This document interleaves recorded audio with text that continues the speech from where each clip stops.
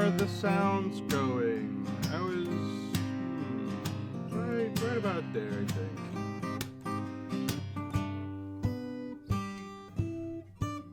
Yeah, some nice music. Who's doing this? Anton Batista. Oh, finally, someone other than Orth. Not that I don't love Orth. Orth is awesome. But I was starting to feel really bad just having like Orth every day. I'm also feeling really bad because I'm pretty sure that's not how you say his name.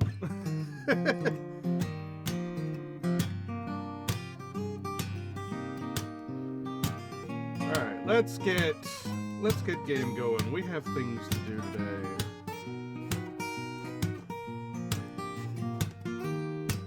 Ooh, the Moonfire Fair begins August 13th.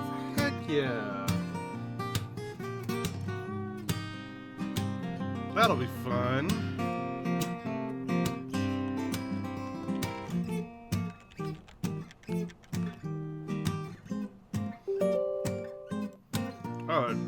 Oh, it's got an update because it had an emergency thing yesterday. I forgot. I hope that doesn't like take the stream as I update that real quick.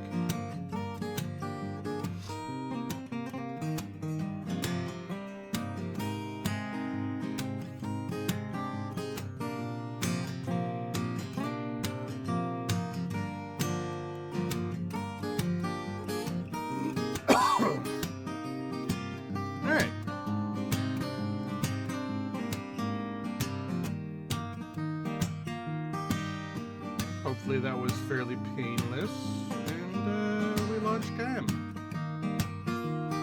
Onwards to GAM!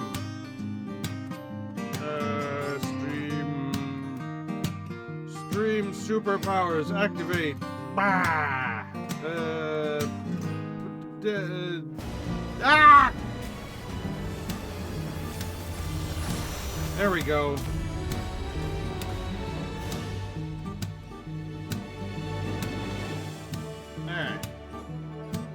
Good. Everything seems to be going. I need to... Alright. Stop the music. Stop the music. We have music.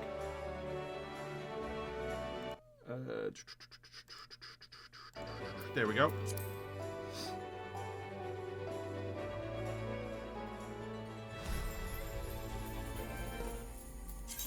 Alright, so it being Friday, I need to work on my island sanctuary because I want to get those lockboxes. I also need to check the market board for the Sorry, there's some syrup over here. We had breakfast for dinner today, and so we had pancakes, and syrup just gets everywhere. I don't even know how. I don't know how syrup gets everywhere, but it always does.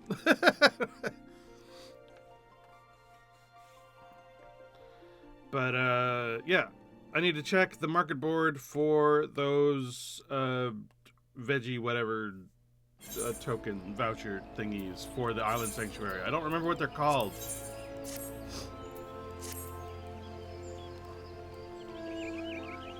But if I can get 200 of them, I think I get that special mount. And you can buy them off the market board, so I wanted to check on that. I also need to check on how everything's sold, because we threw a bunch of stuff on the market board yesterday.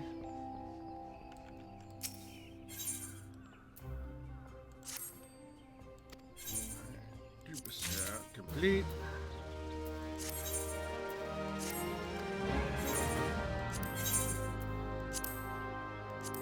Someday these will sell. I'm not in a huge rush. Oh, those are different things.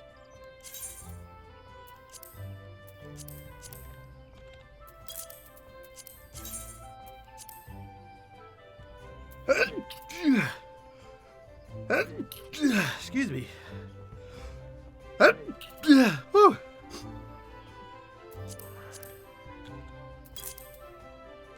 Bless me, bless me, bless me.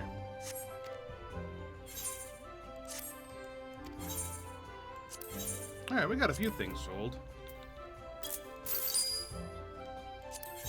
What sold? All my shards sold. Yeah, that's about right.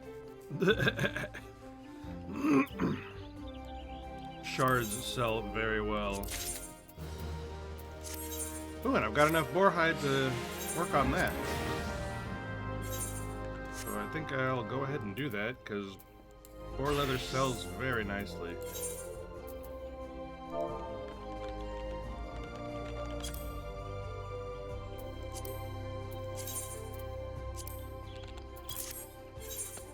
Alright, so while that's going, how is everybody? How is your day going? How is your Friday? Because it is Friday. It's a nice day to take, relax for the weekend. Get yourself some alcohol or something. I don't think we have any, which is a shame. But, you know, you do what you can do.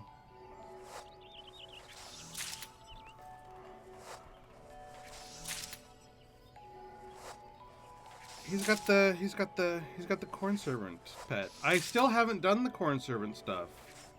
I know it's there. Like I saw that it was there, but I'm like, this is very funny.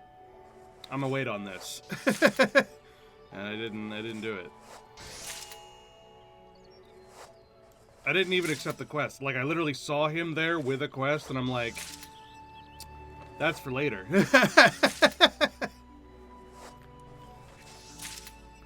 Yeah, so let's talk about last time. 7.2, yeah? I'm really into 7.2. Like, the more I've thought about it, the more I've thought about how much of an improvement 7.2 was to what came before it. And even notwithstanding, like, the sudden, like, increase in focus and quality and whatnot, like, things that previously were intolerable are more tolerable, on top of them, like, just doing things better. You know, if that makes any sense. And, you know, people say that, you know, one sort of lends themselves to the other, where it's like, oh, if things are good, you tolerate the bad things more. And I guess that's true. I guess that's true. It's like, I was gonna come up with an argument for it. I was like, I'm a very opinionated person, but no, that's pretty true. If things are good, then the bad things aren't so bad.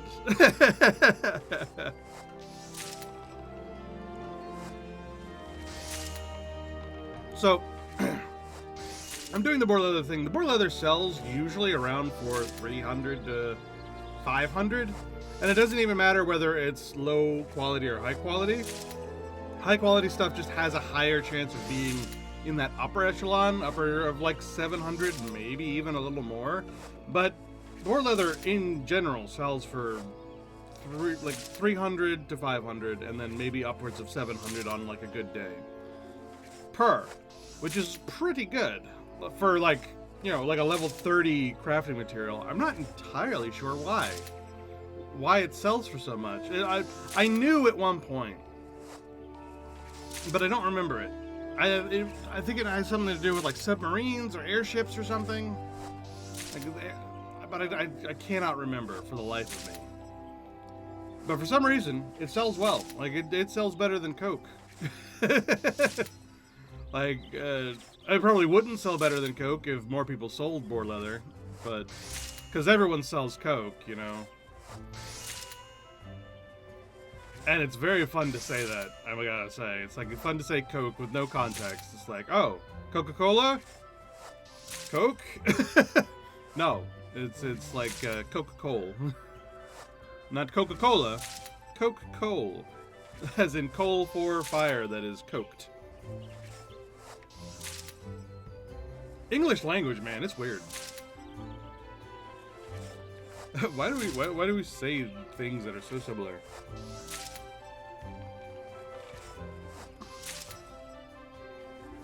Alright, so I'm just gonna do one round of this. And then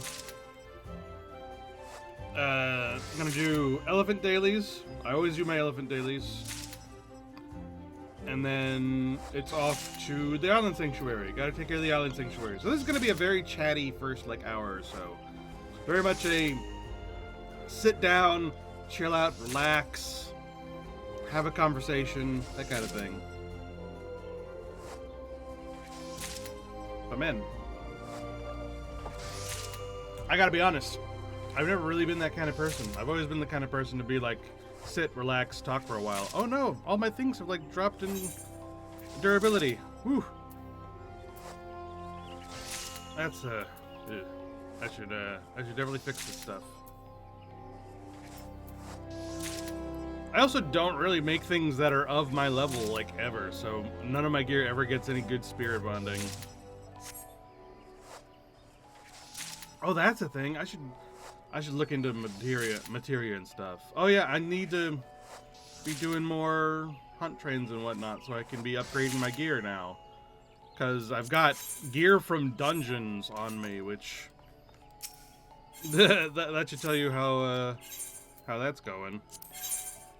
You shouldn't have dungeon gear on. Like it's almost like that's a mark of doing something wrong in this game. Like the dungeon gear is there, and it's good that you use the dungeon gear when you need the dungeon gear.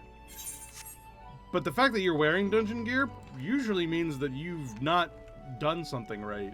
Because either you should be wearing augmented gear, or you should be like using some gear from somewhere, like from hunt trains, from somewhere else, you know? It's so rare, at least in my experience. Maybe this isn't how it really is. But it seems like it's so rare that dungeon gear is the gear that you use. Because, I mean, I could upgrade my gear that I've got, that I took off for the dungeon gear. I could upgrade it to 730. So really the only reason I even took that gear off and put dungeon gear on is because I was so lazy that I didn't bother to get enough nuts from hunt trains and like hunting board to upgrade them to 730. So now I'm wearing 725 dungeon gear. And that's kind of what I'm talking about. It's like there are almost always better things somewhere than the gear that's in the dungeon. The gear that's in the dungeon is almost like the bare minimum to get by. Like, if you just don't want to do anything else, if you are purely here for story and no other content whatsoever, ever, then dungeon gear will see you through. Because in order to do 7.3, I need 725 eye level, which means I would need a full set of 725 gear. And the dungeon drops 725 eye level gear, which means I would be 725 if all I wore was the dungeon gear. Which means I would be able to do the next patch. So it's very, very, very well designed like that. I don't know if it drops weapons though, which is the whole like dilemma I have. But I mean, I guess it must, because where the heck did I get the green shield? It must come from somewhere. It probably comes from the new dungeon. I also like how the new dungeon is 740, but the highest eye level for the tombstone gear is 760. So theoretically, we are still in the same eye level bracket. Which means that they like pre-thought of exactly how high the eye level should go in post content, which is very nice. You always love to see that, especially when compared to, again, World of Warcraft and how some of the bungling it's done when it comes to eye level and stuff, where it's like the power is off the charts in weird ways. Like in 8.3, you remember in 8.3 in World of Warcraft where like it wasn't even your gear. Your gear was almost negligible compared to the corruption powers you could get from certain gear and certain advantages from like the necklace and whatnot. Like you almost didn't care about your item level. The item level was just like be the minimum that you need to be What matters more is the power that's on your gear. If you have the right power on your gear, if you manage to get the like tier 4 version of this Heart of Azeroth power, then you were set. Like, you know, you didn't need gear. You were so powerful just from that it doesn't matter what your gear is. I think it was especially true for Shadow Priest. I think that was like the big example where it's like you had to be really, really, really lucky and get the tier 4 of this very specific power that dropped from world quests, which was kind of like Fates, you know, in Final Fantasy 14.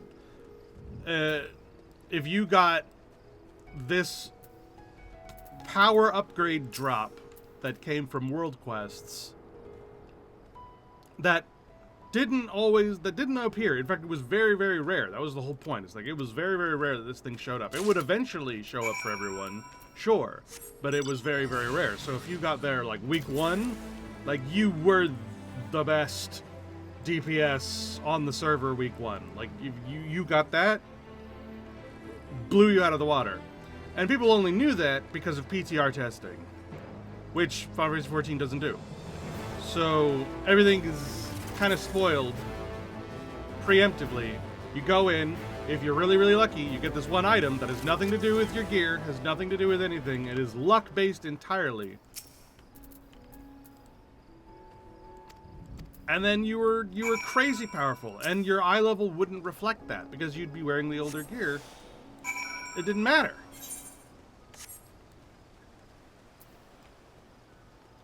And that's some crazy stuff that Final Fantasy just doesn't have to deal with, and it's fantastic. It's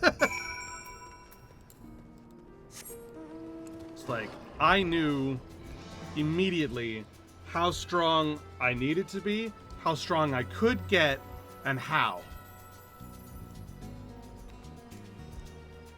And it wasn't luck-based. Nothing is luck-based when it comes to power progression. Other than dungeon drops, which is the bottom barrel stuff. If I want the good gear, I get the resource by doing the thing, and I go to a shop, I buy the thing I want, and then I do more of the same thing. I get the stuff to upgrade it, and that's my gear, and that's where my power comes from.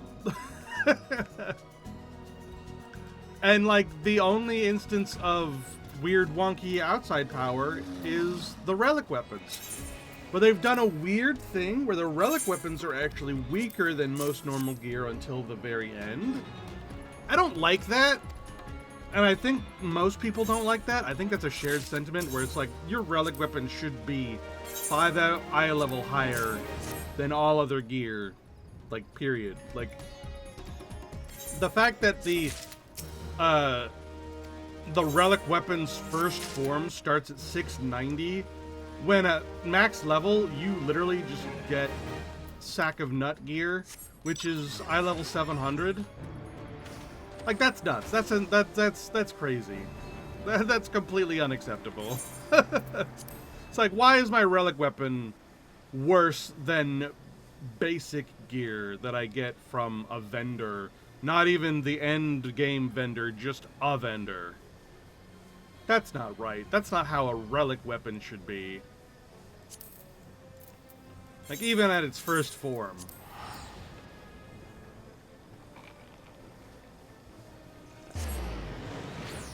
No, it should start 700 like everything else, and then get stronger than everything else.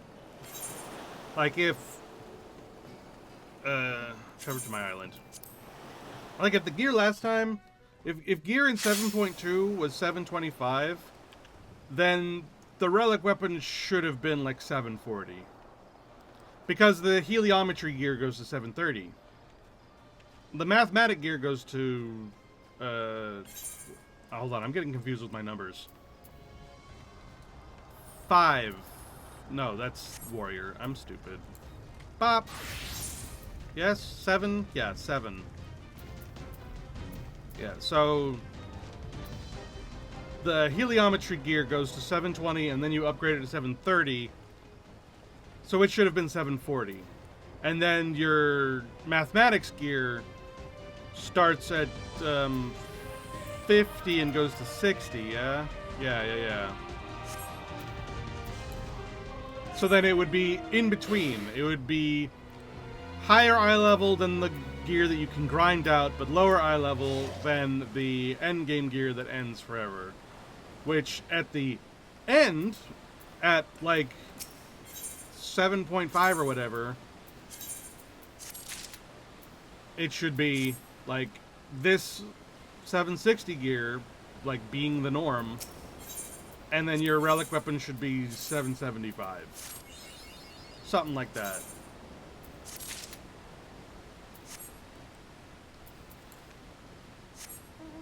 Ooh, mine now 10. Mine now 2, 10 points. What is that? Gather leavings from animals in your sanctuary 500 times. Nice. At least that's what I think. I think it should be. Your relic weapon should never be the weakest. It should always be in there somewhere. Like, maybe you get the mathematics weapon, and that's 760, and so it's better for right now. But your relic weapon will get stronger than it.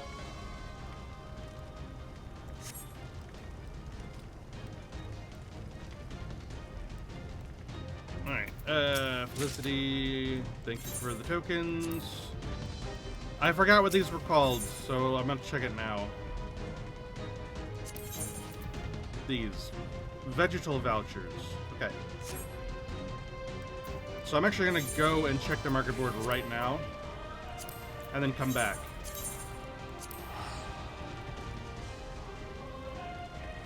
Vegetal vouchers.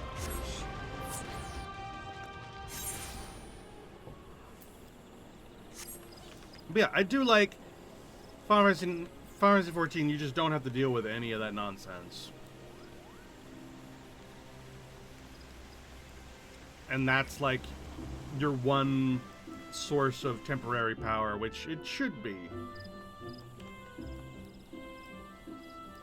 Like, having badass legendary weapons should be your, like, one temporary power. In fact, I wouldn't complain if it was stronger. Vegetal voucher.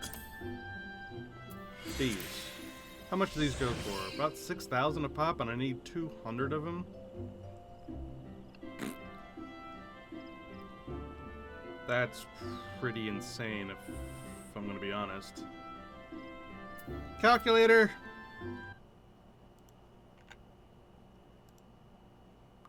6,000. Because that's more or less what it's going for. A little bit more, but we'll start with that as baseline. Times 200 is 1,200,000. Yeah, no. No, I don't think so. I'll probably have to grind it up myself. Alright. I didn't want to. But that's crazy. At least once I get everything from the boxes, which is what I'm going for, which is I'm getting everything from the boxes, and then I'm going to spend everything on vegetal vouchers. So I'm just going to put vegetal vouchers on the back burner, and that'll be a future thing. It should be in the reverse. It should be the vegetal vouchers go first, and then the loot boxes come after. But I've already started getting the loot boxes, so I'll just do it this way. I'll get 50 of them, and then open them all up, and that should get me everything.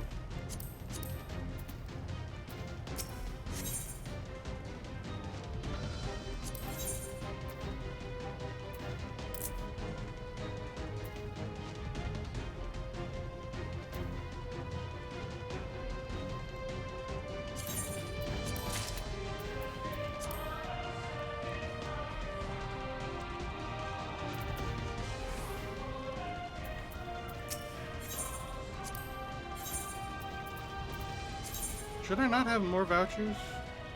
Oh no, completion is 20. Okay.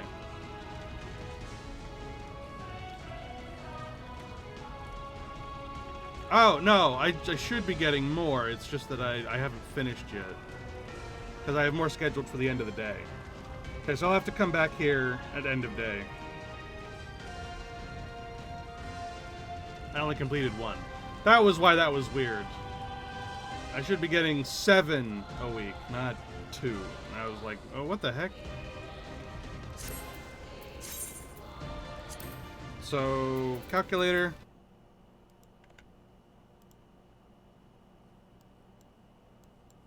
It was 7, yeah. Let me check that again. 1, 2, 3, 4, 5, 6, 7. Yeah, 7. So, 50 divided by 7 is 7. Roundabouts, a little bit more.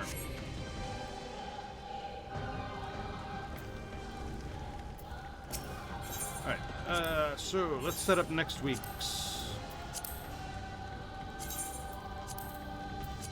1, 2, 3, 4, 5, 6,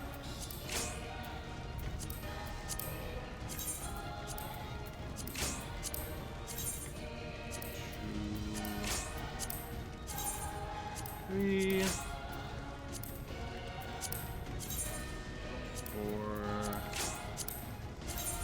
5, 6, and 1, 2, and 3.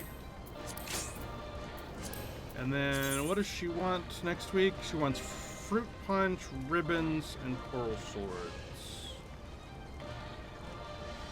Those don't match in any way. Oh, but I've already got like a bunch of ribbons like scheduled preemptively, so I don't have to worry about that too much. So I can just focus on punch and coral swords.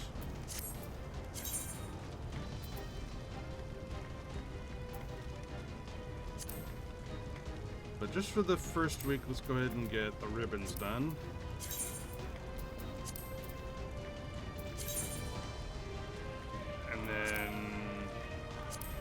Sword and fruit punch. Yeah, I know that. I'm working on it. That's coming up. And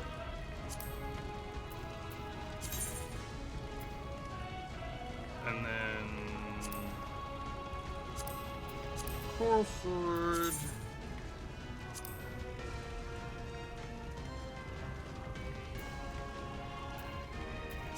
Coral sword. Coral sword. Coral sword. Coral sword. Coral sword. Is that enough? One more. Coral sword. There we go. And then punch. Punch. Punch. Punch. Punch. Punch. Punch. Punch. Yeah.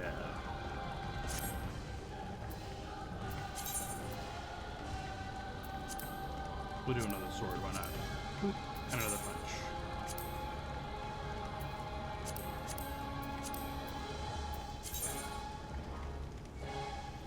There. Now I just need to get the materials for it.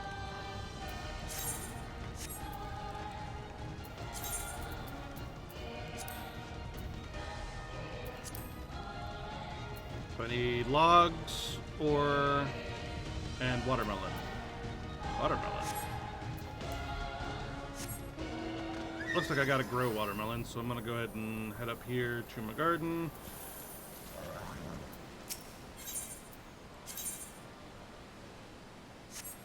Do I have watermelon seeds? Can I even do that?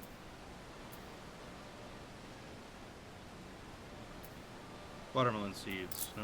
Let's buy some. Let's buy.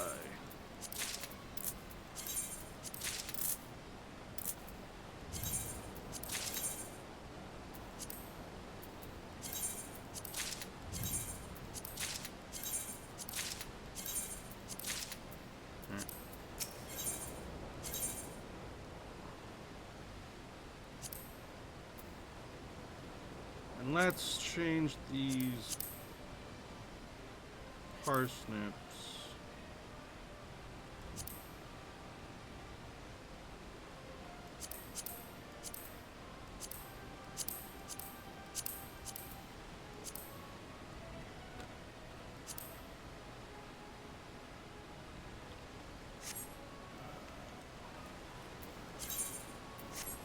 Can I do that? Can I unplant the thing?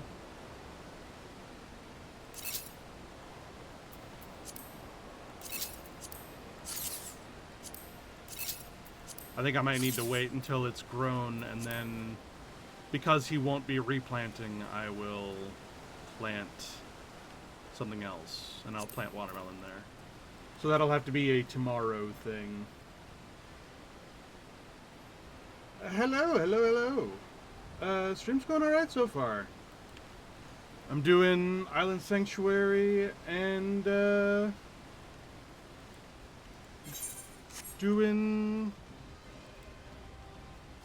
do 7.3 later on.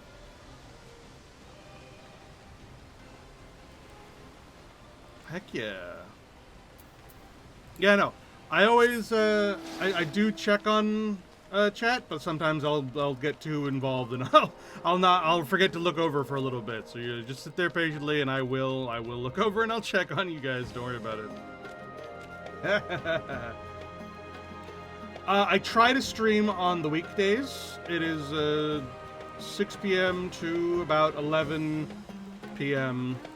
and then maybe I'll go over it into midnight. And it's on the weekdays, so I'm gonna be doing it today. Gonna take Saturday, Sunday off, and then back to it on Monday.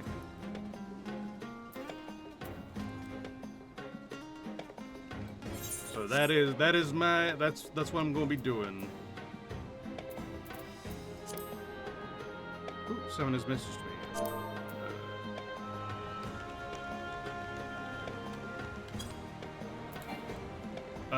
What the heck was I doing? I've already lost my train of thought. It was logs, wasn't it? I was gonna go after logs first. Yeah, logs. Just basic old logs. So I've been streaming off and on again for about for several years now. Like, I think on my channel is still like some old highlights from like forever ago. It's just, you know, I have a really bad habit of getting demoralized too easily and being like, oh man, it's another week of, like, you know, maybe a person checking in, and like I see that number go up and go down immediately. It's like, I don't want to do it. I'm sad. But I'm gonna really try to like not pay attention to that this time around and like really get full into the streaming. But I've been doing YouTube stuff for a lot longer. Like, I have stuff from like when YouTube first started back in 2006. But again, it's very much I'll go really hog ham on it and then get kind of demoralized. And I've got to get out of that habit. I've got to learn how to be a better streamer by just not looking at that number. Just don't look at it.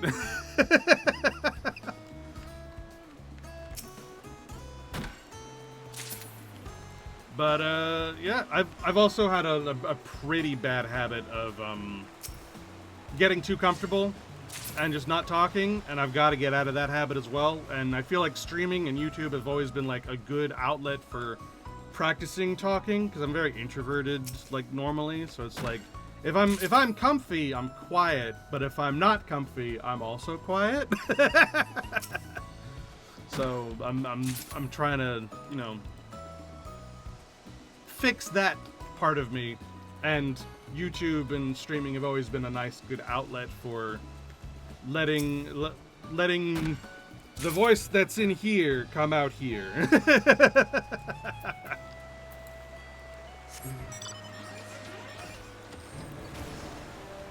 And doing Island Sanctuary and whatnot is a good, like, excuse to do that, because there's nothing for the game to really focus on. It's gotta come from me, it's gotta come from the topics in my head, and whatnot. Yeah. I've got a fairly decent PC. I've got 2 monitors here, and a fairly decent PC, and I'm streaming from everything. The webcam is a little low quality, and I'll fix that if I ever get the money to do so, but, you know, that depends on a lot of things. So for now, I've got my basic bitch webcam. I've thought about doing the VTubing thing, just so that, you know, you don't have to look at the pixely, ugly guy in the corner. But that's a whole other, like, thing that I just don't know how to do. And to get, like, that thing properly set up also costs a good bit of money. Even more money than a good webcam does. So the webcam will probably come first, and if I ever, like, want to dabble in that and gain the capability of doing so, maybe I will, but otherwise, who cares?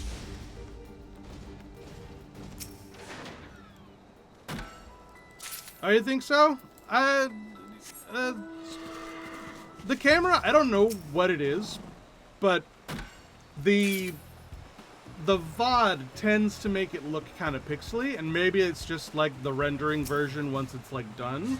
So the only context I ever have is the after effect, because I can't see right now. Like, I can see that the stream is going, but it's like this big. I have so many other, like, things going on that screen that I just cannot monitor it. It would be nice if I had a third monitor somewhere, but that's just way too technical for me. I am not smart enough for 3 monitors. And I also don't think I have the attention span for 3 monitors. So, I'm not, like, I'll take your word for it. If you think that it's fine, I'm happy. I'm glad that it's fine, and I hope that it continues to be fine. But from what I've seen so far, it's a little not great, but it could just be that the whole stream's not that great. I don't know.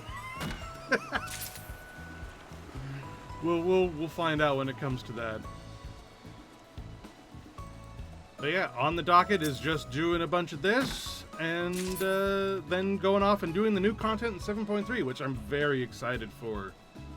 7.2 was a blast. I had a great time, and people were really meh on 0.1 and 0.2, so the fact that they were like, oh, 0.3 is actually pretty good, then it gives me hope that it's going to be really, really good, because I was already liking that. Oh yeah, go for it. Like, stream's yours at this point. Like, until we get some more people in here, go ahead and, like, just ask whatever you want, communicate with me. I love talking to chat. It gives me something to talk about other than what comes out of my brain. If I had the choice, I would be a talking to chat constantly type of streamer. I just don't have a chat to talk to yet, so I gotta, you know. I don't only stream this game, but this game, like, just got a major patch, and it's one of the games that I play, so I figured it was, like, the best thing to start with right around now.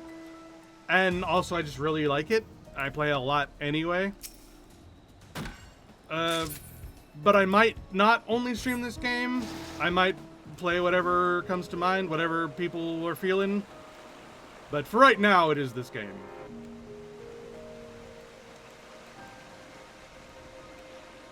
I did consider doing a solo run of Grounded 2, because that just got, like, its early access thing.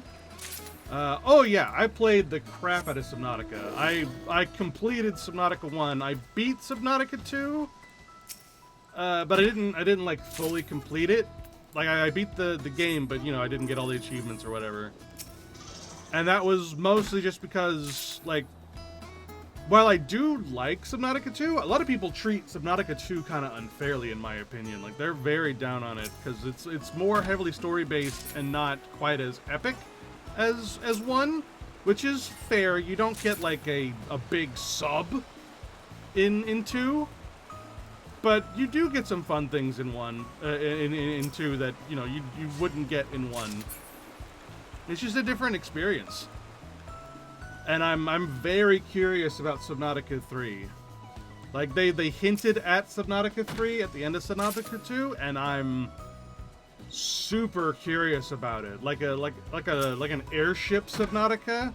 It looked like it was gonna be like, instead of being in the sea, be in the air on this new planet, not 4546b, but on another planet that is like a sea of clouds almost. And I think that would be fantastic. I would love to see some of that, especially as a guy who's terrified of heights. Subnautica in general was the perfect kind of horror game for me, because I got a fear of the deep dark ocean and I have a fear of heights, so no matter which way you're going, it's gonna be nice and scary. It's like, oof. Especially if they're like trying to do like Sky Reapers or something. Ooh. Sky Reapers would be terrifying. Am I done with logs yet? I've kind of just been running around in circles. Where do I need to be? Oh, I need more vines anyway, so this is still good. I think I'm good on logs. Yeah, I'm good on logs now. Let's work on vines. Yeah, go ahead. You don't even have to ask, hey, another question. Like, engage with chat. Heck yeah, ask me questions. Ask me all the questions you want, my dude.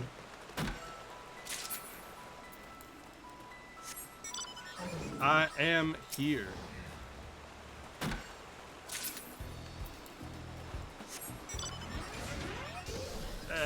So I get vines from these. Was there something else I got vines for? I think I get vines from the reeds as well, don't I? It's mostly just because all this stuff that currently exists is stuff that I had to make myself, and I'm not very artistically inclined. Like if I had like an artist or someone who was artistically inclined make that stuff, I would throw it up in a heartbeat. Like I've really ramshackled this like entire channel together with like paper clips and chewing gum. So I don't super know what I'm doing, and everything that I've done I've had to do myself with like baby drawings. I mean, for goodness sake, my starting soon screen, where is this thing? Where is this? Like, that's my starting soon screen. Like, it's very silly. I mean, hey, Ann, if you wanna draw, but I'm just like, I can't pay for anything. And that's kind of the problem where I'm at, where it's like, I need this to work to make the thing work, and I'm just like, I'll do what I can, and then it's like, that's just gotta be as good as it can be, you know? But if I ever like do silly drawing, or if I ever get any silly drawings, I'll throw that stuff up in a heartbeat, man.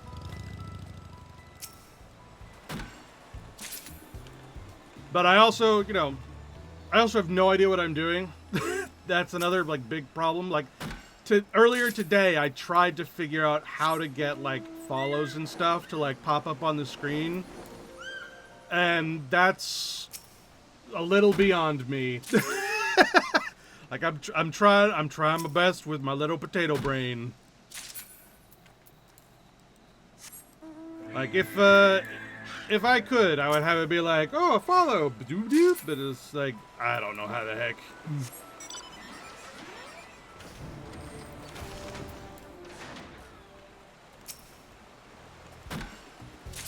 Hey man, go for it. Just, don't use my stream as like a place to advertise yourself, but I can't say I'm not interested, you know. All I can say is that, you know, be professional and you know, all that good stuff. Do you have any idea how annoying it is to get like Discord notifications and be like, hey, I'm an artist, or even more disingenuously, they just say, hey, I like your stuff, what's going on, how you doing, let's be friends, also, would you like to pay $40 for this thing? No, I wouldn't.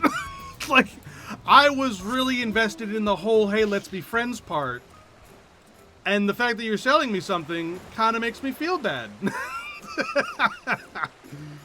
Which, I get it, it's part of what you gotta do. But I hate it, I don't like it. It's like, I'd rather be friends first, and then if you draw something, you know, and then you're drawing something for me because we're friends, and then I'll pay you because we're friends and I don't want you to, like, waste your talent. It doesn't work the other way around, you know? Like, you can't go, hey, let's be friends, also pay me $40 for this thing that I possibly can do for you. Like that, then you're not my friend. And don't act like you're my friend. Like, don't do that. And also, I can't afford to pay you, so it didn't matter anyway. So it was completely bupkis. Like, it just, it's a logic failure, which I get you gotta do. But it doesn't work, you know. It's the one thing that's like, I get it, but it was never gonna work.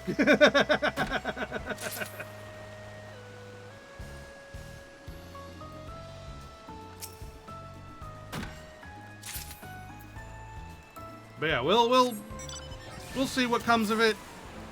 It might just end up being that I end up, like, you know, doing silly drawing all on my own. Maybe I'll like, if I get some people together, if I get some fans that do stuff, then I'll reach out to them. But in the meantime, I'm kind of just trying to, like, do basic streamer stuff. Like, it also kind of sucks that I grew up with the older kind of, like, YouTuber and streamer. I very much was, like, brought into streaming off of the idea of, like, the Something Alpha Forum streamers, off of the Freelance Astronauts, off of, like, even some of the, like, mid-tier stuff. Not mid-tier as in not as good, but, like, between old and new. The Chugga Conroy era and the like, Proton John, Lucagen, all, like, that era, where it was like, it wasn't so much the flashy stuff. It's not this, not the newer streamer, not the Markiplier era, not the PewDiePie era, and not even, like, the newer stuff, not the Ninjas or the Iron Mouse or any of that, or the VTuber era. It's the older stuff that I really enjoyed, where it was just some guys, a guy, something like that, getting on, playing a game that everybody likes, and you just have a good time together. It didn't have to be so much, you know? And so now that I'm in this era, and I'm like boomer streamer.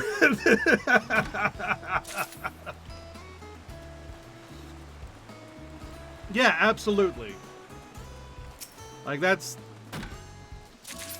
like, people should be welcome to have a chat and, like, hang out. And I think that is just good. Like, it doesn't have to be, like, I don't have to have chats going on the side to, like, show that, you know, things are happening. I'm not trying to, like, do reactionary stuff. It's just, hey man, how you doing? How's your day?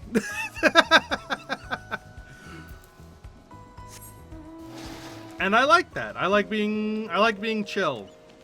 And it's probably not profitable, but it's nice.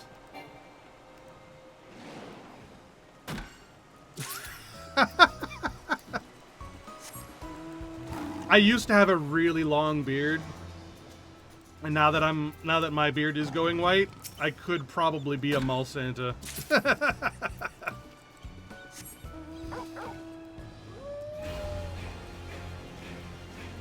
What do I still need here? Oh, good. I'm almost done with vines, and then it's copper ore and coral.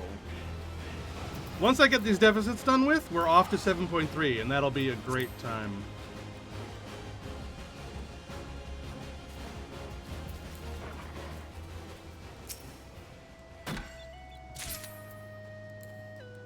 What do I say about what?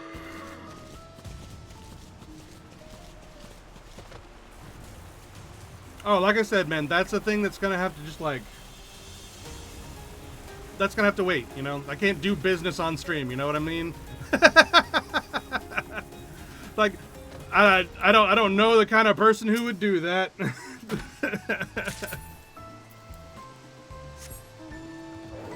It's like, if like, I've got my YouTube channel, I've got my stream.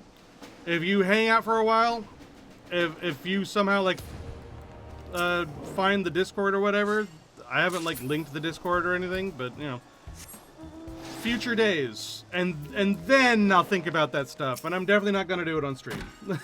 You know?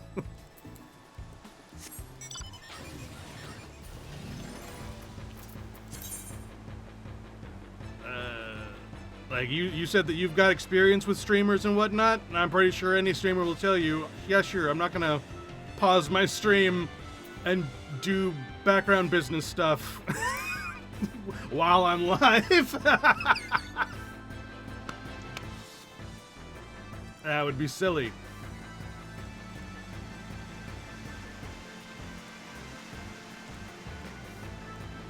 Alright, where was copper ore again? I always forget. Oh, I'm going the right way. Heck yeah. Do copper ore and then go get the coral, because the coral is down in the reef. Yeah. Absolutely.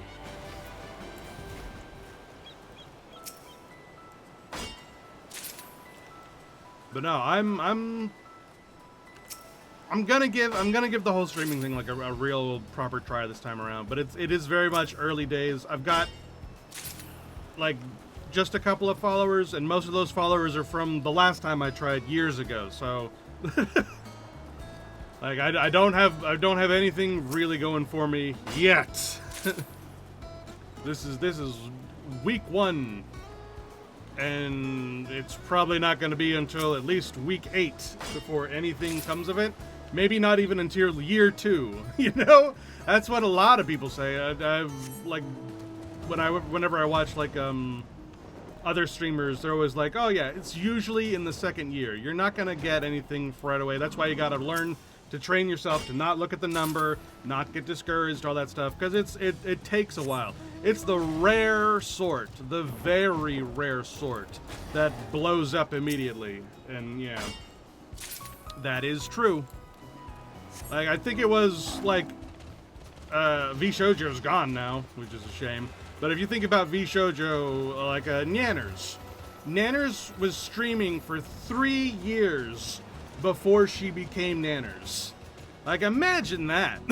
Like, imagine streaming for 3 years before you finally become, like, a person that people know about. Like, having more than, like, 100 followers or whatever. Like, being the face of V-Shoujo and whatnot.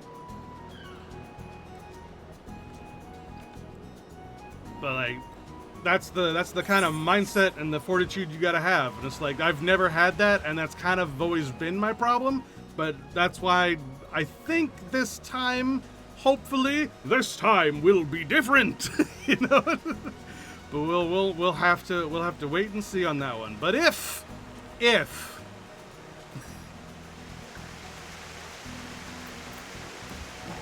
and we'll see about that. But for now, just gonna chill out, have a good time, play game. Gonna play this until no longer want to play this.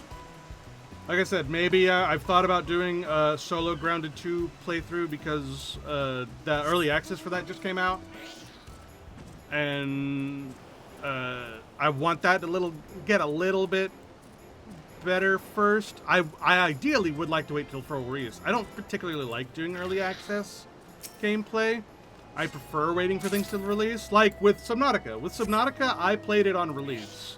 I did not stream it early access. Well, I didn't stream it at all. I Let's Played it. But I Let's Played it on release. I played it a little bit in early access. And I know that a lot of people played it in early access. Markiplier, Jacksepticeye, lots of people did it early access.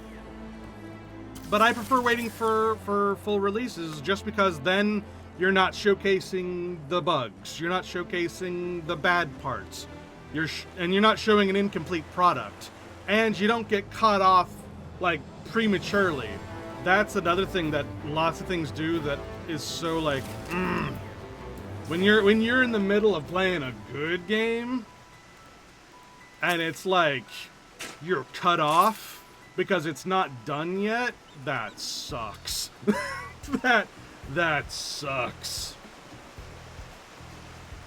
So I try to wait for full releases, but we'll see what becomes of that, because I don't know yet.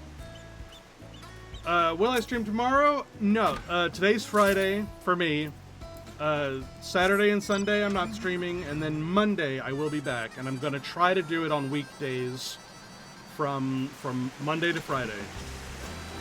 That's the plan.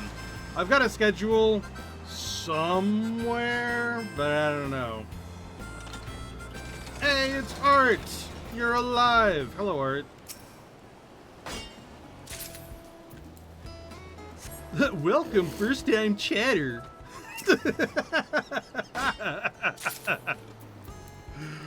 Oh, God.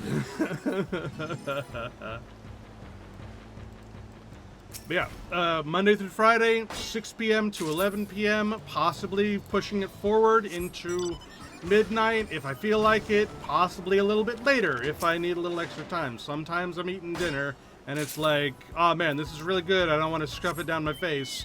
Let's just wait like half an hour, you know? I'm gonna be a little loosey-goosey with it, but it's, in general, 6 to 11. Oh yeah, absolutely. Come join me on stream. It'll be a good time. If I finish 7.3, then I'll probably be in Eureka Pyros. I will still be doing 14. I'll still be doing 14 for now, and then when something else comes along that I can do, I'm gonna do that. Like I said, it might be Grounded 2, it might be something else. We'll have to see. But just for right now, just for like getting into the comfort zone of streaming, 14 just had its major patch. I play 14 anyway. That'll be good for now. Hey, good luck with your work. I hope you have a good day. I hope nothing really annoying happens. Have a day. Have a good day. In fact, I know that work is not exactly like, you know, it's difficult to have a good day unless you put effort into it. So put that effort into it. Go into it with a smile, and you'll come out of it not with a smile, but with less of a frown.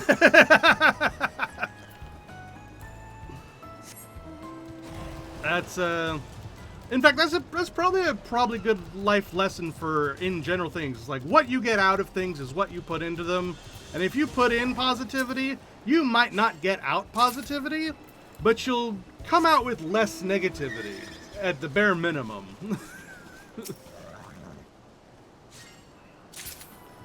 Unless something really bad happens, and then you're a little like, that original positive attitude might turn into a little bit vindictive. Might turn a little sour. And it's like, I came in with a nice attitude, and y'all jerks had to go and ruin everything for me. You know, it's like, But, you know, if you try, then at least you'll have tried, and you'll have that for it. And that's life, you know? How many more copper ores do I need? Only 5? Thank goodness.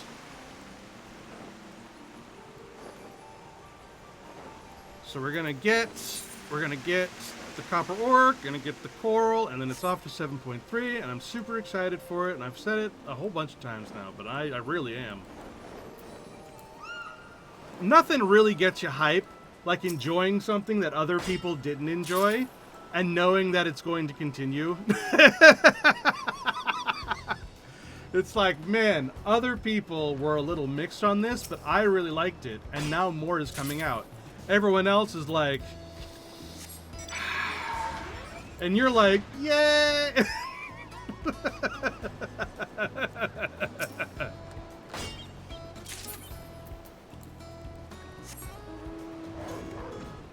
But yeah, I'm excited. I'm looking forward to it because, especially since like all the stuff that happened in 7.2, it was good, man. It was good. I cannot wait. I cannot wait for my friends that like went to Comic-Con and whatnot, and were like super down on me when I was like, I'm starting post Dawn Trail, and they're like, ugh, post Dawn Trail, ugh, like what that. Bleh. I can't wait to be like, I liked it. That's gonna be fun.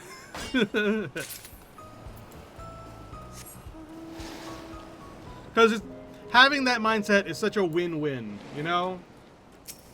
Because if you're part of the crowd, then you're part of the crowd, and everyone agrees with you, and that's great. But if you're not part of the crowd, and you feel a little differently, then that's also a win. It's like, either way, you're coming out on top. Alright, now I just need coral. Coral! Down we go.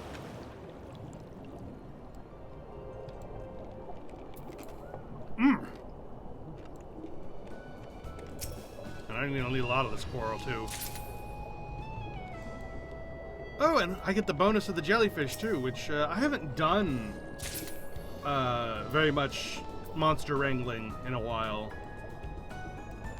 It's kind of a pain in the butt, if I'm being honest.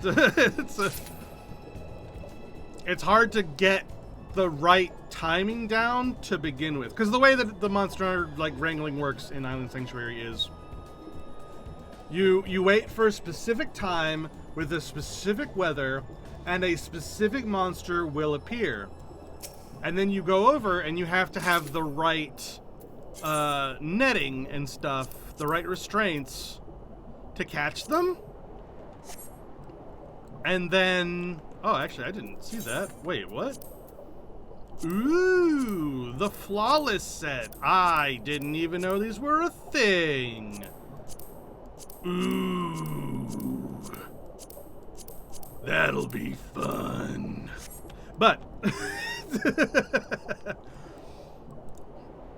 but right time, right weather, right location for the special monster, and then you have to use the right size of net or trapping device in order to attempt to capture the monster. Now, originally, that was just like a low % chance, and so if you didn't get it, you'd have to wait for it to happen again. But now that I've seen those flawless ones, at least that part of the equation is out.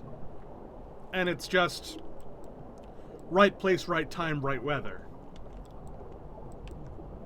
I'll have to make these, which is... but, well, we'll cross that bridge when we come to it. I'll probably do that off stream if I'm completely honest, because who wants to watch that?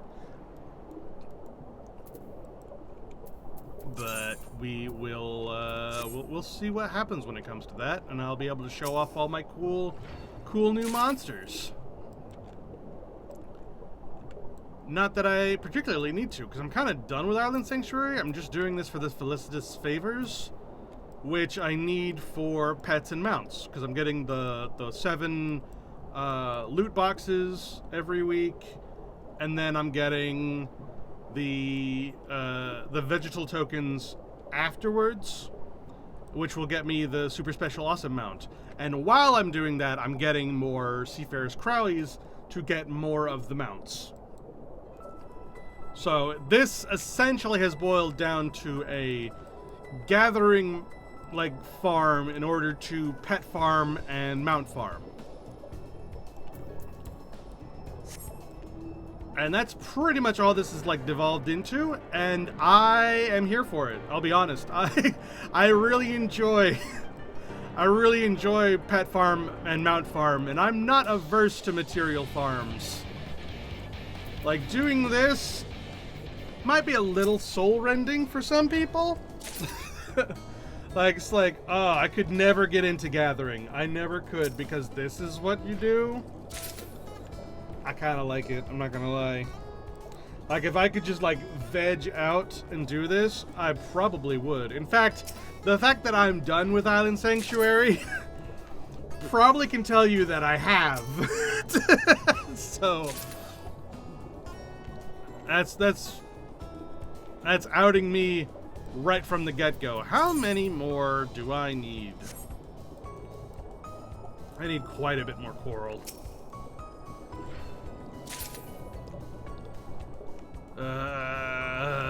Things aren't respawning quite as quickly as I would like them to be. Oh, well, that's not fair. Island Sanctuary doesn't go on a timer. Island Sanctuary things respawn based on how many previous things you have looted. That's why you could go to places like the top of the mountain and you can farm up experience up there, because it has nothing to do with how much your... It has nothing to do with time. It has all to do with the things you're gathering and how many things you're gathering. So the fact that things haven't respawned just means that I've been a little all over the place when it comes to gathering. So I need to be a little bit better with the like circulation. That's me being bad and not the game being wrong.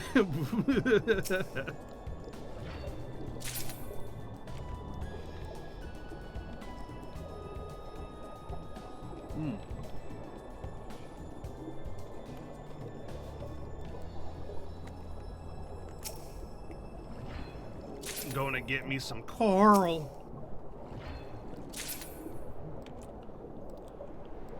So, let's talk about some older Final Fantasies, yeah?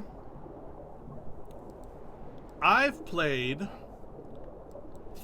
Well, which ones have I played and which ones have I finished? I've finished Final Fantasy 1, 4, 6... 7, 8, 9, 10, and I guess technically now I can say that I've finished Final Fantasy 14. As much as one can possibly do such a thing. And then I've played all of 1 through 10 except for 5. Never got around to actually playing that one. And I've played 12. I beat 13.1, but because 13.2 and 13.3 are like part of a continuous story, it's kind of hard to count that one. But I did beat 13, and I didn't touch 13.2 or 13.3.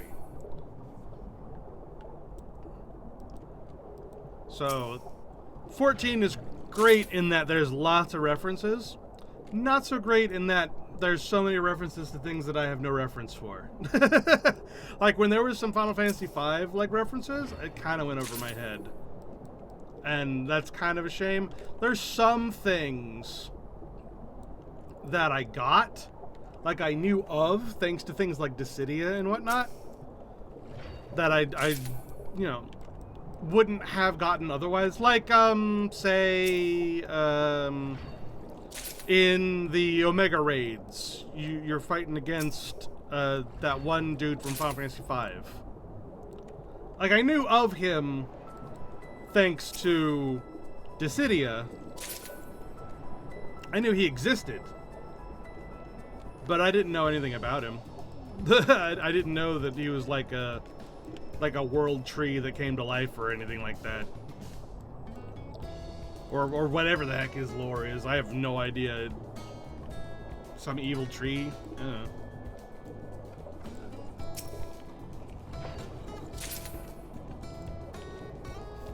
But having said that, Final Fantasy IX is my favorite game of all time, forever and ever. It always will be. It's my favorite game. It always will be my favorite game. It is the game. It is the game that I would sit down on my birthday and play, even if I had no intention of beating it, even if I had no intention on doing anything, just because the act of playing it and being in that world makes me happy. And so Dawn Trail has been a real emotional roller coaster for me. Like, in a way that I feel like is almost unique. There are so few, like, games that can send me on such an emotional, like, existential crisis into crying out of love like Dawn Trail has done. Like, just the second half of Dawn Trail, just that, oh my gosh. When you first go into the dome and, like, they play the music and they call it Alexandria and you see the city, like, not Solution 9, but what's become of Alexandria, like, I cried. I was so upset. I was so angry. Like, I was mad on a level that I cannot well express. I was so incredibly upset. And that's not usual for me. Like, that's not a common thing for me. But I was such in a bad place when that happened. And then, literally later on, like a few hours into the story, we get to Living Memory. And we see the payoff of that. And it also sent me into an existential crisis of, like, crying and being in a place. But it was because I loved it. I was completely into it. And so there are so many people out being like, this is the worst expansion. I hate everything about it. I hate the etherology of, like, one of the big names of Final Fantasy 14, Zepla, like, she is like, I cannot stand the etherology, like, that is happening in 14 right now. Like, I don't like how they're doing the science and the lore in Dawn Trail. And I have to completely disagree. Like, all the way disagree. I love it. It makes me think so much about, like, how they created an artificial life stream and are using that to, like, bend that to your will in such a way. And it makes me think of, like, things that are happening in the real world, like artificial wombs and stuff. And it's like, if humanity could take the cycle of life and death and actually put it to our own means in a way that we benefit, would we? How would it work? What would happen? What would be the consequences? What would we do? Would we do like in Living Memory, where we would extract the memories of a soul? Like, it's not just the memories of the person. It is the memory of the soul. It is everything that has ever happened to you when being part of your being. And making a you based on that. Like, how close is that to the you that is now? And would you like that? Would you want to exist in essentially a theme park of your reality, being that for eternity? And only dying when you're ready, when you don't want it anymore, when you're done. And they have the added benefit of being able to go back into the real physical world using robots. So it's like, if you aren't content with who you are and what your soul ended up being, go get more experiences. Go do more. Go allow your soul to continue in the real world artificially. And that's cool. And it's thought-invoking. And the fact that we had to turn it off, the fact that they couldn't, like, get the power supply for it. Like, this was the best solution they could possibly have come up with. But it requires energy, the likes of which that they simply could not manage. To the point where the person who ran the system became so desperate that they were willing to sacrifice other people's souls, people who weren't of them, in order to keep it running. Use anything as a power source. Use the land, use the world, use other worlds, use other people as your power source to keep this paradise going. And of course we had to turn it off because that is horrible. That's awful. That has gone down a road that is not good, but where it started had merit, and it was trying to preserve that core, and it still technically exists. It's just off now. It's just turned off. And if a power source could be found, we could theoretically turn it back on again. And would we turn it back on again? And what would we want to do? It's thought-invoking is my point. It's like these are questions that you want to think about. And regardless of where you come up with on that answer, the point isn't to, like, push an agenda on what's right and what isn't right. What's important is that you thought about it. What's important is that this is a video game with a story that has made you think. And in that, it was successful. and because of that, I really like it. Regardless of what like the answers you came to, and regardless of the outcome of the story that has happened, like, obviously we had to turn it off because it's gone down this road. It doesn't ask you the question of, well, what if it could be done right? It doesn't ask you that question. But you, as a player who have done that, are encouraged to think. And I like that. I like that a lot. And it is very Final Fantasy IX, because Final Fantasy IX was a game that was all about thinking about death. It was all, like, it and Final Fantasy X were all about the cycle of life, essentially. Because, I mean, that's why the world in Final Fantasy X was called Spira. Like, that, it is the spiral of life and death, you know? Like, that is kind of the philosophy that was going on in Final Fantasy X. It was very much like, this is a land where people live to die, and when they die, they call the living, you know? They have to be prayed to and sent to the far plane, or else they turn into monsters, and the dead will turn into monsters. They will envy the living and try to take life for themselves. And thus sin, you know? Like, you know, all that philosophy was going on in 10, but it started in 9 with the introduction of the concept of death. Like Necron, the final boss of Final Fantasy IX, was the absence of life that was created by the crystal. It was an anti-crystal, essentially.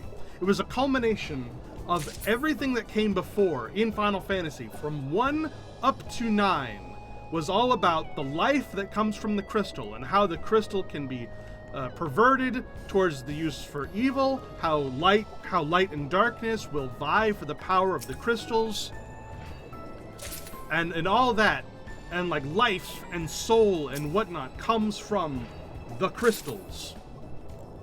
And then here comes Necron, who is essentially an anti-crystal. It is an anti-life. It is what happens when a whirl is absent a crystal of life.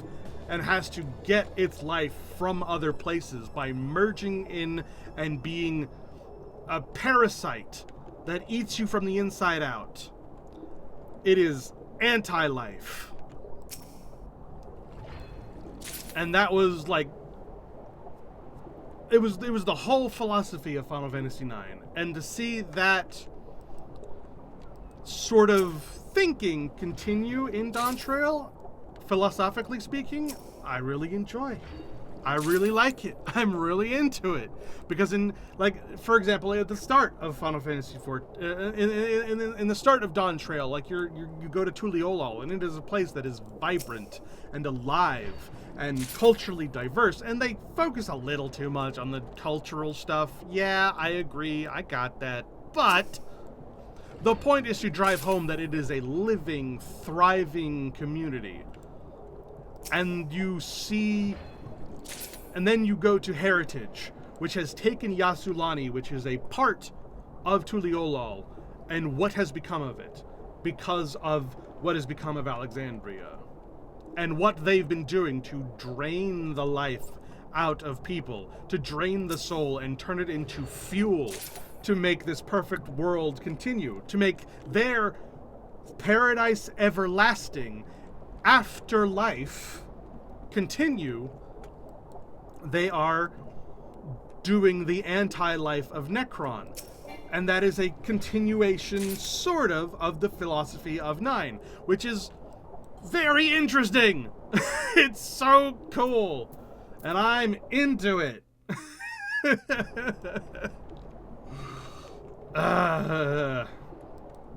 Anyway. So yeah, that's kind of why I'm enjoying Point X of Dawntrail. Like, it's had its ups and downs. It's had its roller coaster. 7.1 was very much too many things happening at once. Some of them weren't good. Some of them were okay, and some of them were great. Yes.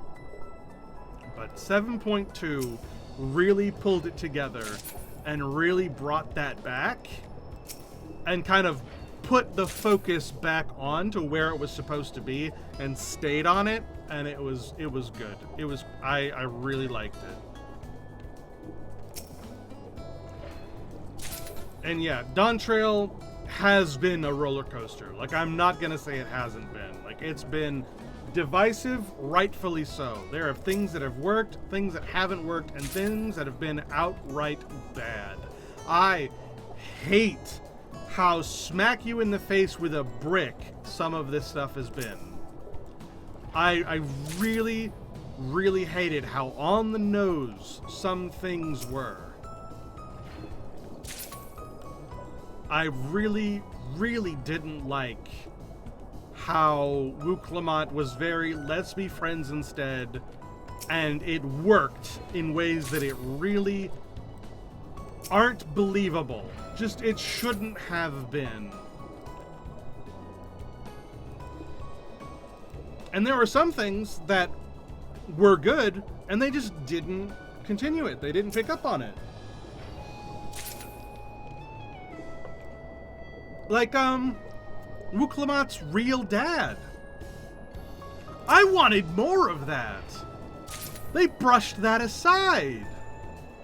We meet her real dad, and it's just like, no. It's like, we're just not gonna have that plot point at all. There it is. We mentioned it. Moving on. But. Me. I don't like it.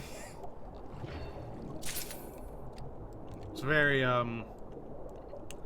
it's almost like they saw what happened in Final Fantasy IX when it came to Baku, with, being, Zdane's, adoptive father, and being a little weird about it. And they just decided not to. They just decided that they weren't going to touch it. Because in Final Fantasy IX, they also kind of just glaze over it. But that's because he's an adult now, and, And Wu Clement's also an adult now, I got that. But we don't get to really see or experience it. Zidane talks about it at least a couple of times. Like, he tells Garnet the whole story of what it was like growing up as being part of Tantalus. You see the end result of it at the beginning of the game, and we have those memories, and like we get it essentially. But that doesn't super happen in 9, especially since in 9 it doesn't happen in 14, especially since in 9 we actually never really meet Zidane's real parents because of the things that happen in that game. Like, I mean, technically you can say that Garland is kind of his dad, but it's not really the case. It doesn't quite work like the, I mean, it does, but it doesn't, whatever. Oh, I'm done. All I have left is watermelons. I read this wrong. All I have left is the watermelons, which I have to wait until later tonight to work on. So we're done with this. Yay! Huzzah, huzzah, huzzah, huzzah, huzzah. We are done with Island Sanctuary for right now. Let's get the heck out of here.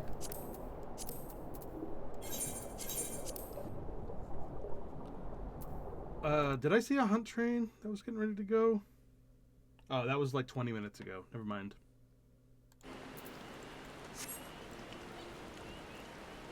Alright. I'm going to take just a tiny, tiny break. I've been talking nonstop for an hour, which I shouldn't have done. I kind of just got myself worked up. So just like a tiny little get up, walk around, have a drink. Like, I know I've got my drink right here, but, you know, let it actually sit for a little bit, rest my throat a tiny bit, and we will we'll reconvene in like 5 minutes or so and go to 7.3. Heck yeah, heck yeah, heck yeah. All right, I'll be right back. Be right back. Be right back. See, look at this silly little BRB screen. Look at this silly little BRB. It's a silly little BRB. Here, back.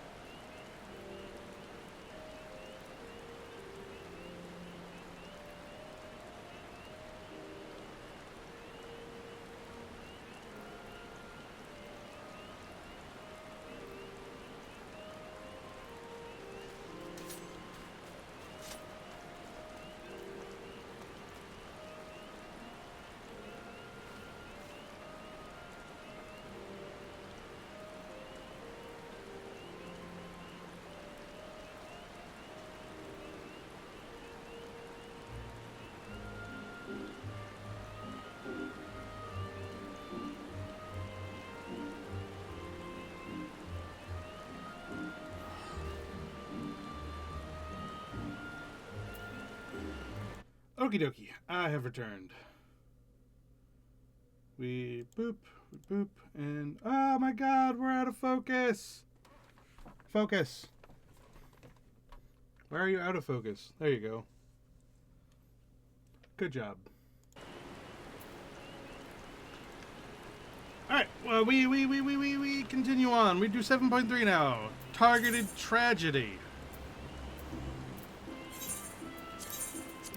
That's right, because where we left off, man, 7.2 ended weird.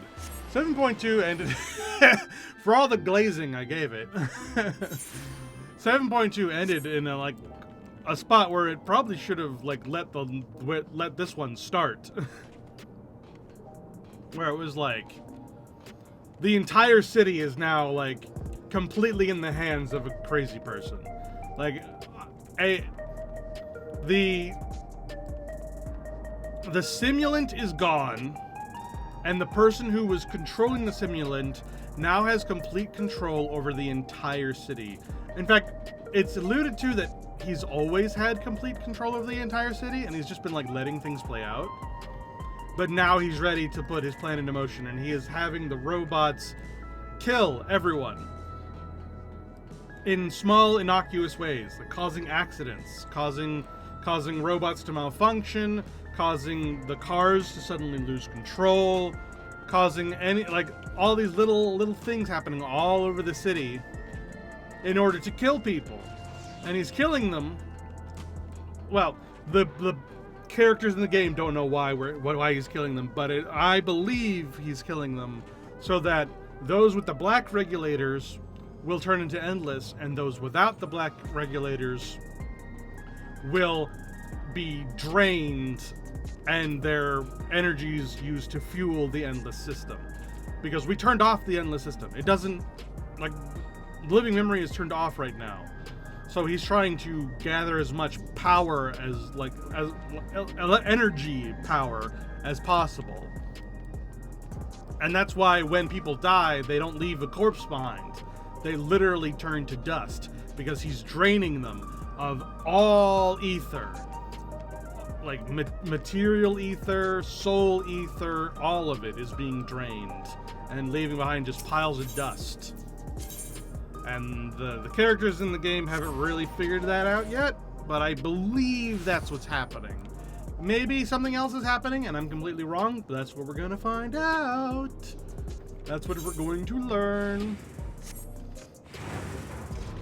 So let's go, I'm so excited. Heading to the back room? Yes, I'm heading to the back room.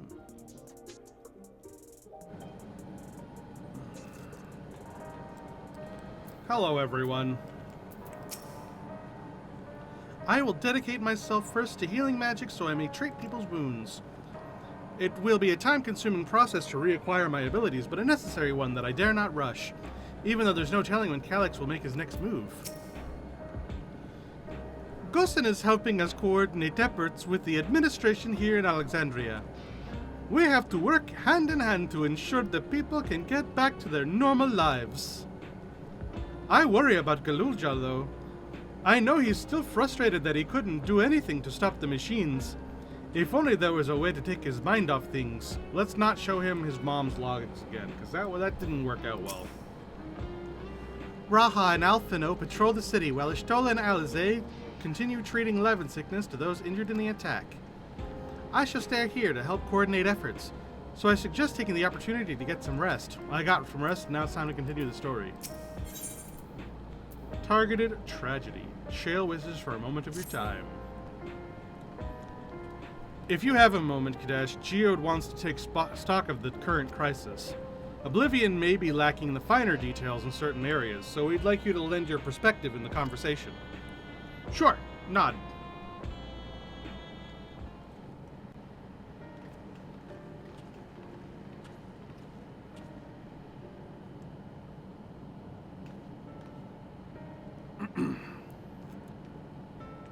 Sorry to drag you into our meeting, but we need to get a better handle on the threats Alexandria is facing right now. Not at all. Much has happened since the state funeral, and a clearer idea of where things stand would be beneficial for us as well. First things first then, let's discuss the state of the machine malfunctions.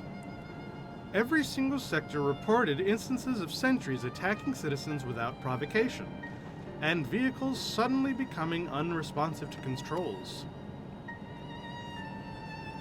And while these malfunctions were resolved fairly quickly, they nevertheless resulted in a considerable number of injuries and deaths. But you haven't heard anything about new incidents since then, right? Right. No additional reports have been logged as far as I know. That's the good news. The bad news is I tried to take control of the soldiers when they started hurting people, but they wouldn't listen to me, even though I have the king's authority. Once things calmed down, I was finally able to make them give up their weapons, but if it happens again, I don't know if they'll ignore me like before. The King of Resolve's authority is about the highest there is. Who is this man who can override it with such impunity? Calyx. He lived in the age of the Storm Surge, as I did.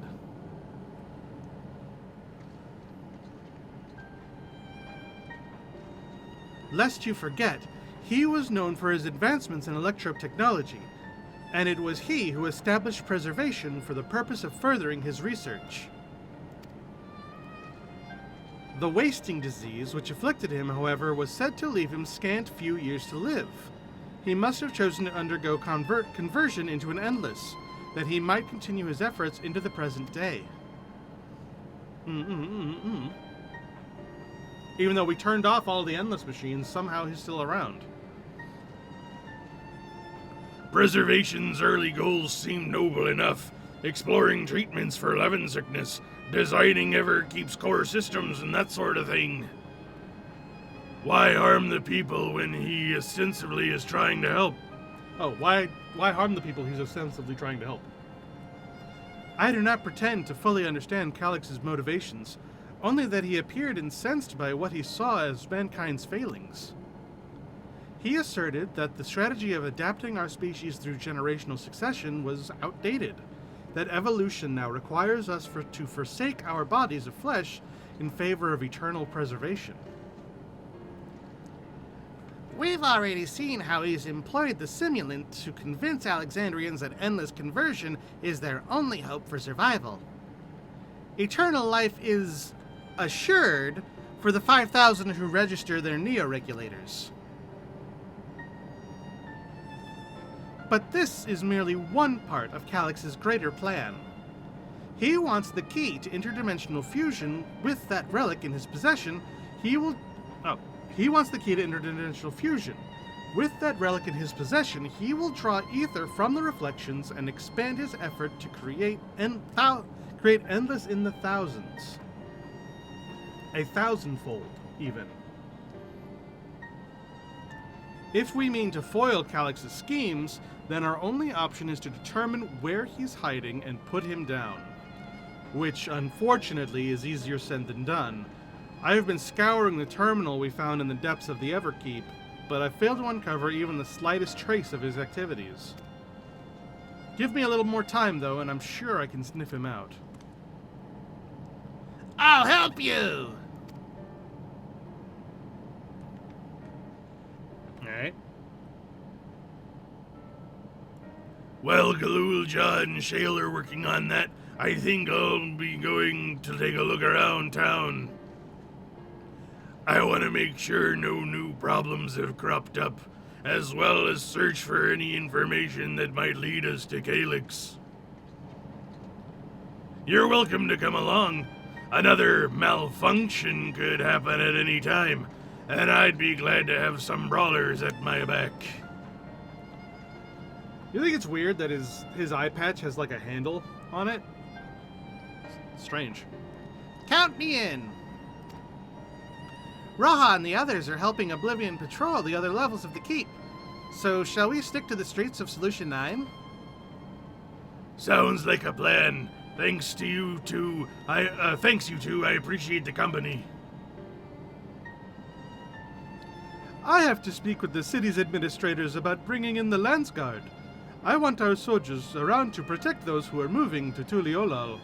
Oh, an invasion of foreign forces. That can only go well. Woo Clement. God, you're annoying. Alphino and Alize will be joining me for the meeting, so the three of us can cover that sector as soon as we're done. If I may, I'd like to join Kadash's group if you'll have me. Yeah, sure, nod. The more mouths to ask questions, the merrier, as long as you're aware of the dangers. Thank you. I'll do my best not to be a burden. I'm more worried about you, Geode. Don't do anything stupid.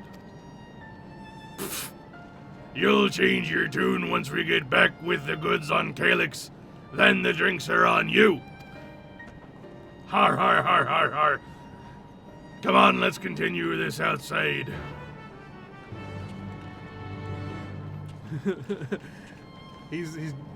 I like Geode. He uses my Goldar voice. I'm going to get the Green Ranger power coin, and then Lord Zed will love me.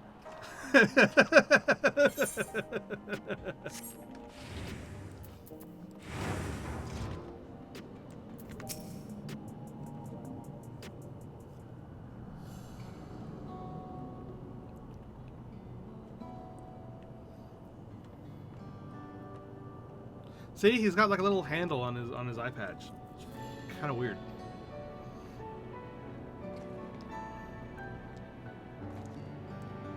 Oh, sorry. I was off in my own little world. Shall we get started? The people see my easy. Are you all right? Yeah. Are you all right? Me?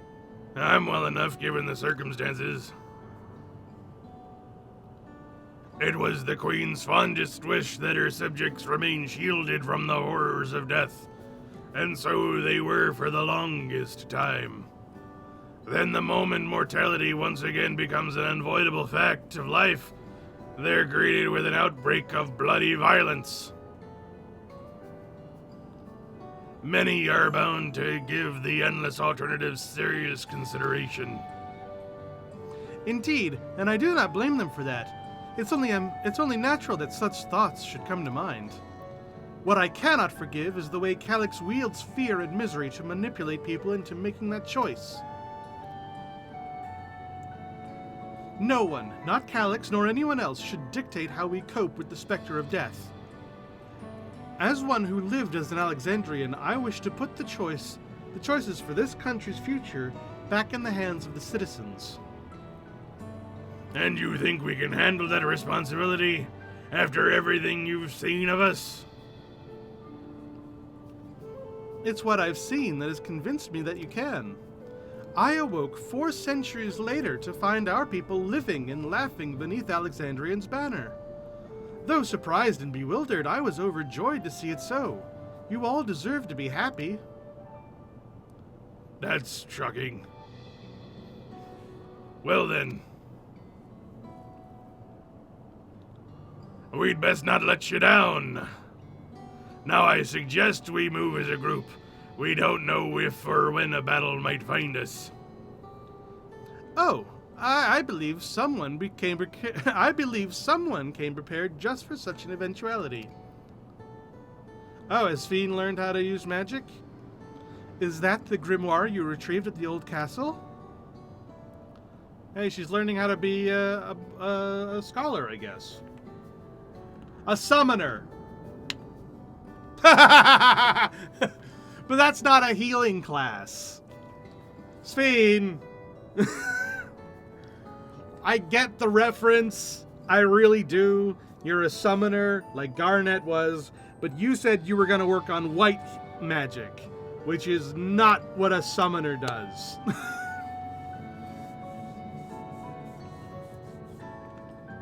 Yes, my parents gifted it to me when I was a child. They were adamant that I should learn to protect the things important to me. I was fortunate enough to find a tutor in the arcane arts, so I lay claim to some small measure of skill.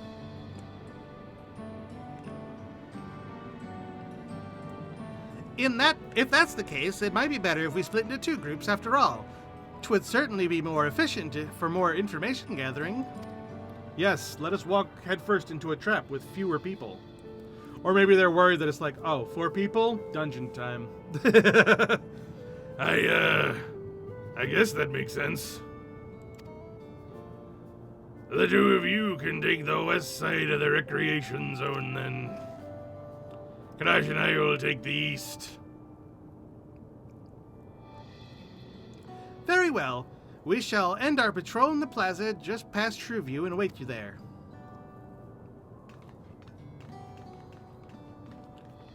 I have a feeling that something else is actually going on, and it's not what they said it was at all, because Geode was kind of unconvinced.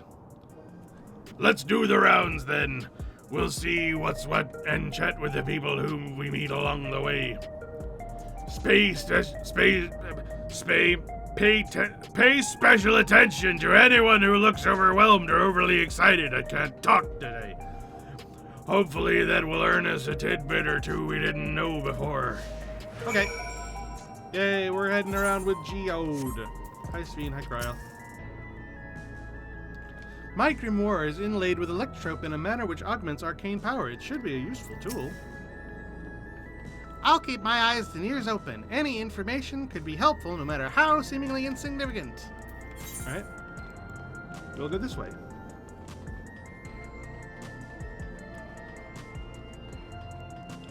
So it's there, talk, there, yeah. Are the sentries and air-wheelers safe to be around now? I just know it's gonna happen again, and maybe next time I'll be the one who dies in a horrible accident. I need a neo-regulator. Becoming an Endless is the only way, even Queen's Fiend said so.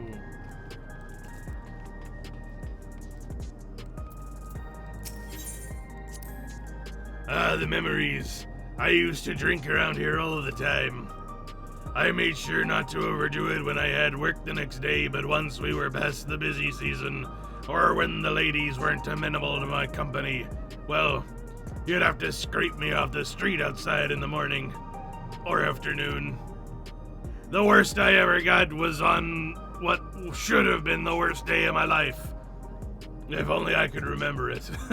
I was still wearing a regulator back then. It was only the next day I first met Shale, although I guarantee she's forgotten it completely.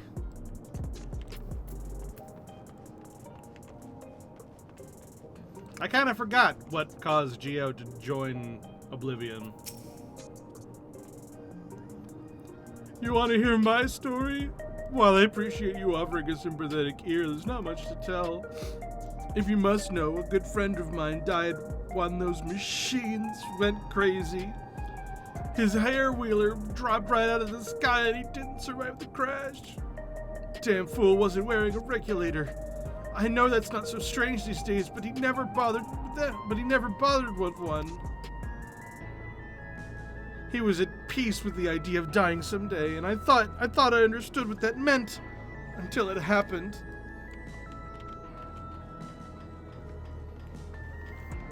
Yep. Imagine being so at peace with death that even if you could become endless, you just choose not to. What has me in such a fine mood, you ask? Why, I've just registered my new regulator. I was leery of becoming nothing but memories at first, but now I've gone through with the registration, I've never felt more at ease. Also, once it was done, the regulator displayed the current numbers. Of the 5,000 slots available, over 3,800 have been filled. So if you're still hesitant, you've not much time left to make up your mind. Mark my words, friend. When there's only a few slots left, it's going to get very ugly. Kadash, a word? I feel like there's a new factor in these stories we've heard. One we hadn't considered during our discussion with everyone in the back room. The fights that are likely to break out over the neo-regulators?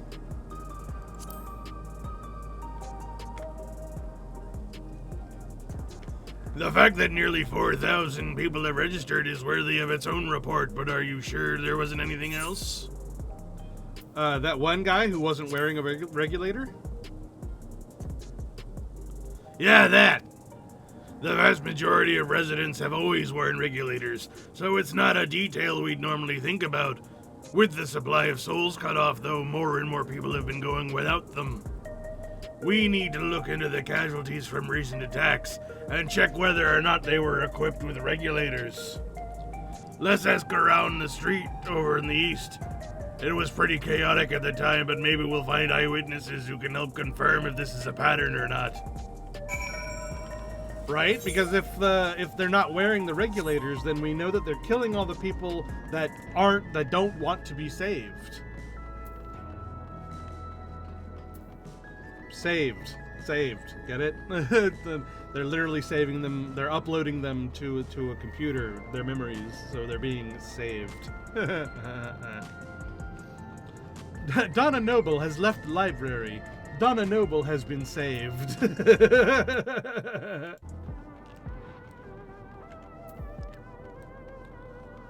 But yeah, man, that's what I was saying before. Like, I think what's happening is these accidents are to make it so that the people who have registered become endless and get uploaded to a place that they're being stored, and then the people who aren't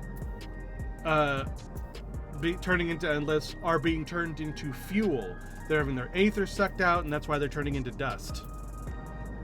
Oh, an unarmed sentry. Hello, how are you today? Please let me know if I can be of assistance.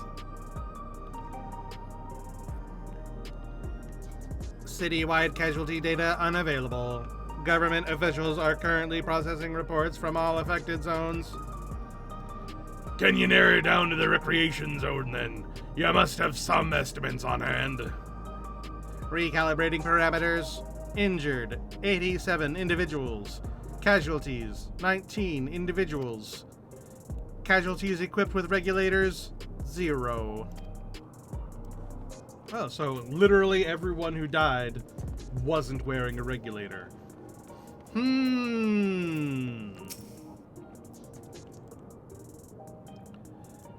You wish to know if the people who died in the machine rampage were wearing regulators? I'm sorry, I was assigned to clearing away debris. I didn't see any of the deceased. No bodies were present by the time I arrived, so I assume the ushers has already done their work. I do remember there being patches of white dust scattered about that were quite a chore to clean up, but nothing else worthy of mention. See, the people were being turned into dust, so those were the bodies.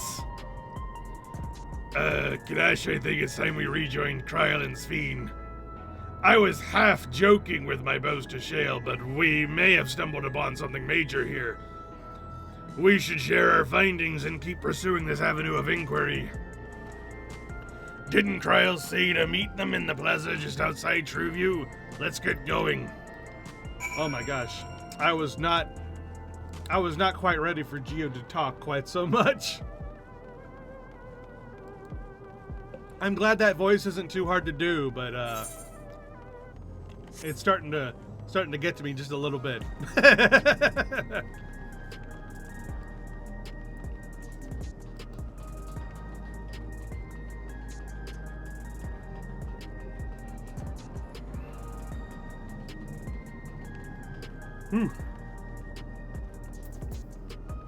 Hi, Sphene. We finished our patrol as well. Did it not seem that more people wanted neo-regulators than before?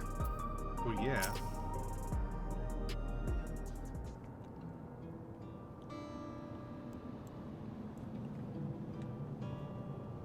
Explain. Gasp. So essentially, you're saying that the people who were killed by malfunctioning machines weren't wearing regulators?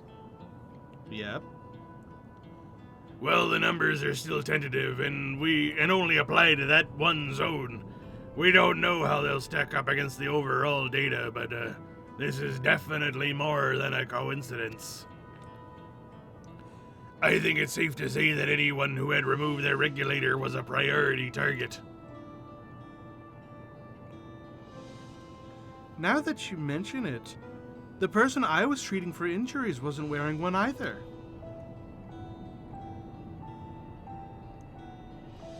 But why? Why are they being targeted over everyone else?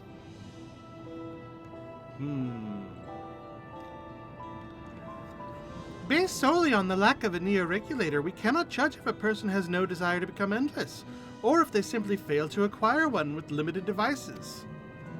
But those who wear no regulator at all, they have clearly rejected the old system of using souls to revive themselves. Put another way, they have chosen to live their lives in the knowledge that death is inevitable. The chances that such resolute people would wish to become endless is far lower, I would imagine. And so Calyx has chosen those least likely to accept his vision as victims to stoke fear and panic. But there was no need to kill anyone. With the way things were, the people were already fearful enough. We could have found 5,000 willing citizens without all this madness. You make a good point. Perhaps this sowing of terror is in service of another scheme. Or he had some other need for the lives being taken. Such as using them as fuel, which is why they're all turning to dust. Come on, guys. I thought this up like almost immediately. You guys are smarter than this.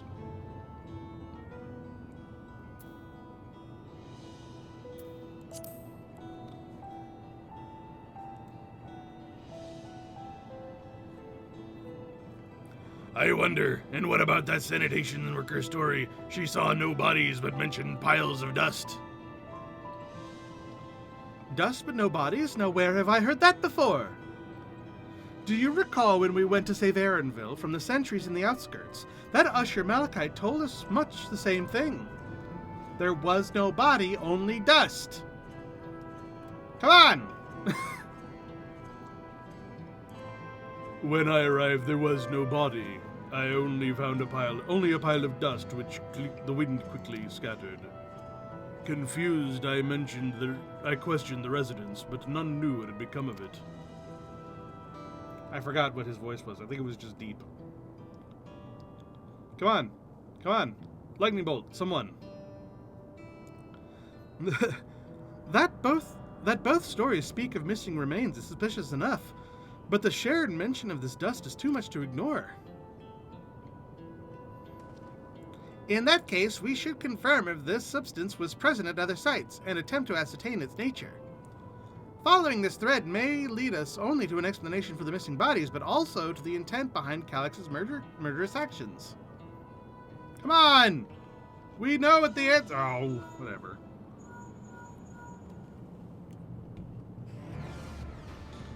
Kadash, I need your help. I've lost control of the soldiers in the residential area. They might be trying to hurt people again. Oblivion members are on their way now, but are you close enough to join them? Yeah, we can get over there. Le gasp. Damn it! Our new investigation will have to wait. Let's go!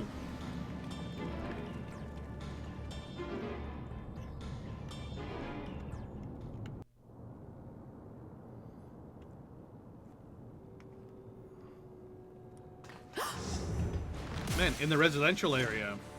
That's a shame. Huh? They're fighting each other?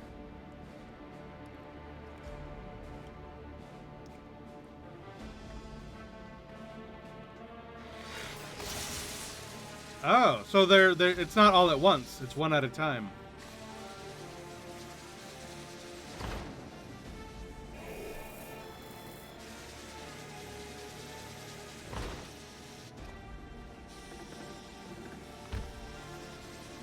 That's unsettling.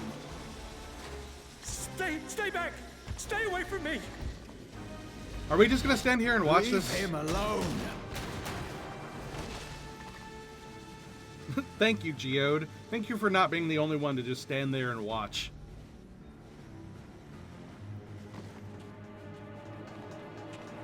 Are you all right?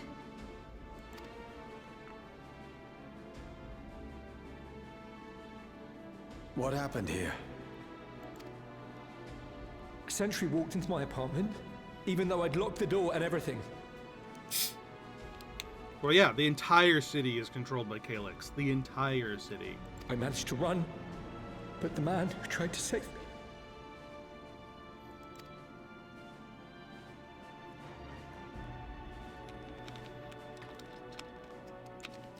No weapons, which is to be expected, considering all the sentries were meant to be disarmed. Mm-hmm. At least we managed Yet that. it was ordered to attack all the same, even if that meant using its bare hands. Which is possibly even worse, actually. I'll leave matters here to you. I'm going to do a sweep of the surrounding area. All right.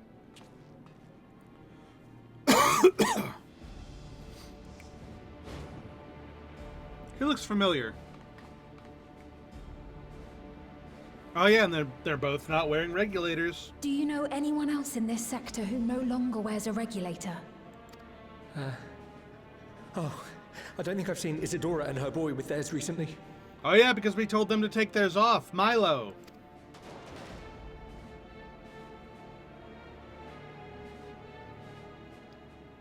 Go to them, quickly!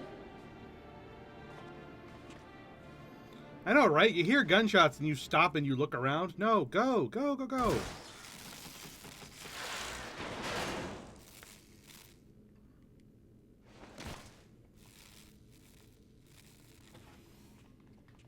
Wyaquay! I'll be fine. But Isadora's in bad shape.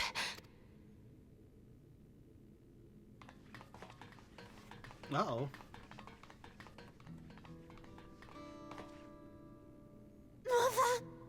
Mother, please. Oh shit, blood.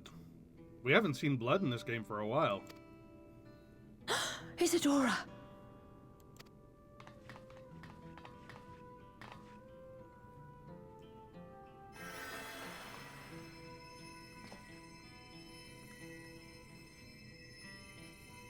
If you're playing as a thank healer, goodness. you really She should be wasn't struck capable of anywhere like, vital. helping with this stuff.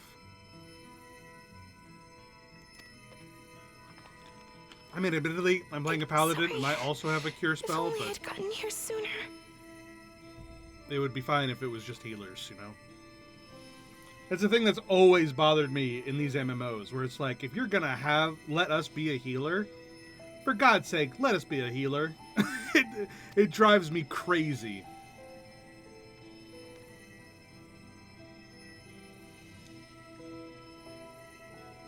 Everything will be all right. I promise to make your mother better.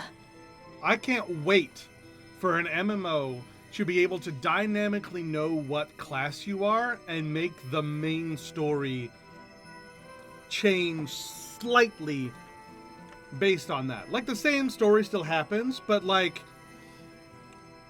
for example, Hoshifant not jumping in front of us jumping in front of him, you know, because we are a tank. Or, in moments like this, if we're a healer, we're the ones doing the healing. Because we're the Warrior of Light, we are clearly the best healer ever. Why wouldn't we be healing them? Things like that.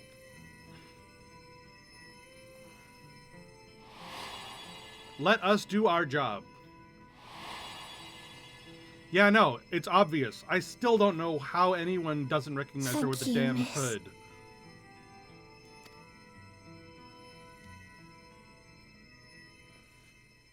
Like, that one kid recognized her from a distance and was like, "Oh, is that you, Queen Svain?" And she's like, "No." And no one else has, like, mentioned it. It's like, how good is that hood? Like, what the heck? Will she sleep like that forever? Hope not. No, not forever. She'll wake soon. I'm sure of it. Good. That's good to hear. Thank you for saving her. This is Final Fantasy IX music. Final Fantasy IX music makes me happy.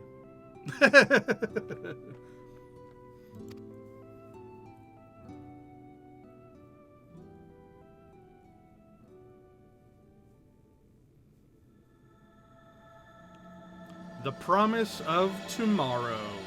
Yay! Let's go!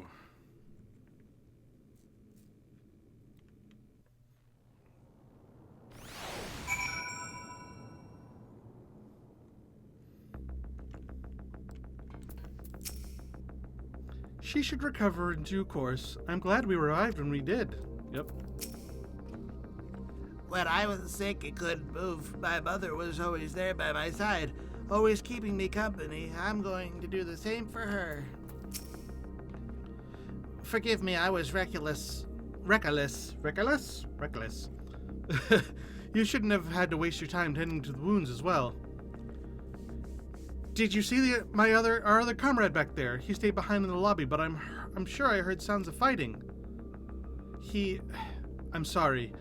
He must have fallen protecting the residents. Are we gonna go back outside and like his body's gone and it's just a pile of dust? The endless choice. Wyatt Quay. Our comrade, you think he may have been struck down? If he's wounded or worse, I should go to him. Wait, please. It isn't safe for you.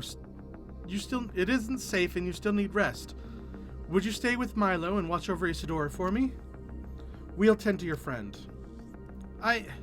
Thank you. Please be careful yourself. Please be careful yourself, Ulau.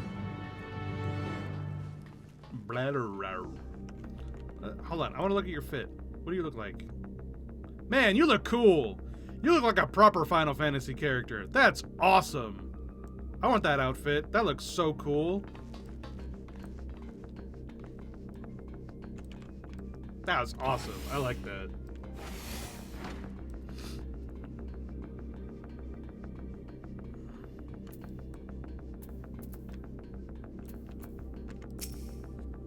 Hi, Kryle.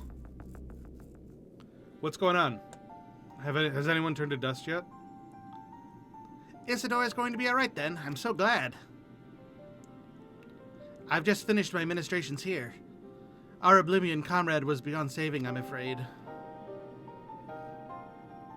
Well, he did. At least his body is still there. That brave soul, he gave his life to save another. He died protecting me. I don't understand why any of this is happening. That sentry was behaving normally like any other, then all of a sudden it tried to kill me. Weapons or no, Calyx commanded them to commit murder.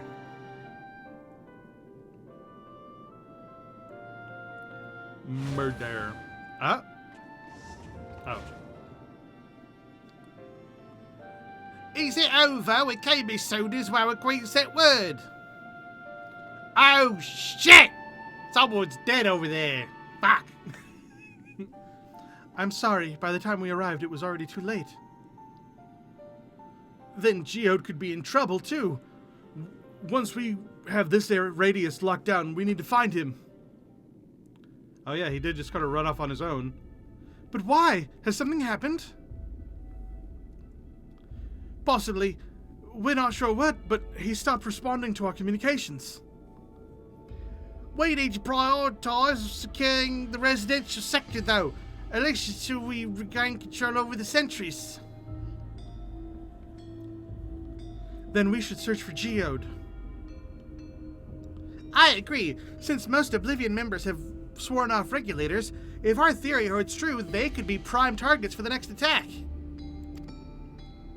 Nod, nod, nod. Please do what you can to shepherd the residents to safety, but avoid the sentries at all costs. Oh, thanks. Here, take these communicators.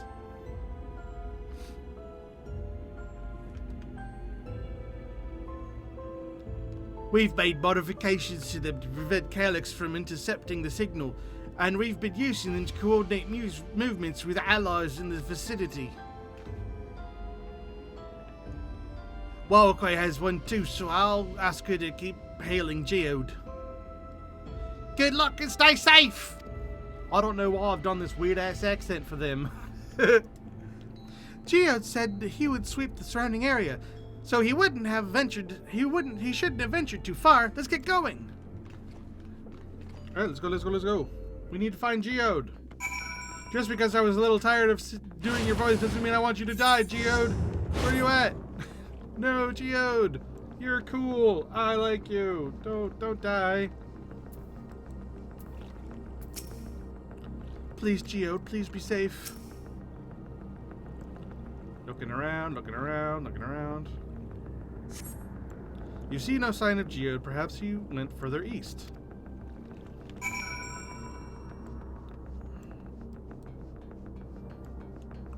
Ominous. Very, very ominous.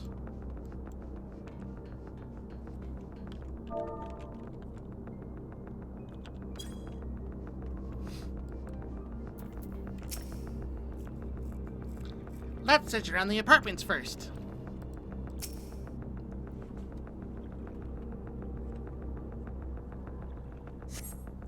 You see no sign of Geode. Wawakwe's voice crackles from the communicator. Geode, answer me! There's no response. Perhaps you should continue your search further east. Alright, we keep looking.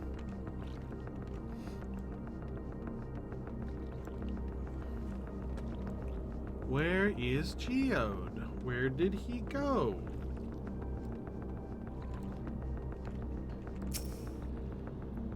That's a bird.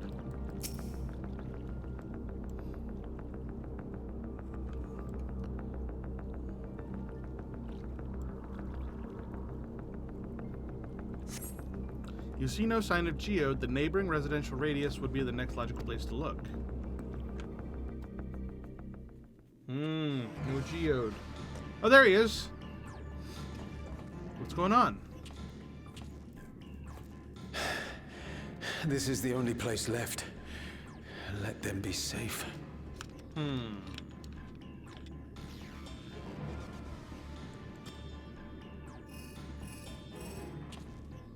Geode, are you there? Answer me, please! I'm here. Sorry for the long silence. I've been busy. Why are we suddenly able to get connected? You're alive! Thank the gods! Where are you now? The radius next door. The lobby is secure.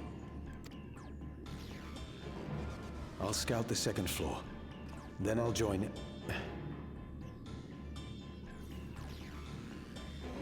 I knew it! I knew that's what they were doing.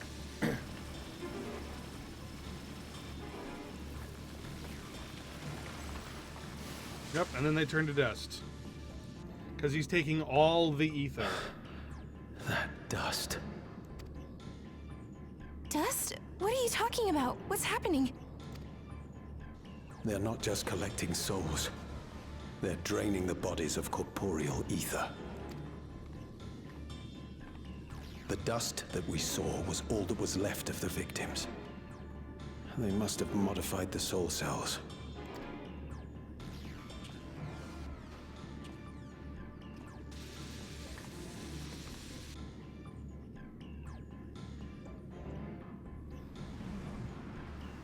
Uh-oh. Shit. Yup.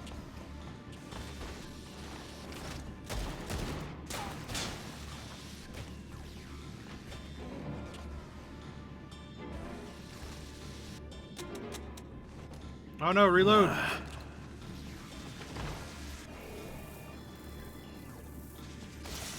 Here's what we'll do. We'll get some fake bullshit regulators.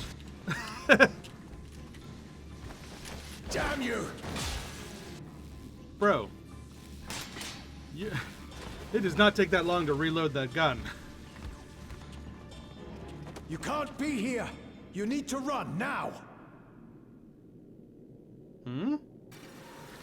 It's an illusion! Oh, crap! That's... A trap! Ooh. He's an Endless. Of course, because the Endless can take on the form of the bodies. Of course they've got those on. Of course, that's very clever.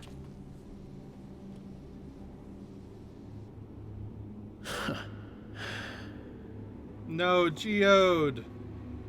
Take care of the others, eh? No!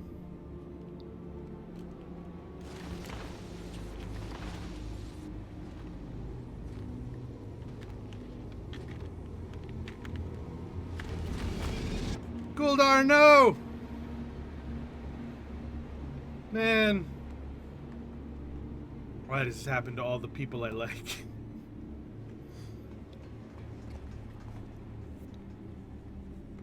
No sign of him so far. This way, maybe?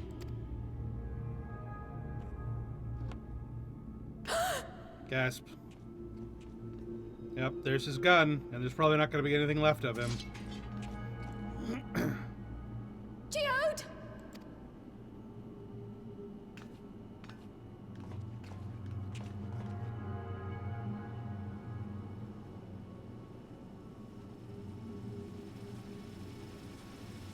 Yep. Damn.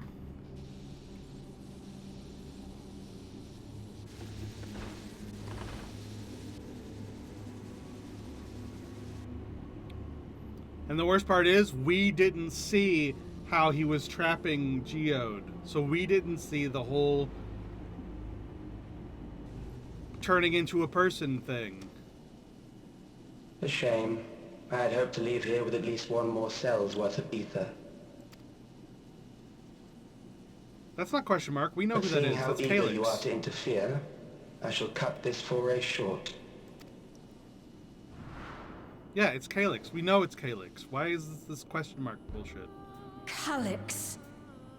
He has good music. I like Calyx's, like, evil theme.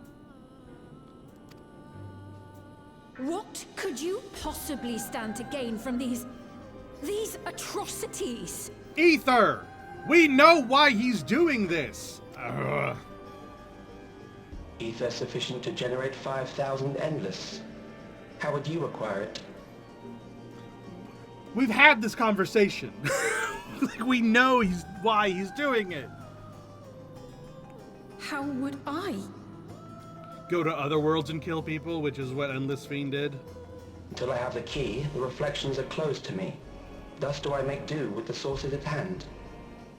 And there's no corporeal ether outside because it's all been, like, ruined, and that's why everything's a frickin' wreck and heritage found. 7% of Alexandria's current population will yield the energy to convert 5,000 into endless. With 11%, operations could continue unabated for 800 years.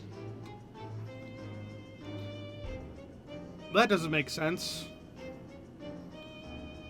Because you guys attacked Tuliolal, and surely that should have lasted you for a while. Unless you used all of it Our bodies are for fated to some other decay sooner thing. or later. These ones refuse the gift of eternal life, so what difference does it make if I return them to ether now?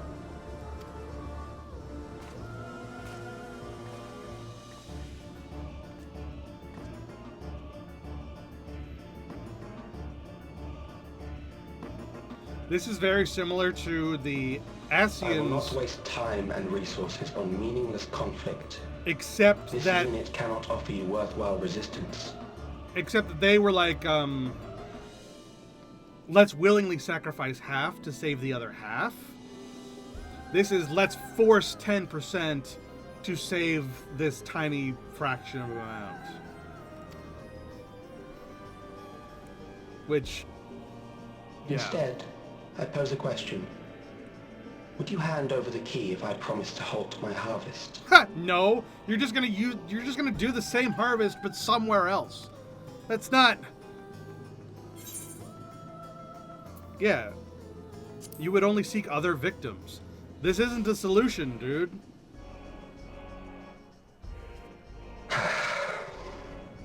It was foolish of me to even ask. If you had a different solution, at least we could talk about I it, but return this to my doesn't work, work. then. There is much to do if I must take the key by force.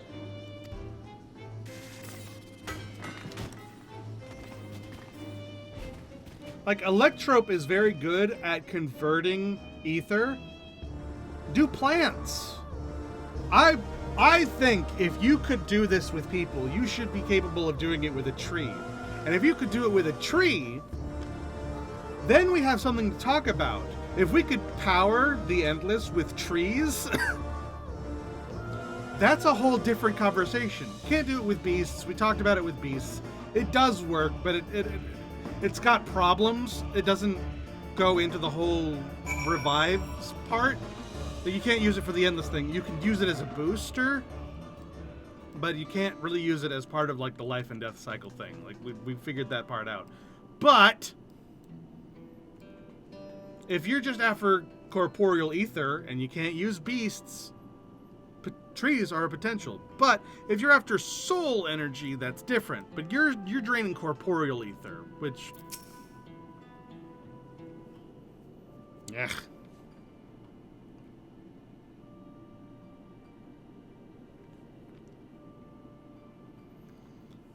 This pile of dust, these ashes.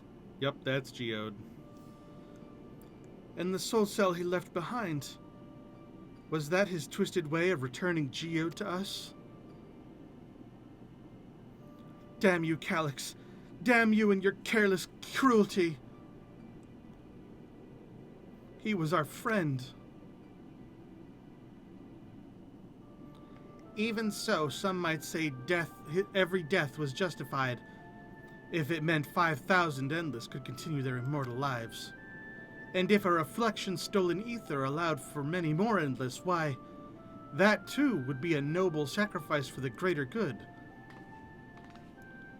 Who could think that? Not I! Certainly not I.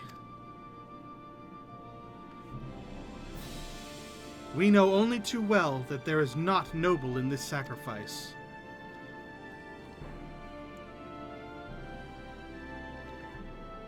It would be a noble sacrifice if it was willing, but nothing about this is being done willingly.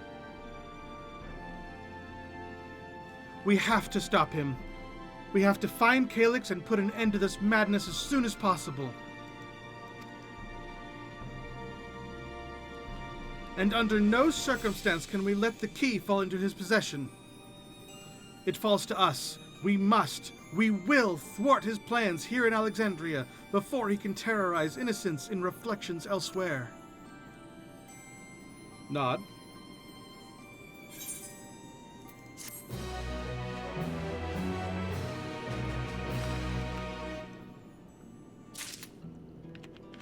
But see, what I was talking about before, about how good the parallels in the philosophies of Final Fantasy IX are being portrayed here, this very similar thing was happening in the background of Final Fantasy IX. That was the whole thing with Terra versus Gaia and the whole genome project. Like, they're taking the essence out of one world in order to feed it into another, creating a sort of parasite world that is going from world to world and just sucking out all the souls and doing that. And that's how like Mist is developed and all that good stuff. Like it's a very good like parallel continuation of that whole thought. I like it. I like it a lot. I will hold on to Geode's gun. If you could take the soul cell, please. My memories and yours. We should return to the back room. Chillin and the others need to know what happened. Yes, I'll ask Wayakwi to meet us there as well. Why are all these names? I swear. Wayakwi. Man, I liked Geode. Man.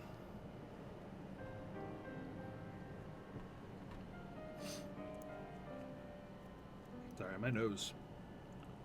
Yep.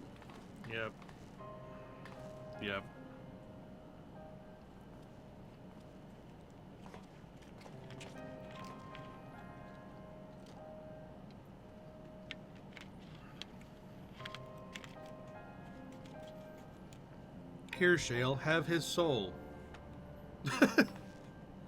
I'm certainly not going to do anything with it. Our dear Geode. Man. The soldiers. If only I'd been able to control them. This isn't your fault, Galulja. The blame lies with Calix, and with him alone. That's right, Nostalgia. It's all so senseless.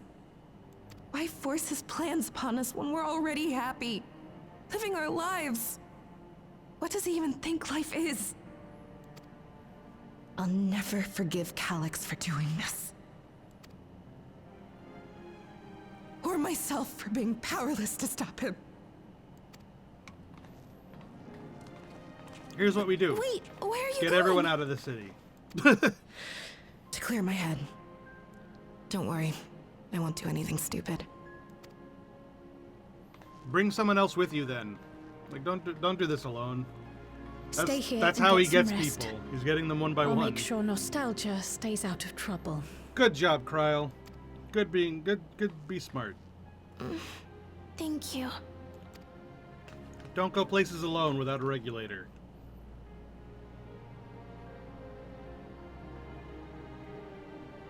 Things would have been far worse if you and Geode hadn't rushed in there. Many people are still alive because of you. And after adding what you discovered to the leads we've dug up, I'm hopeful we can determine where Calix is hiding. That's the hope. But not right now. Yeah, no kidding.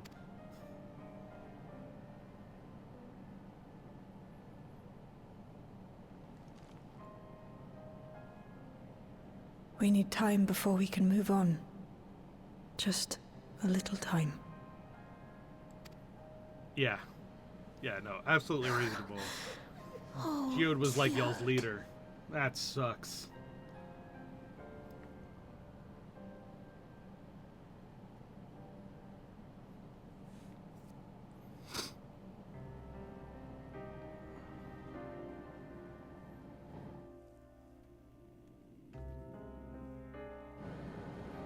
Man, why do they make us spend time with him just to kill him off? That's some underhanded bullshit.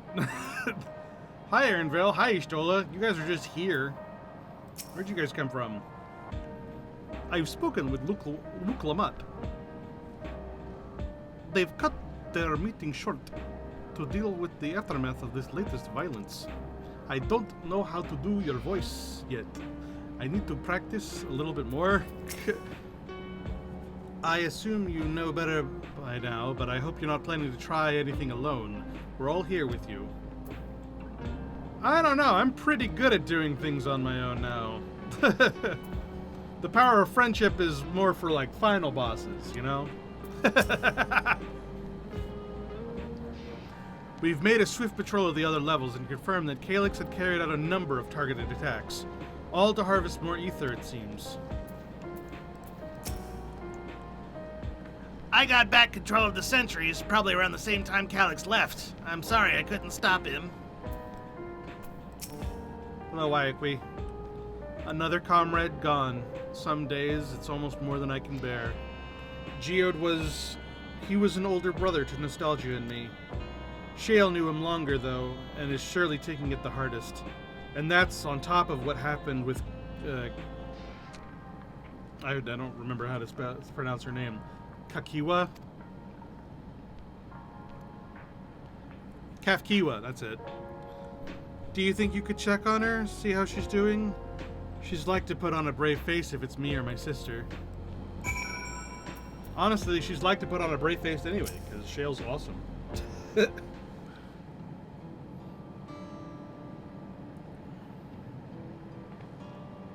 Apologies, my mind was elsewhere. We need to press on with the hunt for Calix, but I can't seem to focus. I should be better than this, I know. As you said, you need time to work through it. I mean, someone important to you just died. Like, that's not, you know. You're right, I ought to heed my own words. As it stands, I'm of no use to anyone. Kafkiwa used to say the best thing to do with grief was let it all out. So I think I'll take myself over to Earth and Sky and say my goodbyes to Geode. Why don't you come along? I could use someone to blubber to if you've got a shoulder to spare. Yeah, sure. I should probably take off these shoulder pads, though. That might hurt. Right. Let's get out of Everkeep for a bit.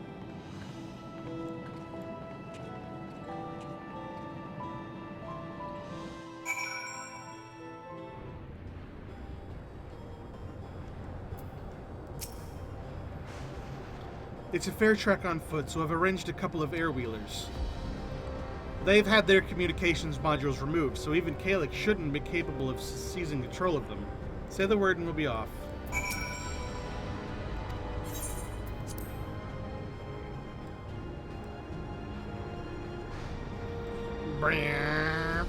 I want one of these, but I don't want to pay 3 million gil for one.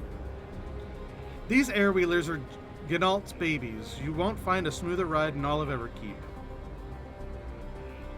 For years now, I've been taking one out for a turn whenever I needed to lighten my mood. Oh god, is Shale gonna die next? Now I have to, like, be wary. Sometimes Geode would come along too, and we'd end up racing. Aw. Does that surprise you? Our friendship always had a competitive edge.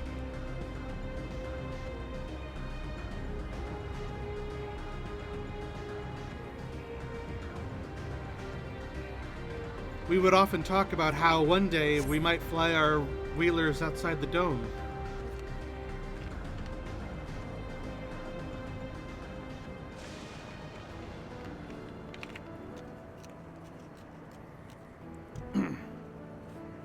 Man, them doing this kind of makes me feel like they're trying to make Geode into the new,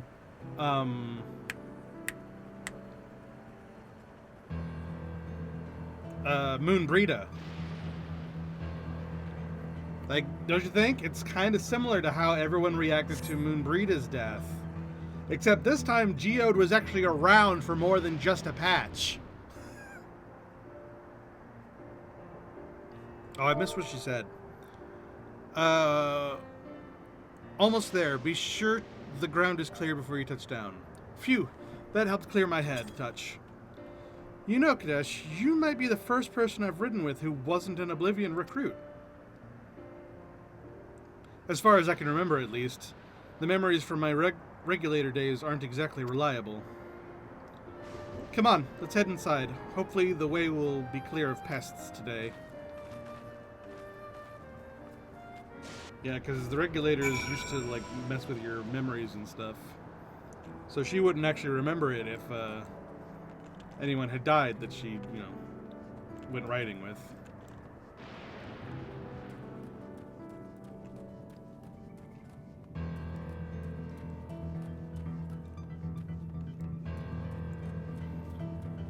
Oh god, there's monsters. Hi, Shale. Ugh, just our luck.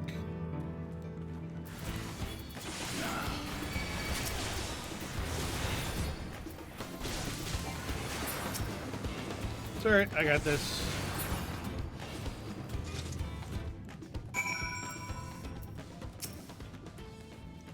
Thanks. We can usually avoid such encounters, but sometimes they wander in and block the path. Not that it slowed you down, after all. I've never seen you fight up close before, and the surveillance feed clearly doesn't do it justice. Hopefully that keeps the route clear for a while, shall we?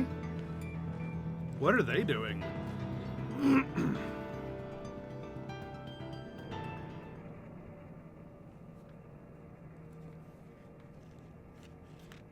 Here in the little Tantalus hideout.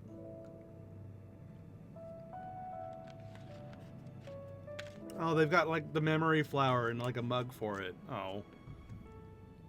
Whenever we lost a comrade, the three of us would come back here to reminisce.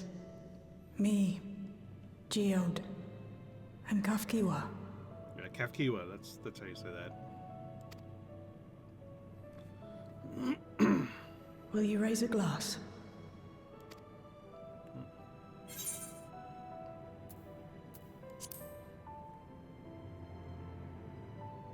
to Geode's memory. Yep. Bye, Geode. Ah, Cryle. What are the two of you doing here? Drinking to I Geode. had a feeling you'd show up. Would you like to join us?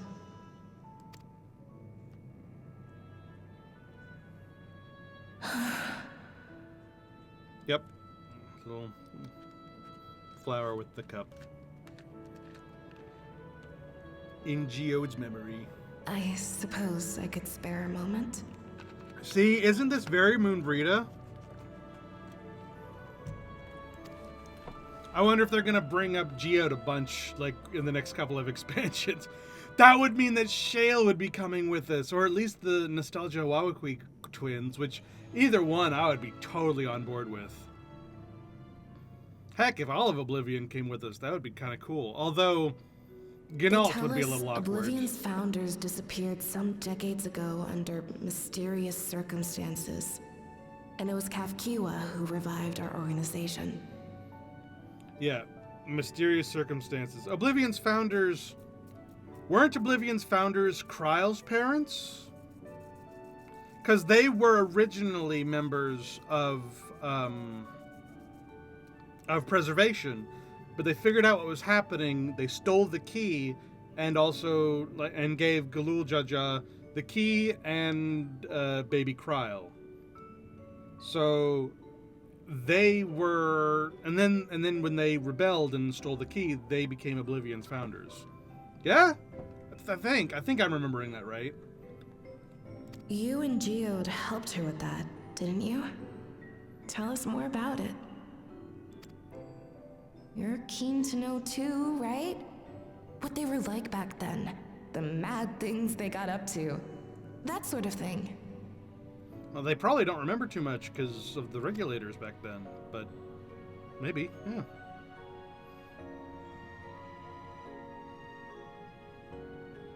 Those were the days. It was actually right before the Reformation that I met Geode. I still wore a regulator then. I'd recently lost someone close to me. Yeah, Geode also said that, like, he was wearing a I'd regulator also at quit the a time. long stint as an adapter to work at a bar of all places. It paid me to sit with patrons and keep them company. Oh. she was a geisha girl, kind of, sort of. What would they be called in, like, What were they called in Mass Effect? Because they also did that in Mass Effect, and it was, they were like, those alien girls who would sit and just, like, chat with people. Can't remember. So Geode came in one night. It wasn't long before we got into an argument. First-time customer, but tempers flared. And then one of us threw a punch. You got into a fist fight? What were you even arguing about? Damned if I know. We were deep in our cups. I think we were both just frustrated and angry at everything. And y'all both had just lost someone, and your regulators had made you lose the memory, but somehow you knew that someone had just died. Which I'm not sure how that works, considering how the regulators work, but they must have figured it out. By the end of it, we were both sprawled out in the street. A pair of drunken fools. Then this odd machine stopped to lecture us, scolding us for obstructing the foot traffic and not taking better care of ourselves. I can't imagine you ever being in such a sorry state. The odd machine. That was Kafkiwa, I take it. That it was. Once she was done upbraiding us for our unseemly behavior, she launched into a recruitment pitch. Kafkiwa explained that she wanted to protect the outside world from Zoralja's invasion, to keep him from bringing ruin to the place her beloved son lived. And if we were so intent on self-destruction, then perhaps we might consider risking our hides for a just cause. It was a lot to take in. I hadn't given much thought to what lay beyond the barrier. And learning that Kafkiwa herself was already dead was enough to make my head spin. Yeah. Although it was a Geode little and I obvious. were intrigued by her ideas and wanted to see this future of hers come to pass.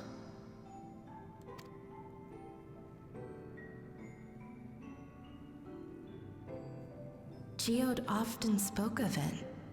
He told me that meeting Kafkiwa was what first taught him the value of remembering people. Like he was sharing a holy revelation. I mean, to be fair, everyone who wears the regulators, they would forget everyone. Oh, but back then you hadn't yet taken on Oblivion's name, had you? Is that so? I just assumed. Hold on. I'm just checking on a few things. Here we go. It hadn't been Kafkiwa's intention to carry on Oblivion's legacy, nor adopt the cause your parents championed. Not initially, at least. She wasn't even aware such an organized resistance existed. Well, yeah, it sort of. I mean, She did, with the however, regulations. suspect the presence of other dissidents. Those who objected to resurrecting the memories of the dead in defiance of the natural order. Well, with regulators, I mean, like, how would you remember it if they died? You know, if every member of an organization died, how would you remember the organization? Comrades, we began searching the core system for traces of unauthorized access. And that's how we found it. An anomalous sector in the back of the Neon Stein. According to Melancholy, the door to that mystery had remained firmly shut since she took over the business. The back room. The back room. We forced our way in, only to discover that the hideout had long been abandoned.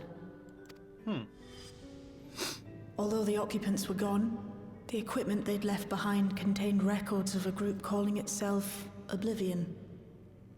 After reading through their exploits and their vision for the future, we made the decision to carry on their work. Makes sense, makes sense.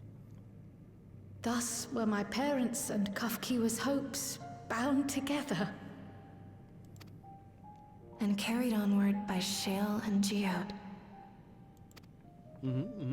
We could never have made it this far on our own, of course. Not without the strength of arms you and your friends provided. I do tend to provide quite a lot of strength of arms.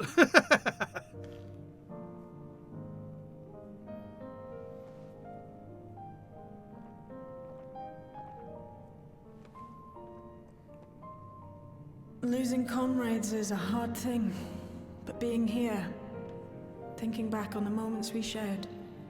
You know, I wonder if we're going to get back to the town and it's going to just be completely, like, I can in the see middle their of another smiles, crisis. hear their laughter. I feel their presence and I know they're still with us. Like, we are having this nice, quiet, chill moment. It's definitely in preparation to something big.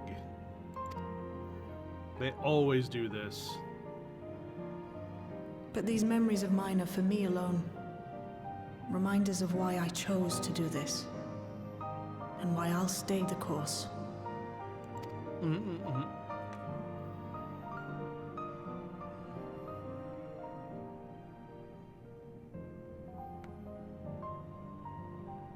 Right. Time we got back to work. Thank you, everyone. No, it's me who should be thanking you. Though the pain is still deep, I don't feel like I'm drowning in it anymore. Tucking it out will do that. Let's get out there and put a stop to Calyx. For you, for me, and for everyone who's ever believed in Oblivion. Yeah!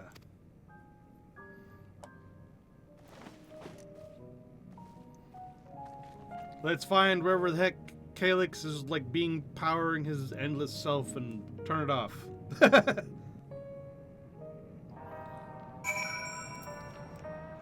Hey, Cray, there's spoilers ahead. I'm doing 7.3. So you better watch out for spoilers.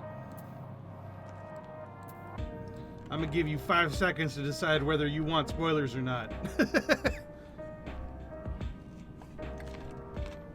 Because I'm going through it.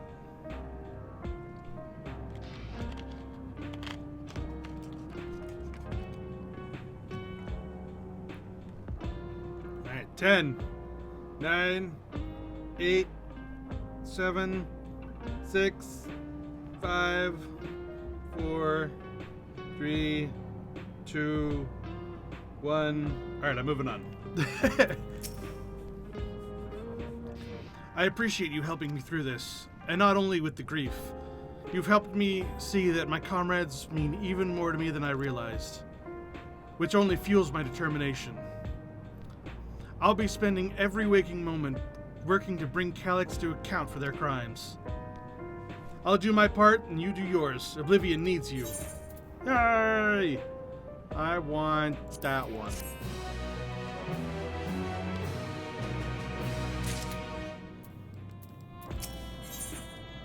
A darkness in the heart. It's time I went back to locating Calyx's lair. I have a new strategy in mind, but it remains to be seen if it will aid in narrowing down the possibilities. I'll ask Kryl for help. I want to re-examine the data, starting with that of her parents. After all, they were the first ones to break away from preservation and establish an organized resistance to Oblivion. There must be something in there that can point us in the right direction. What are your plans? Oh, emergency! Crash, is that you? Apologies for calling suddenly. I've been making the rounds in the outskirts and I cannot help but feel as though something is amiss. Might I ask you to join me? Your perspective would be most appreciated. It can wait until you finish attending Shale, of course. It seems your plans have been decided for you. Go on, I have others to speak with before I return to the back rooms. I don't like that we're leaving Shale alone. But okay.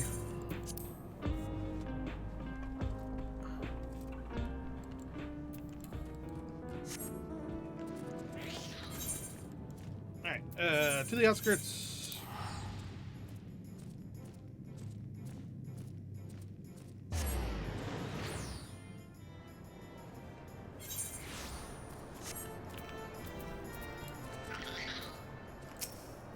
Hi, Sveen. Crash, thanks for coming.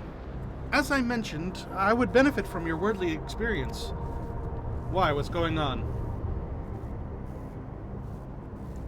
Perhaps it's my imagination, but the townspeople appear to be acting oddly. That is, even considering the current state of affairs. As I am yet unfamiliar with the outskirts, I thought you might be better equipped to judge if their behavior is unusual or not. Would you speak with them and see what you think? Though I hope to be proven wrong, I fear something's not right here. Ooh, what's going on? Ooh, you know what it could be? The people are being killed and then they're being replaced with robots that are using the thing to like masquerade as the people that they are killing. And so they're going about their day, but they're being weird about it because they're being slowly replaced. Ooh, that would be dark and also very interesting. Greetings, I remember when you visited with Green Speen. Come to check on our well-being, have you? Well, I can say that things are rather stressful out here as well. Without knowing if or when our machinery might turn murderous, the spectre of death is ever present. People are terrified and the clamour for neo-regulators has reached a fever pitch. I personally was fortunate to have claimed a new device early on, and have long since completed the registration. Death has no hold over me now. Now I must begin my prayers. The darkness draws closer, grows deeper, and we must cast it out. Excuse me? What was that? The darkness grows closer, and we must cast it out. What does that mean? That's some weird first reflection weirdness.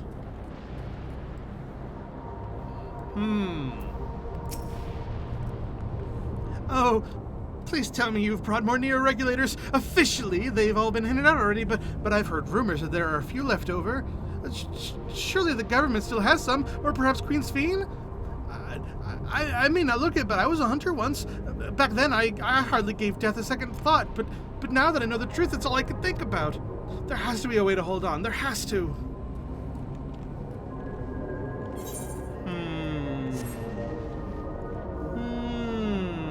Something weird.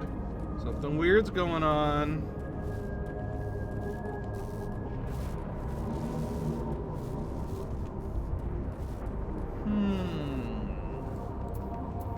Neo-regulator equipped president. You're not wearing a regulator. Don't you know the end is coming? Well, it's your life to lose. Me, I've got myself one of those neo-regulators, and I've registered a little while ago. As soon as I did, a display appeared showing the number of registered user. Right now, it's sitting at 4,168. The upper limit was 5,000, wasn't it?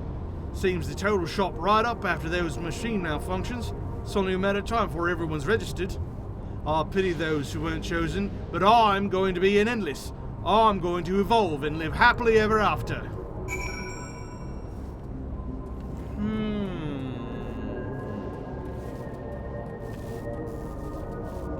The people who have on a neo-regulator seem kind of fantastical. Meanwhile, the people without regulators are getting more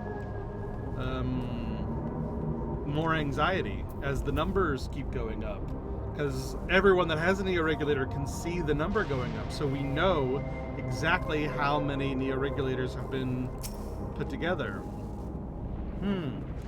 So what did you think? Was I right to worry? Oh, yeah. Oh, yeah.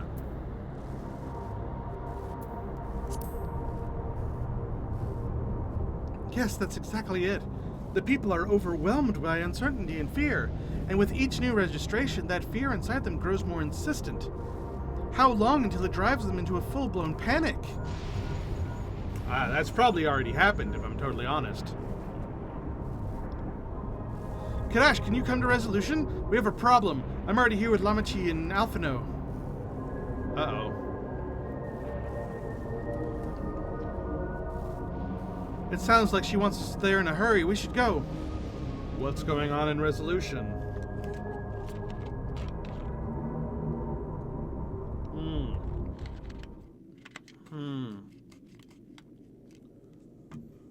Oh!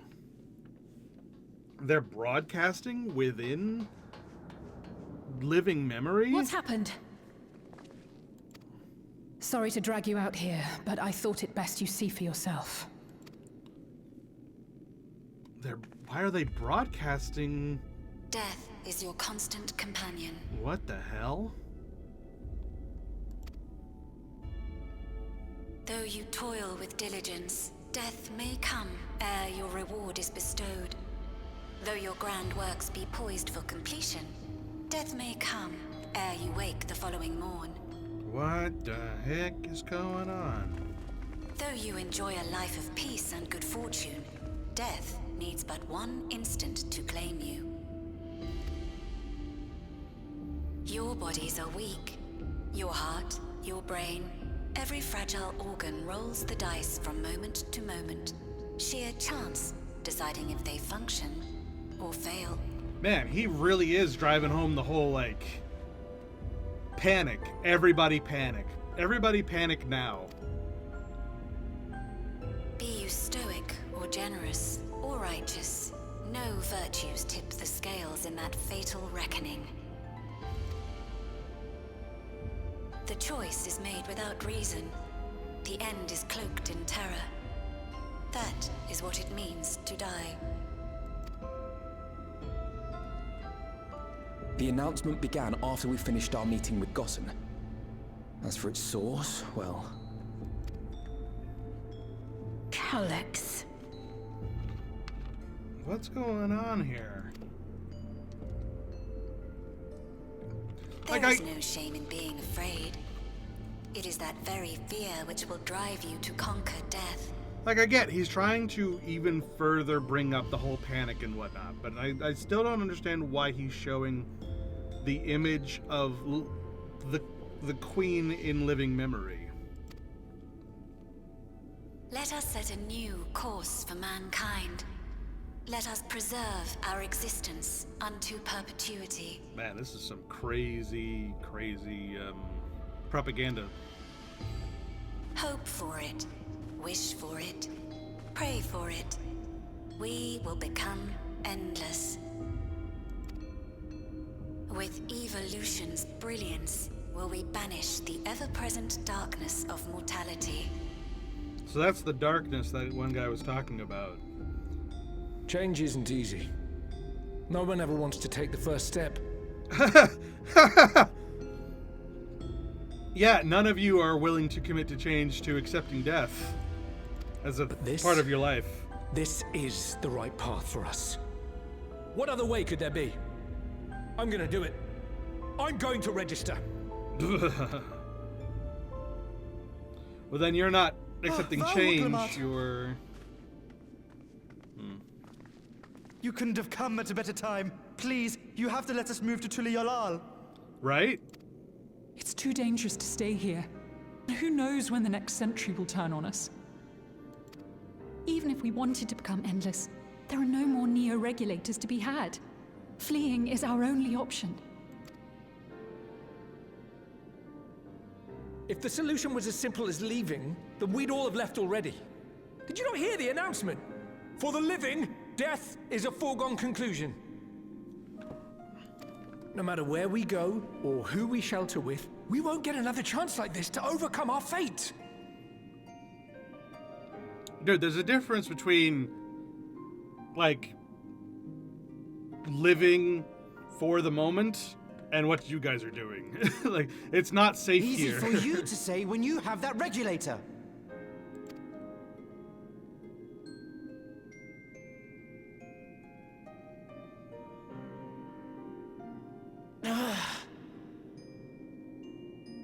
The Landsguard are on their way as we speak, and arrangements have been made to see that you all will be safely evacuated. Seriously, everyone needs to get out of the city. Not just, like, these people, but even people with neo-regulators. Like, this place just isn't safe. Tulisyola will aid you in whatever way we can. So please, remain calm.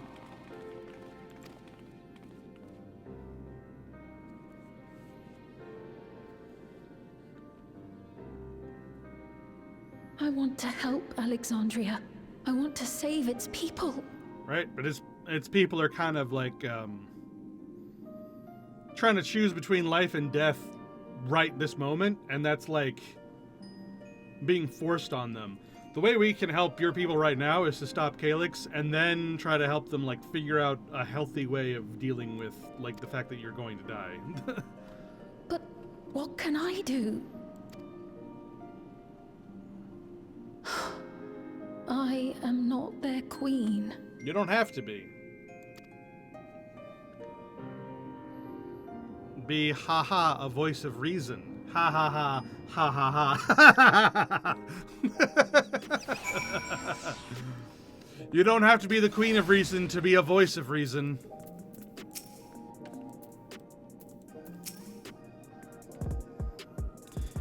Calyx has access to the core system, which means that if he chose to do so, he could deploy the soldiers beyond the barrier. Even if our people learn to live with death and decide to leave the dome behind, they will not be beyond his reach. Yet, if it serves to allay their fears even a little, I beg you, Wuklamat, please let them shelter in Tuliolal. We will welcome any and all who want to come. We already begun evacuations, and we'll be able to pick up the pace once the Landsguard arrive. In which case, we had best spread out and keep an eye on the crowds. The mood is tense, and we must prepare for possible violence. If you happen to determine where Calyx is hiding, though, we'll be ready to move at a moment's notice. Surely we'll find a clue of some sort soon. He can't elude us forever. I mean, I'm fairly sure there's some failsafe system hidden somewhere in living memory. Violence and fear. This is not the future she envisioned for her nation.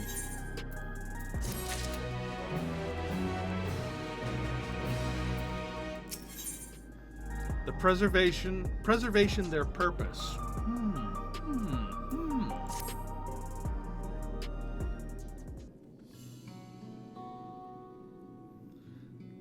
Tulliola will gladly welcome every last Alexandrian with open arms. But what of the nation the late queen was so desperate to preserve? What of that bright haven of peace and laughter? Uklamat. I won't stand here and let her legacy be sullied any further. I will protect Alexandria. That was the promise I made her at the last. But she betrayed you, did she not? Why do you feel this obligation? I saw myself in her, I suppose. We both felt the people's joy as our own, yet alone we lacked the strength to protect them.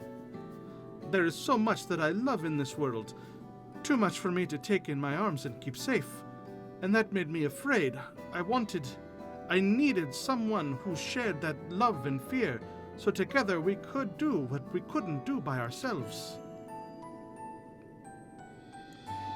Or maybe it's simpler than that. Maybe I just wish that we could have been friends.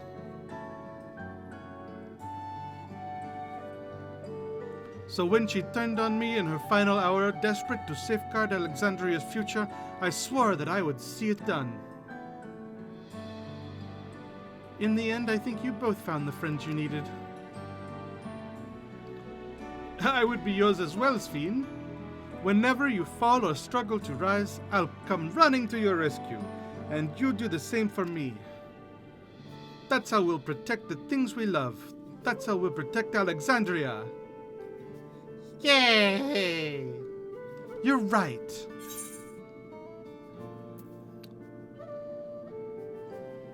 And don't forget about me. Alright, fine.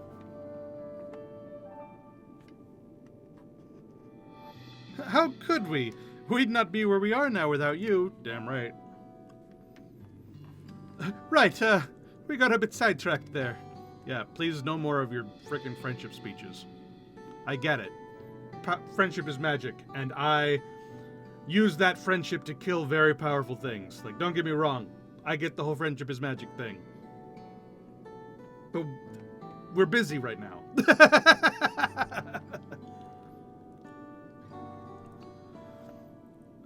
We probably should be on our way. Do we patrol or see if Shale needs a hand? There you all are! Uh-oh. What's wrong now? Galulja! Ah, splendid. We were afraid we'd missed you. Alice and the others said you were here. Good news. We finally found I can't say that word, in Calyx's armor. Ha ha ha. We discovered laboratories on Everkeep's 10th level that once housed a preservations initiative. Containment Complex 1029, it's called. And it's been falsely registered as a distribution center. In reality, it hasn't recorded any traffic in decades. We don't think this is where Calyx is hiding as such, but it may well contain clues that will point us in the right direction. I'm sorry it took so long just to get this far. If you're interested, what do you say we all go check it out together? Oh, hey, Jackie. How's it going? Yippee! I'm playing 7.3, so there's spoilers, and you might want to flee in terror. Ah!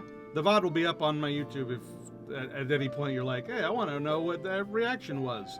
So you'll be able to watch it later, but, you know, if you care about spoilers, you might want to run in terror. Because I know you haven't done it yet.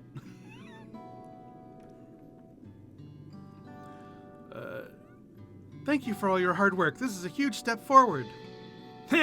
And up! We need to take the lift to get to the complex. I've cleared this expedition with the relevant authorities and have one of our people waiting to operate the lift. Let's not keep her waiting.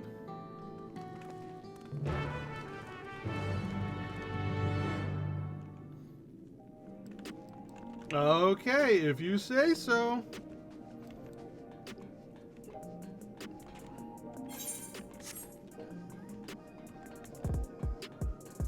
On your own head be it. On the bright side, I heard the 7.2 is really, really good, and I've been enjoying it a lot so far, so ha.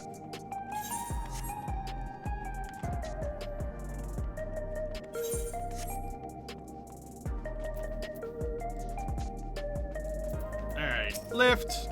Let's go to the 10th level. Complex 1029. Yay, support friend. Huzzah! And you can listen to me drone on and on and on about really dumb theories that don't make any sense, and then I accidentally say the right thing that just happened, and then I'm like, well, duh, I just said it.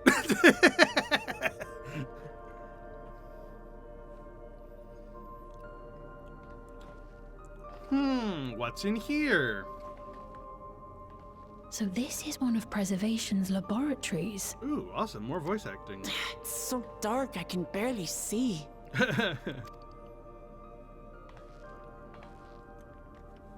Ooh. How weirdly lit up. Why is that? It's like, key item here. Just a moment. If I can reroute the power to the circuit. Be careful, if we do that, Calyx will know that we're here. I guess it doesn't matter.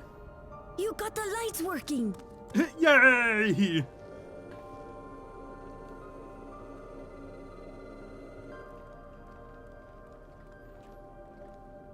Oh, look, a recycle bin.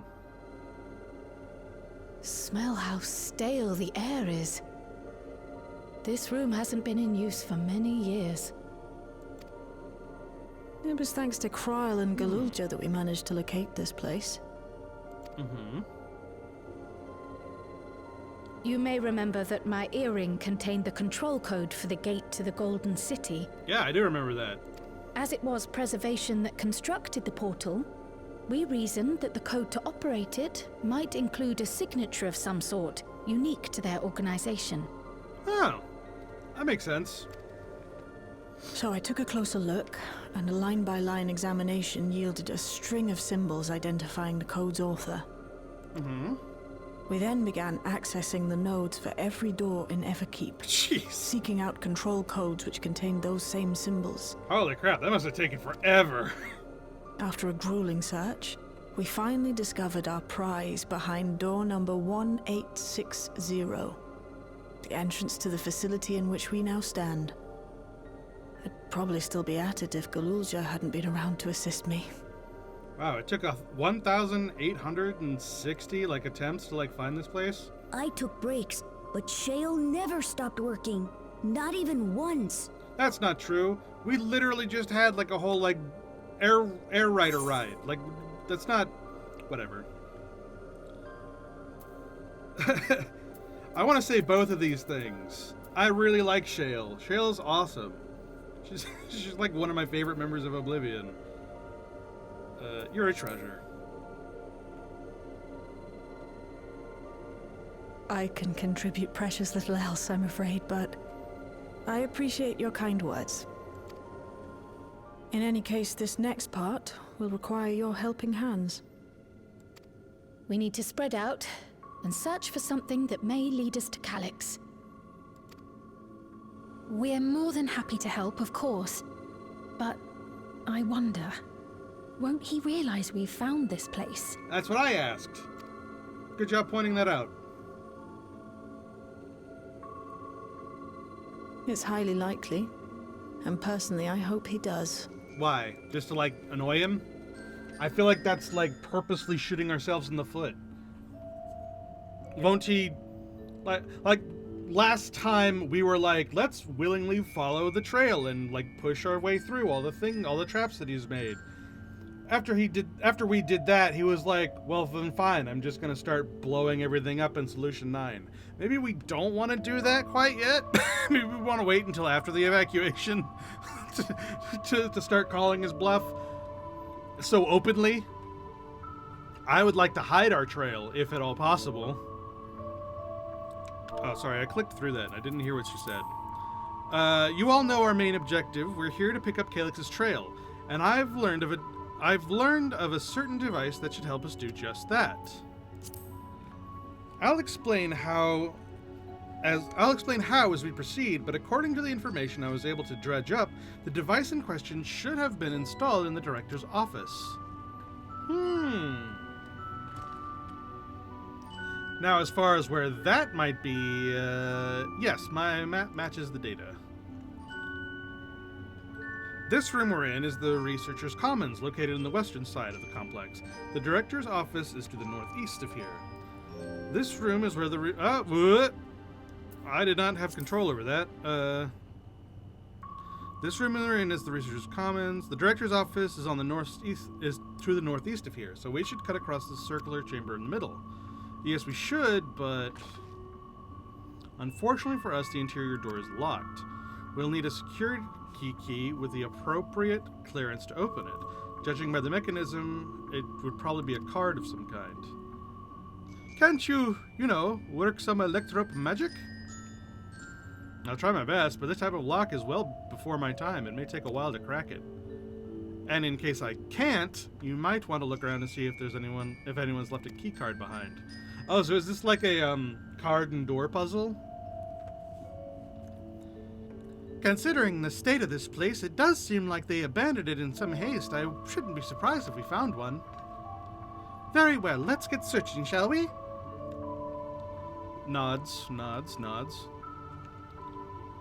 I expect we'll have the most luck searching where the researchers kept their personal belongings. Why? Why was that highlighted? You begin searching the containment complex 1029. Close cooperation will be necessary to overcome obstacles barring your path forward. Helpful hints will appear in a different color. Pay close attention to the information provided by your comrades should you find yourself unable to proceed. Holy crap. Really?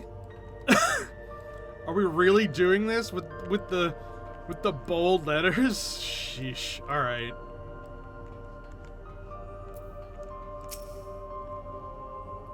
No luck so far. This bin had nothing in it at all. Yeah, why are you looking in the trash?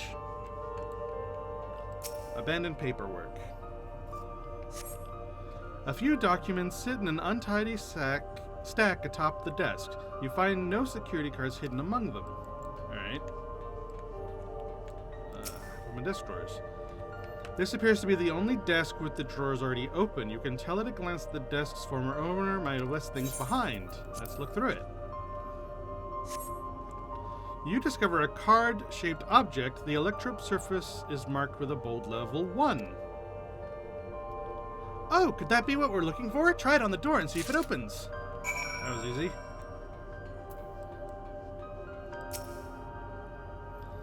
A scanning device. Scan the card. You hold the card-shaped object up to the scanner. And... Yay! It's open! You did it! And good timing, too. I was getting nowhere with that outdated circuit. I am curious, though. Why would they abandon a facility like this? It was run by a Director Demetrius, or so that terminal told me. Demetrius, huh? Perhaps there are more answers to be had once we venture further inside. Then let's continue onwards. The door to the director's office will be across the central hub. That can't be the end of the puzzle, right? Considering they, went to all that effort of, doing bold lettering and crap. That's not the end. Oh, yeah, no, another scanning device needs to be put in. Let's try the level 1, even though I know it's not going to work. It seems to disapprove. No good? Maybe we need a different card. Yeah, the scanner is demanding a level 3 security clearance up to open the lock. As much as the delay chafes me, we'll just have to comb through the nearby rooms and hope we stumble upon the card we need. Let's start our search in the Proto Lab. That door is already open, at least. We'll find a way through together, Shale. I'm sure of it. Okay. On to the Security 1 room. Talk to Sveen. Hi, Sveen! The way this room is set up, the canister inserted into the large device looks to be a soul cell. Could this be where they conducted the experiments to create Endless? Ah, but we could probably spend days investigating the complex. Finding a way into the director's office must take precedence. Speaking of which, Galulja mentioned a locker over in the corner that he couldn't open. Perhaps you could take a look? Okay. Up. Number pad. The locker door is shut tight, but the number pad suggests that inputting the correct combination will open it. You have yet to uncover any potential combinations. Perhaps speaking with your comrades will help progress your investigation. Jesus. Alright. How's it going, Galulja? I dug through this cabinet and found a journal. I'll read it to you. The results of Experiment 158 show a marked improvement in ether extraction rates. At last we have achieved the target value set by Master Calyx. Though I will become an Endless as per our Ascendancy protocols, I will preserve this historic number, along with my few remaining worldly effects. Preserve the number? 158. Let's try that one.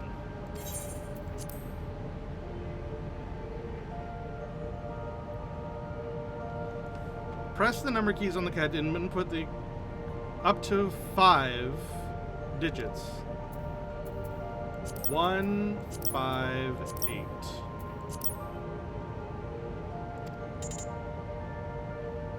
The combination is incorrect. Perhaps speaking with your comrades might yield some useful numerical hints. I like the numbers on the number pad though. It might be useful to help translate other things in other places, maybe. That'll be some fun lore digging for later. This machine feeds into the soul cell. I'm reminded of my imprisonment by the Empire. Surely this device wasn't meant to hold people. I sure freaking hope not. That is too small.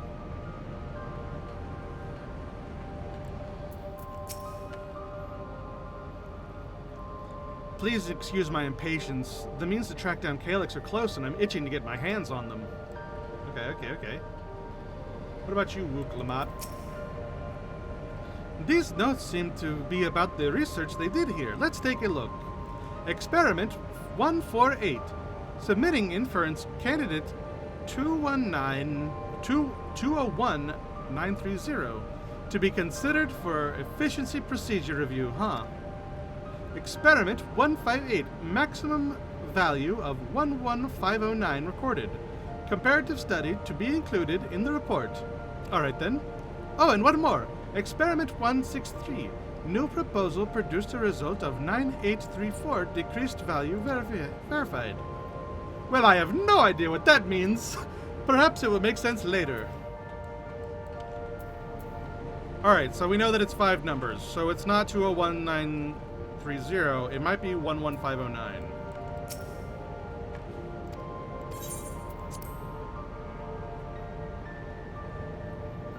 Or if I have to do math, then that's garbage, but I don't think so. 11509. Did it! The locker pops open and you discover a level 2 security card. Yay! Ba-na-na-na-na-na-na-na. Kadash, you got the locker open! And you found another security guard! Oh, but this one says level 2, and we needed a level 3, didn't we? Well, yes, but this should still open more doors for us to explore. You did well. I did it! This preservation members led such a surprisingly normal life. Leaving notes, losing their cards. I guess I imagine they'd be more, what's the word? Bloodless? Mechanical? My parents were once part of preservation, if you'll recall. Oh, my parents were once part of this, if you recall.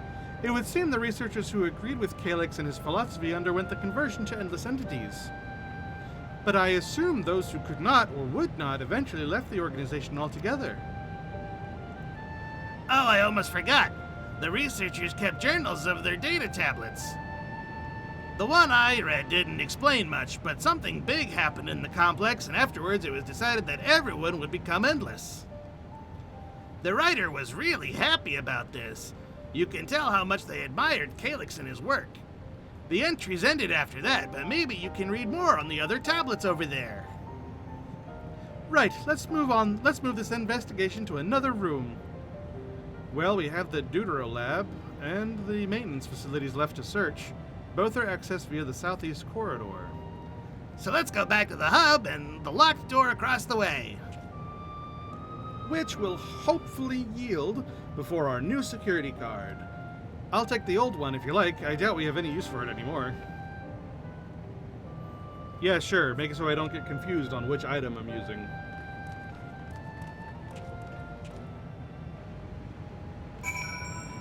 Alright, so there is apparently a tablet that gives more lore around here somewhere.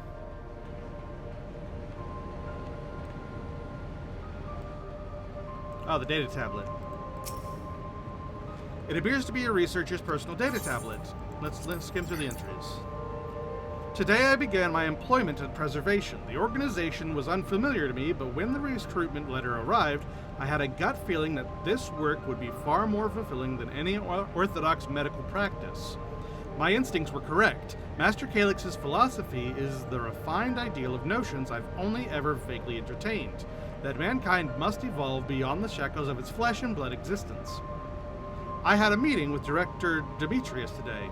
I've heard others praise his genius intellect, yet he seems but a guttering candle in comparison to Master Calyx's blinding brilliance. This morning I was permitted to access the top floor and observe the workings of living memory. As predicted, the shortage of ether required to sustain the Endless is reaching critical levels, and yet Queen Sphene insists on continuing her ineffectual flailing. Our Milala colleagues, including the Proto-Lab chief, have been behaving in a decidedly suspicious manner of late. Should I report my concerns to the director? From tomorrow, I have been assigned to assist with the research project in the Deutero Lab. We are scheduled to conduct a major experiment, the details of which I have been kept ignorant. It would seem prudent to back up my memory data. And that was the end.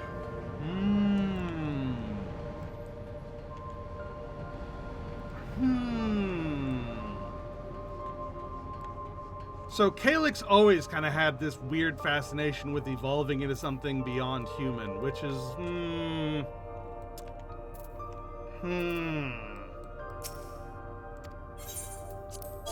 not super into that.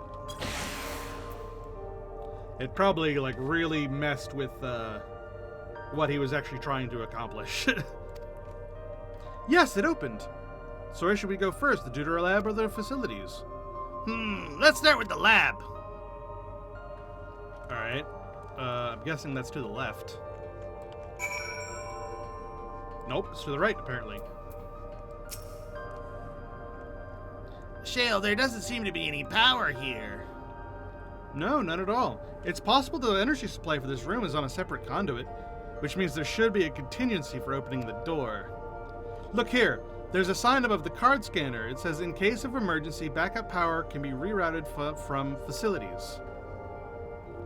The facilities room is down the other branch of this corridor. Let's see about getting the power restored in the Deutero Lab then, shall we? Okay. So we're going this way anyway.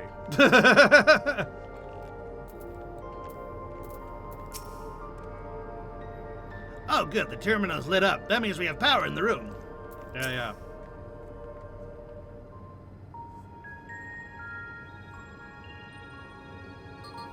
What's up? Engaging power supply.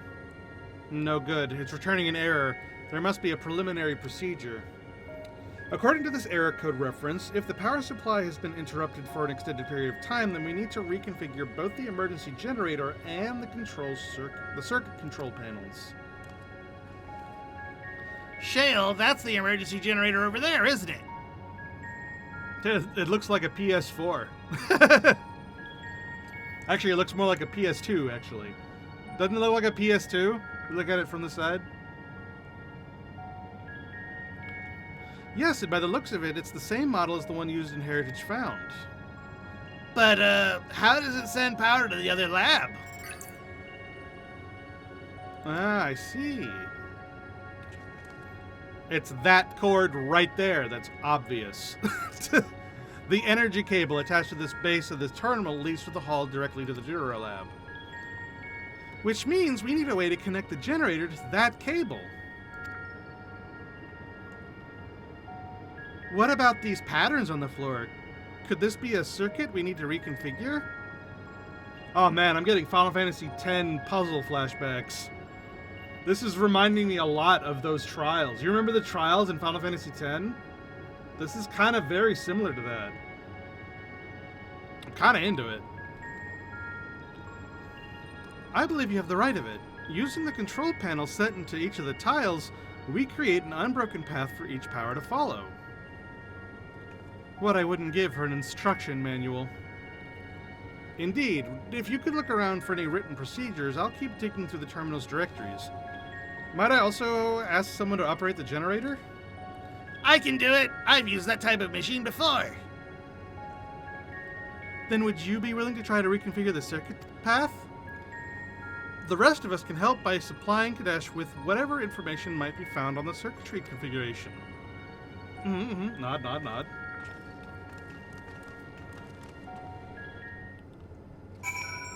Alright, so then we need to rotate these around and make I was able to glimpse a part of the warning sign behind the containers. From what I could make out, it says, "Caution, circuit will not function with duplicate patterns." I suppose that means only one of each circuitry pattern needs to be set at the same time. So it needs to be one path from here to here? And I do that by rotating these, I think.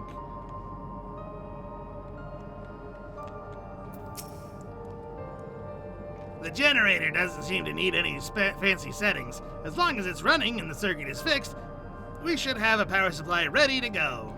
Okay, so you must arrange the 4 tile patterns in the correct positions, access the control panels, and configure the circuitry. Which will you set? Let's...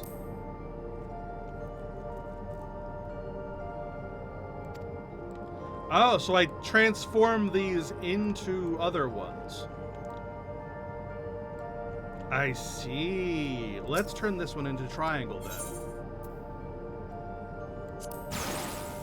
Like that.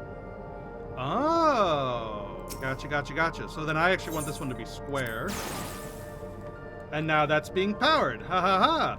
So then I want to turn this one into diamonds. And then... Actually, that doesn't look like it'll work. Let's try turning this one into circle.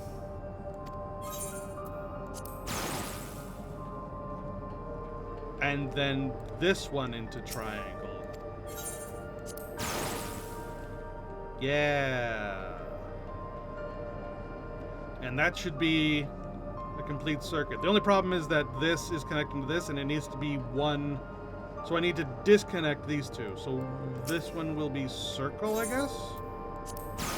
Like that? That way that's not connecting that way.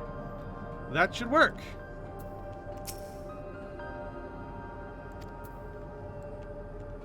I think. How do I make it go? Oh, see? Yeah. These are a bunch of hints, but I thought I had it. These look right. I just don't know how to make it, like, go.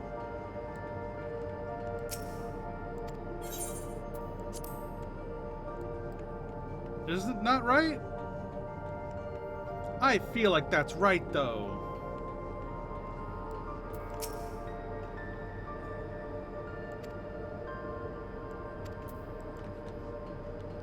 So it'll just go when it's done, or is there anywhere that I can, like, mess with?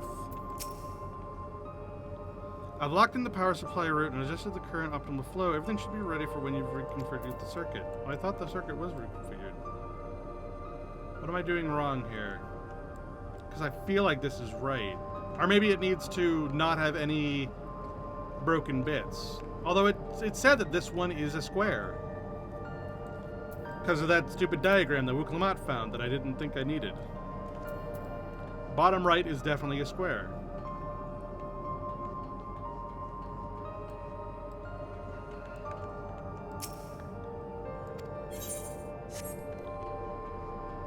So how is this not right?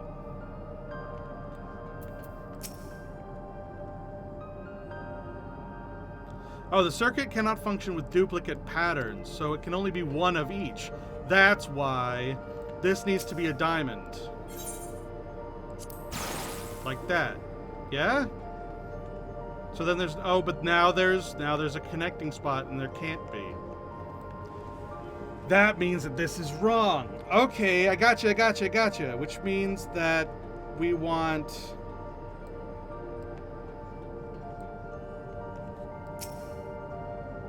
this to be...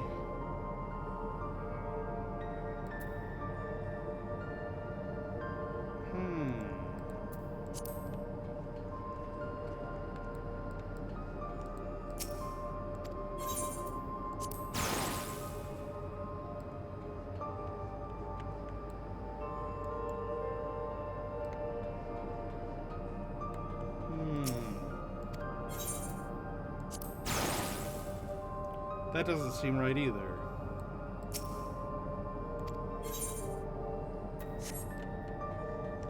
I still think that this should be triangle. Like that.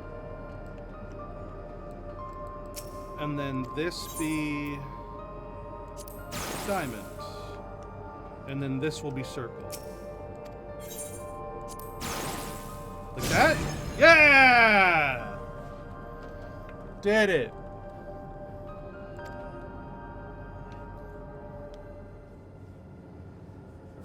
I thought it needed to be only one connection through, but it needed all of them to be correct matching. So that's how, okay. Understood, got it. It was a fundamental misunderstanding for my part, but we got there. It worked! We did it! Nod. The Deutero Lab should now be fully powered. Well done, everyone. If I may, Shale, could we access a certain data log before moving on? I was checking the storage shelves and one of the labels caught my eye. Preservation in the Early Days is the title. That definitely reminded me a lot of the Final Fantasy X trials, and I really liked those. I would totally be into 14 doing more convoluted puzzles. I would like that, although it might be a little too hard. I remember some of those Final Fantasy X puzzles being a little bit too much.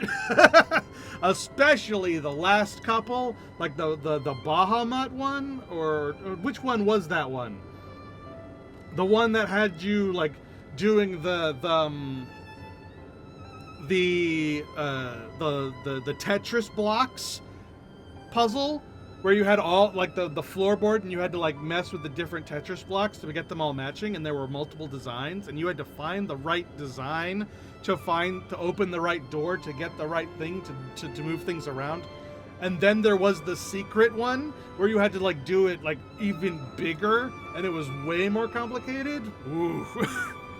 That was a lot. Maybe don't do that one.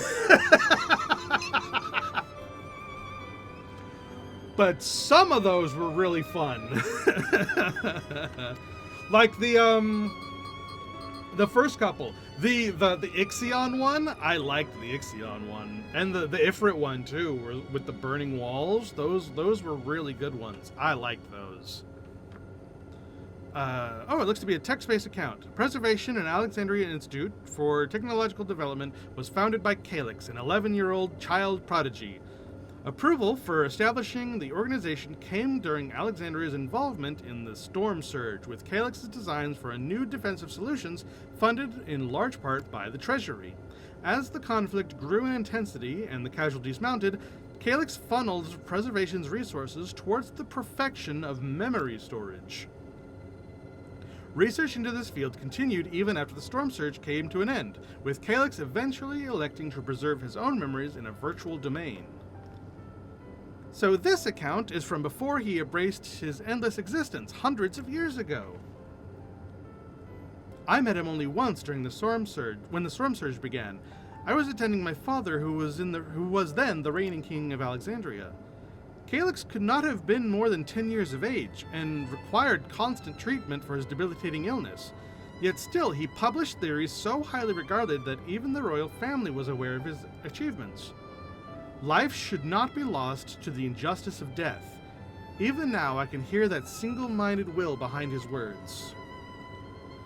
So it was that when the war came to the kingdom, my father was quick to commit his unwavering support to this somber youth for his proposals for preservation. Oh my goodness. Several years later, the ensuing violence brought the death of both of my parents. Overwhelmed as I was by my sudden succession to the throne, I suspect they spared me their reports on endless research and other less urgent matters. So you had no way of knowing what kind of person Calyx was changing into. Did he change? I wonder. Perhaps he was ever the type to value ideals over compassion, and I failed to see it at the time. Or perhaps he did change, but is still driven by those same deeply held beliefs. That mortality is cruel and unjust, and his role is to deliver mankind from its fate. Whatever the case may be, we cannot allow him to shape our future. Let's press on. Yeah! More puzzles. I enjoyed that. If I'd done my job correctly, the door to the Deuterab should be accessible now. The Deutero Lab. Blah. I'll give everything a nice once over just to be sure. Cool, cool, cool. We'll blame Wukalamat. Yes, everything is Wukalamat's fault.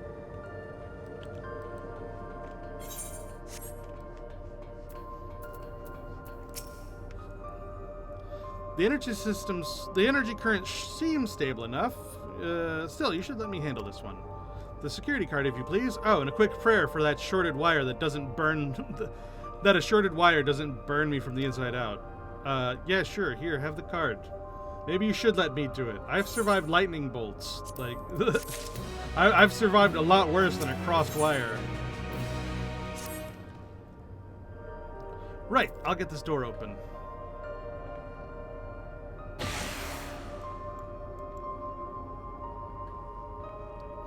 Phew, smooth as silk.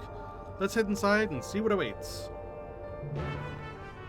Man, I can't wait for whatever's coming out of this place.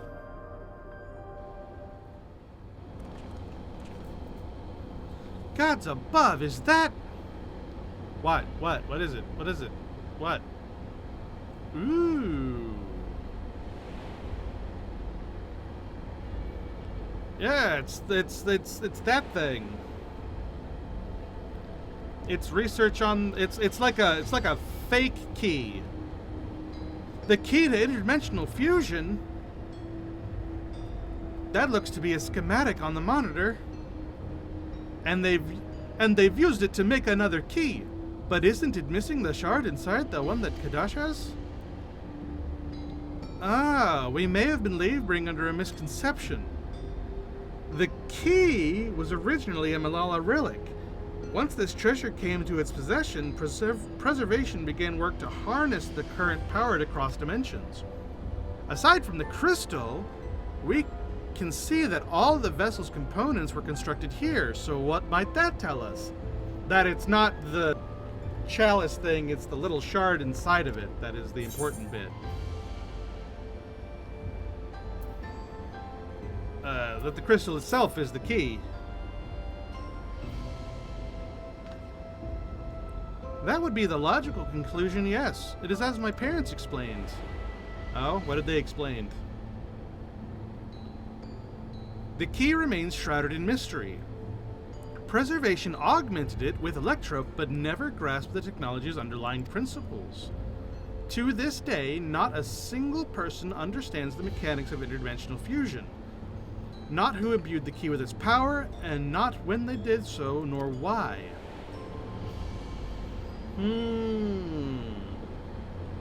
Now it makes sense. Calyx can track the key because its vessel was made by preservation. I believe there is much we may learn in this room. On our next visit, I will have to enlist the Stoller's assistance with a thorough investigation. I, too, am curious about a great many things, but pinning down Calyx's whereabouts is our priority. Hopefully there's a security card here that grants access to the director's office. The research conducted in his lab appears to have been highly confidential in nature. Some of the personnel must have belonged to the organization's upper echelons. And that means higher security clearance. We should spread out and look for any cards they left behind. Remember, anything less than level 3 is no good. Okay.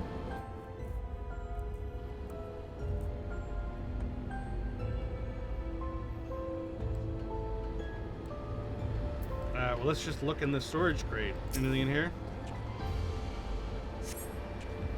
The crate's filled with document binders, other crap, not cards. No cards. The shelving unit? Any cards? No cards. How about the cabinet? Any cards? You find a security card! Oh, did you just find a security card? Well, that's a stroke of luck. Let's have Shale examine it.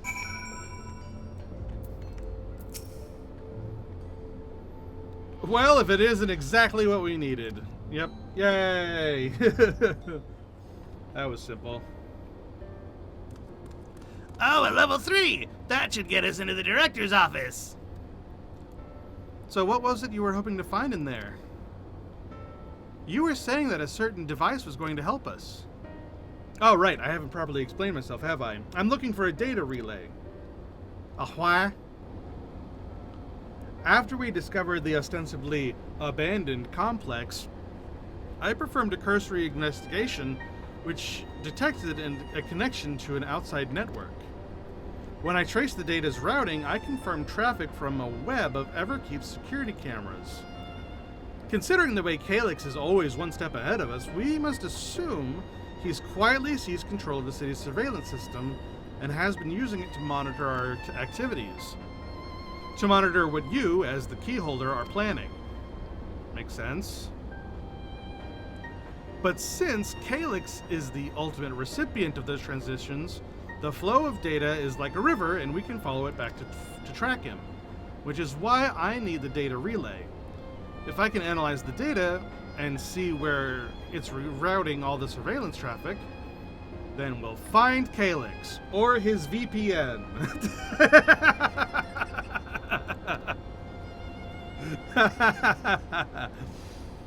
That said, he has done nothing to impede our progress, which makes me think I might be entirely on the wrong track. Maybe it isn't that he isn't stopping us, it's because he can't. Back in the old castle, Calyx said that he was measuring Kadesh's strength. What can he possibly dream up that's stronger than him? I mean, I haven't thought of anything stronger than me, so... Oh, speaking of cameras, there was another thing I meant to mention. I found evidence that someone deliberately disabled the surveillance feed in this room. The most recent recording was also crudely deleted. I was able to restore the data, though, if you'd like to see it. Well, yeah. Someone, cut this room off? Why? I would love to know the answer to that question.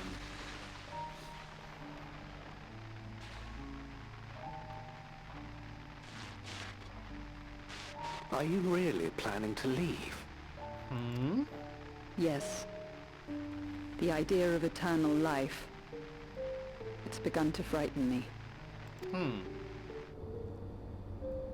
I struggle to renounce our conventional wisdom. Death is the means by which life prunes its branches, leaving the trunk to grow strong and tall. We die, so that our species may flourish. What would become of mankind were we to halt that process?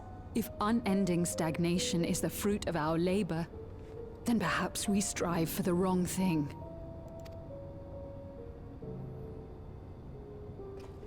Your argument is a rejection of Master Calix's vision. Well, I thought that was the whole point in them being in a separate place, though. I thought that was why we were in living memory instead of them like putting on the robot bodies and just like continuing to live regardless. That was why it was only Sphene who was doing that and no one else. Otherwise, why wouldn't everyone put on a robot body and just like go back about their day? It's like, cool, we play in the afterlife playground for a little bit, and then we put on our robot bodies and then we go, and we remain as part of everyone else. But they didn't do that, and I thought the reason they didn't do that was because, well, we don't want things to stagnate. We still want things to continue moving through the cycle. You know, we have our artificial life stream. We want the life stream to keep on doing its rotation so we can keep on doing things. If you keep the stream going, then, you know, everything's safe, and we're just plucking out the parts that we want to keep and hold on to. But we still want the whole thing to keep cycling. I thought that was the whole point. And we were just trying to, like, make up the energy difference, because the live stream originally used that memory energy to keep the flow going, and we were looking for an alternative. Were I capable of sharing his perspective on the subject? So I thought this was not a non-issue. But I cannot. He and I are too different. In too many ways. Although I guess Calix's whole vision is that he wants everyone to be endless, and have endless be the forever. So I guess Calix's view is wrong, but what they were currently doing in the system was more correct. But he saw it as incomplete. Extraordinary genius. I had no illness threatening to cut my life short, no singularity of will to cut away all distractions and focus solely upon research.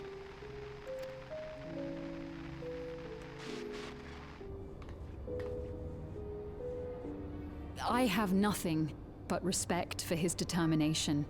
The way he overcame his prognosis and seized the means to transcend death itself.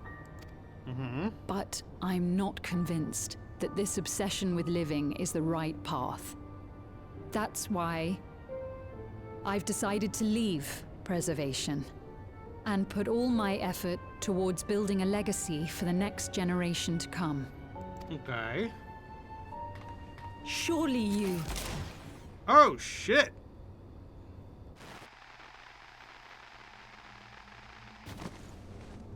What the hell? Protocol, you understand. There can be no exceptions. What the fuck?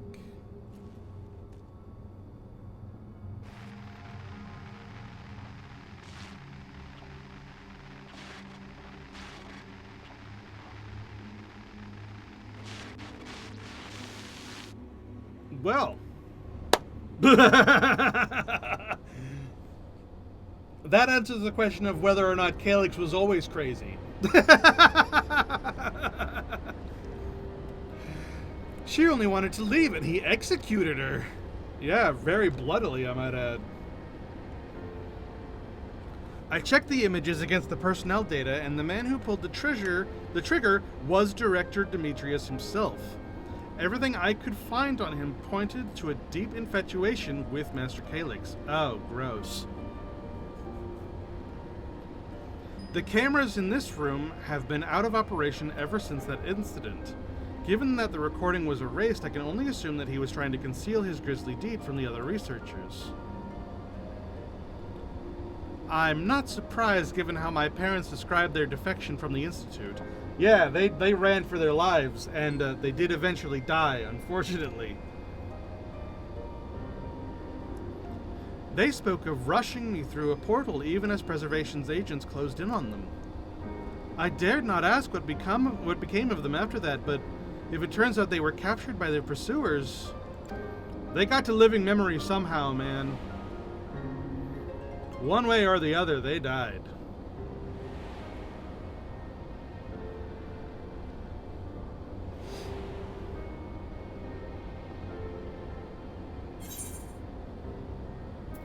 Yeah, either way, they didn't regret their actions. Right, the Echo. Knowing you saw them as they were, your words give me great comfort. Oh, Kryl. It is kind of weird, and this is something that has bothered me all of Dawn Trail. In Endwalker, we learned how to control the power of the Echo. We know how to do that on purpose now. Like, we were taught how to control the Echo. Why has that never come up again? Why do we still rely on it just happening due to circumstance? Like, it just happening whenever, like always. We have the power to do it on purpose. Why aren't we? I feel like that would have solved a lot of problems that we just aren't doing. And it's a question that I've had for a while. Worry not, Sphene. Thanks to the Haven of Living Memory, I was at least able to meet my parents and learn what they stood for. Although now that's gone now, we turned that off. It is enough for me to carry on. Even now, we don't know how the conflict unfolded between your parents and Preservation. But what we do know is that your mother and father cleverly expunged every last trace of their movements. They made sure that no one could cross into the source or threaten their child's safety. Nod. Right, let's press on, shall we? The tale behind the key deserves a fitting conclusion. To the director's office! Finally!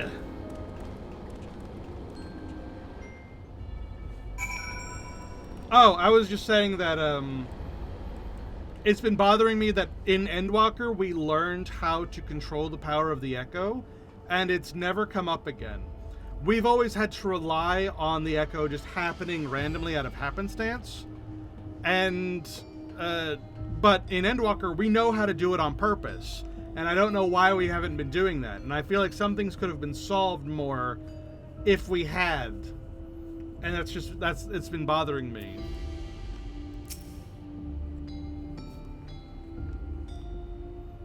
Alright, put in the level 3 security for the director's office. Finally, we go to the director's office. There we go, let's head inside. Now to find the data relay, and don't be shy everyone, speak up if anything odd catches your eye. Cool, cool, cool, cool, cool.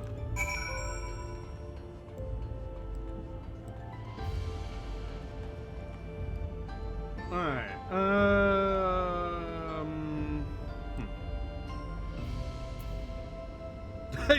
yeah, right? It's weird. Like, we had that whole bit in Elpis where we were literally taught, hey, this is what the Echo actually is. Here's how you control it on purpose so that we can seek this one thing out. So we know how to do it now. Like, we actually can just use the Echo on purpose. Like, we don't have to rely on it just happening randomly anymore. But we still do. And I don't know why that is.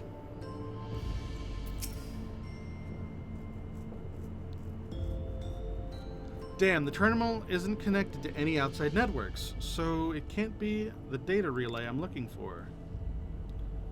This office is also smaller than the map suggested. I'm positive we're in the right room. What am I missing? Could I ask you to search the office for clues? Oh, so there's like a secret passage somewhere? Secret passage.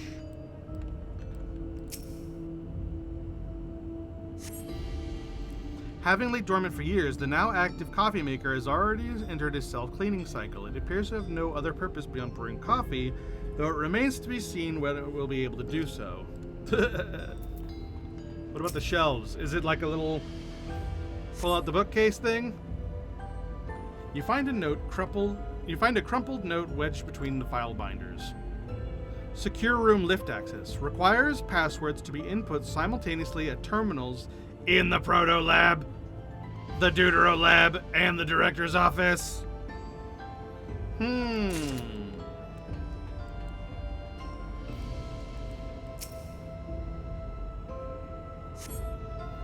The collection of soul cells may have once belonged to the Director. They appear to be empty.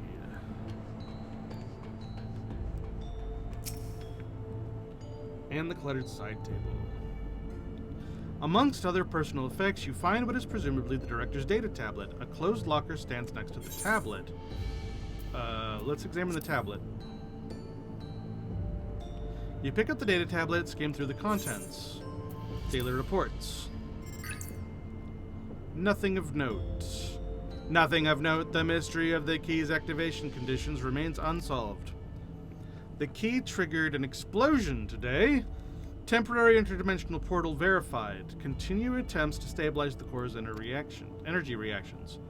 13 researchers sustained fatal injuries in the explosion. Memory faculties of 4 personnel sufficiently intact for endless conversion. Remaining 9 designated for ether reclamation processing. Nothing of note. Rejected resignations of 2 Malala researchers.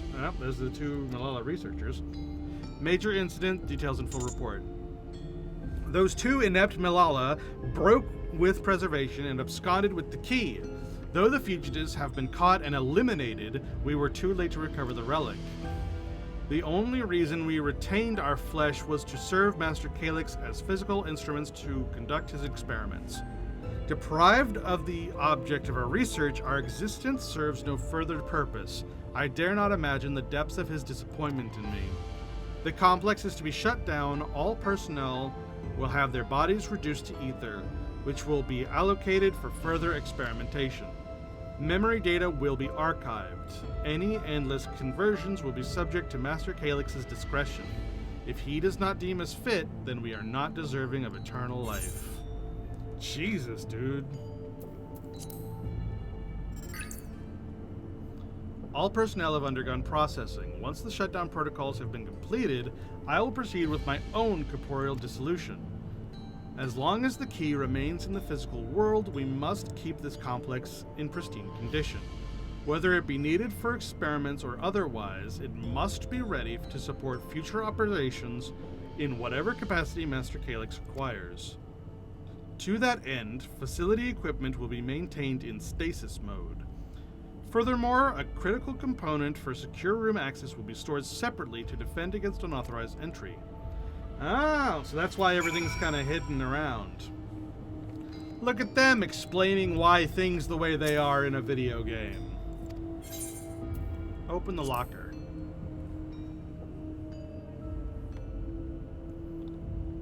The locker opens. Oh, gross. Oh, jeez. I'm gonna wish I didn't see that. It contains nothing of note. You quietly shut the door. Jesus Christ, dude.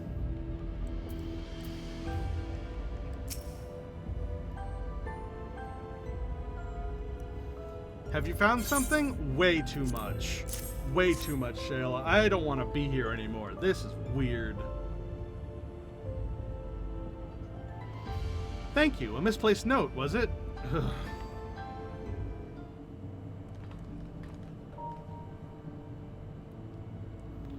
With instructions for accessing a secure room, no less. Seems we need to enter a password on 3 different terminals at the same time. There was no such room marked on the map, was there? No. A precautionary measure, no doubt. And if passwords are involved, I expect the access lift itself is concealed too. Concealed? By Electrope, you mean? Oh! Could it be that wall? I thought it seemed odd when we walked past. Right? It does seem a little awkward. Remember what Kapkiwa used to say, Shale? Never trust an Electrope surface. Yeah, the entire city is made of Electrope, and we should not trust it.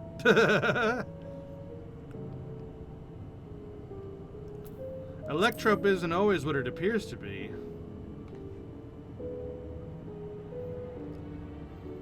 Oh, of course! Electrope is how you alter the look of all the Solutions 9's floors and walls, isn't it? Yeah, it's how they messed with how the walls were in Living Memory, and also in the dungeon in Vanguard. You walked through a wall at one point, didn't you? Or was that Vanguard? I don't remember. In which case, it shouldn't be too hard to disable.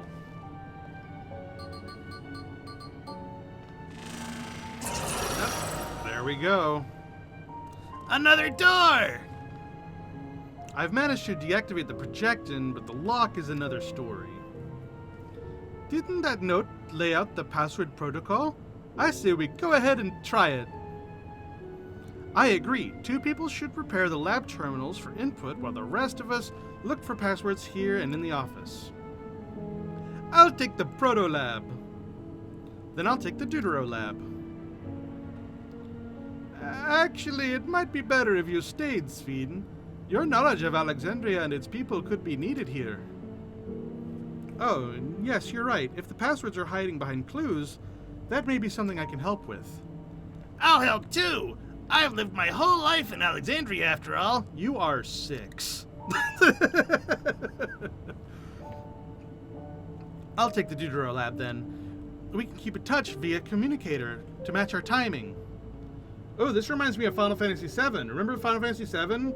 In order to access the internal Mako reactor, you needed to input on 3 terminals at the same time. God, that was annoying. That sucked. Thank goodness that we won't have to do anything like that. Other than the fact that this is exactly what we're doing.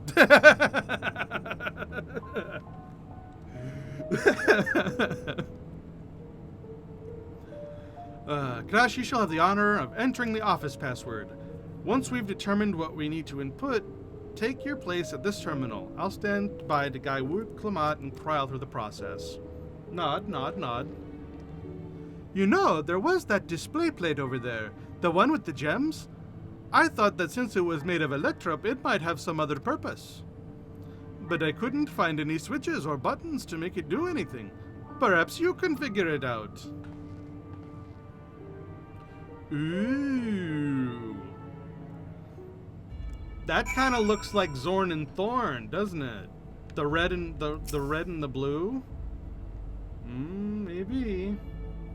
They did already kind of do a Zorn and Thorn reference back in Shadowbringers, but maybe they're doing it again here. A sapphire and a garnet. A garnet. Ha! Game. Ha ha ha ha ha. There also appears to be an empty slot for another jewel. A 3rd jewel, you say? And there's lots of places to look around, huh? Let's have another look. Oh, do we have to look in the locker? Oh, I don't want to. I love the music sting for that.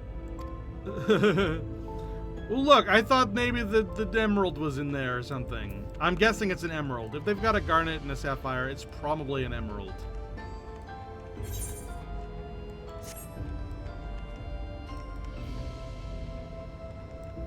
I guess let's look at the... Oh, I don't need to read that anymore. Do I need to go somewhere else? Do I need to go in a different room?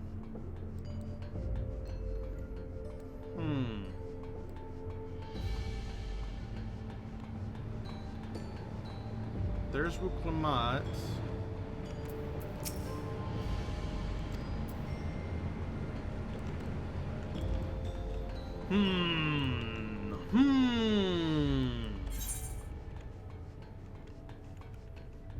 Let's go back in the first room and see if there's something in there that we missed. Anything in here to look at? No, doesn't look like it. All right. Oh, there's a data terminal here. Oh, I don't need to look at that. I'm infatuated with the idea that that the tablet with the emerald is probably like an extra puzzle that you don't need to do, but if you do it, something like some extra lore or something will happen. So I kind of want to see if I can figure it out. But if it's like you need to figure it out and I'm just like wasting my time, then that's fine too.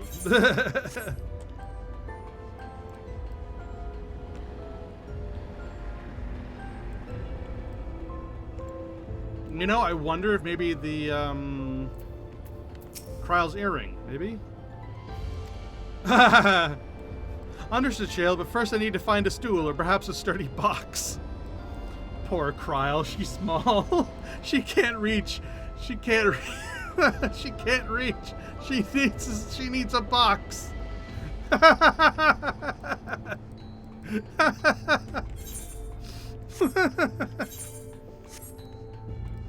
That's silly.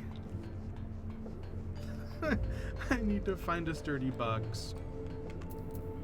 Hey, Sween. No, no good. What about you, Galuja? I kept searching the drawers for books and found a cube puzzle made of electrope. It's probably just a toy, but yeah, maybe. Sure, let's look at the puzzle. You got it. Let's look at the toy. Let's see, if I move this bit and then connect this circuit to that one, there!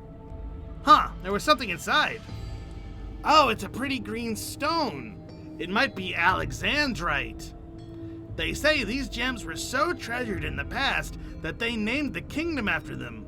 You should hold on to this one just in case. Well, that solved that. All right.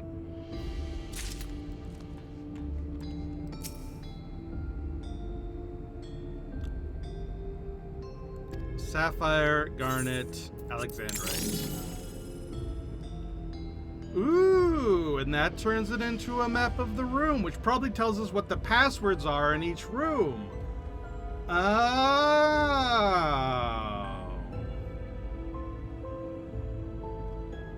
The gemstone fits snugly into place. Almost immediately afterwards, the glowing lines of diagram appear on the display, accompanied with a short phrase. A floor plan of the complex. As you continue studying the display, you realize that the shapes correspond to the rooms of the complex in which you now stand. This may be related to the passwords you were looking for. What is this scrolled phrase? The glowing words appear to be handwritten. Yes, I knew the jewel would come in handy. Let me see. Heed the stones. This must be about the special meanings Alexandrians have for gems. It's an old belief, I think, where each of the gems means something different. I bet if you ask Sphene, she could tell you more about it. After all, even her name comes from a gemstone. Yeah, so Sapphire, Alexandrite, garnet. Do I have to look at these? This slot contains a sapphire. Its place in the floor plan corresponds with the Proto Lab. This slot contains Alexandrite. Its place on the floor plan corresponds with the Director's Office. This slot contains a garnet. Its place in the floor plan corresponds with the Deutero Lab. I got it, man. I got it.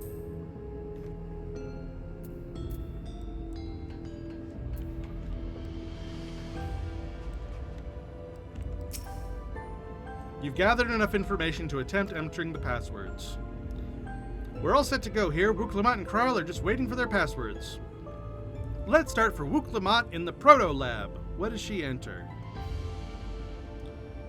Let's scroll up here. The one in... Let's see. The one in the Proto Lab is the Sapphire. Password for Kryle in the Deutero Lab is Garnet. And mine is Alexandrite. Right, we have all three passwords ready. Now we enter them into the system at the same time. It's returning an error. There must be a missing piece of the puzzle. Maybe Sphene or Galulja has noticed something. Perhaps the display paint can give us greater... The display paint! Give us... Okay, so we gotta change Alexandrite to whatever else. Because Sapphire and Garnet are like... Yeah. Because Sphene is Titanite. So Alexandrite is probably known by another name, which Sphene would know. What is the symbolism of Alexandrite? Well, I was taught that Alexandrite represents the concept of protection. It is, incidentally, also the origin of Alexandria's name. Oh, are you thinking this is something to do with the passwords? Well, yeah. A sapphire and a garnet as well, you say. They all have meanings. Alexandrite, as I said, is protection. Sapphire represents honesty. And the garnet symbolizes devotion. We should try these words at the terminals to see if they're accepted. Okay, fine.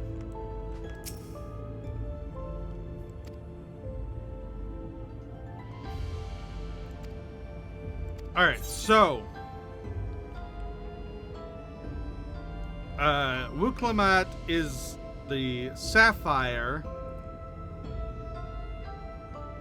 and sapphire represents honesty.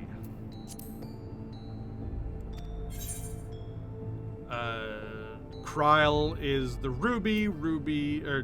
the garnet, which is devotion, and then Alexandrite is protection. There, did it. Hooray!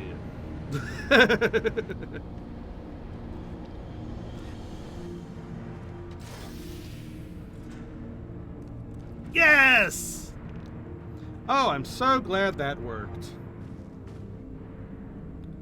That secure room is the only place we've yet to search. If the data relay is anywhere, it has to be there. We'll venture in as soon as Wuklamat and Kryl rejoin us.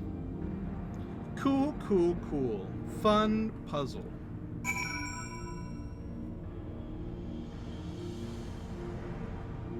And there they are. Can we go in now? Alright, everyone. Time to board the lift and see what awaits us. Yay!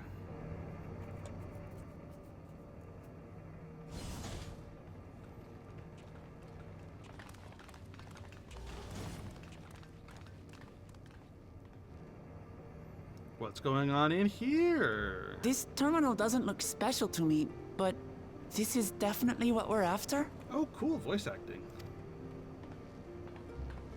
It is, but whether or not it will suffice for our purposes is another question.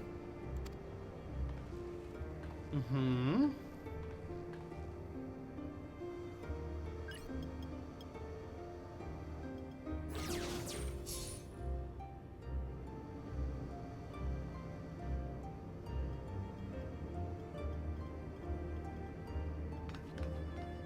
The Endless are created using the memories of the deceased.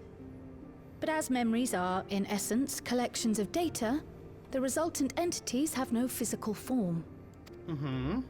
These data entities, as we might call them, have only two methods for interacting with the material world. One of these we saw in Living Memory, where the Endless are granted temporary bodies through the use of corporeal ether. They become much like solid ghosts that one can see and touch. Mm-hmm. The other method, which Kafkiwa employed, is the remote operation of a machine. But where do you suppose the Endless are to be found when not inhabiting a physical body? I'm going to guess data storage. The Endless are memories, and if memories are data, then... A computer! In a world formed of data.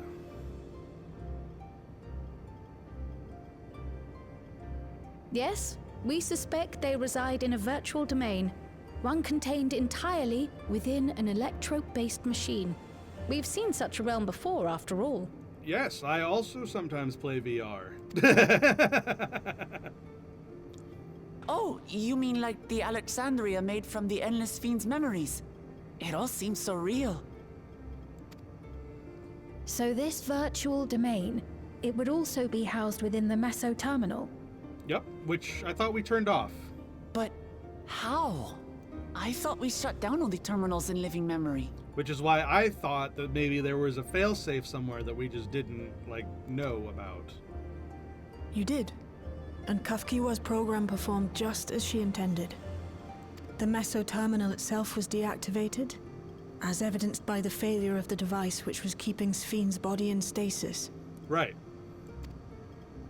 Be that as it may, we face a master of electrope engineering. That he managed to partition and protect the sector harboring his own memories is well within the bounds of possibility. Right. Because why would you have yourself connected to the same system that everything else is connected to? Let us say that the Meso terminal does indeed contain a second domain, and that Calyx himself resides there. This city, on the other hand, exists here in the source. Right. That being the case, I thought perhaps we could prevent his remote interference by closing the gate to the Golden City, and thus severing the connection between worlds. Probably not, if I'm being totally honest. There's a couple of ways that he could still interfere. Except I tried to close it once already when I visited Living Memory. The process required administrative authorization, a restriction I assumed at the time had been imposed by the Queen. But now you think Calyx might be responsible. Makes sense. Just as I suspected. Even now, security transmissions from throughout the Keep are being tapped by the core system and routed elsewhere.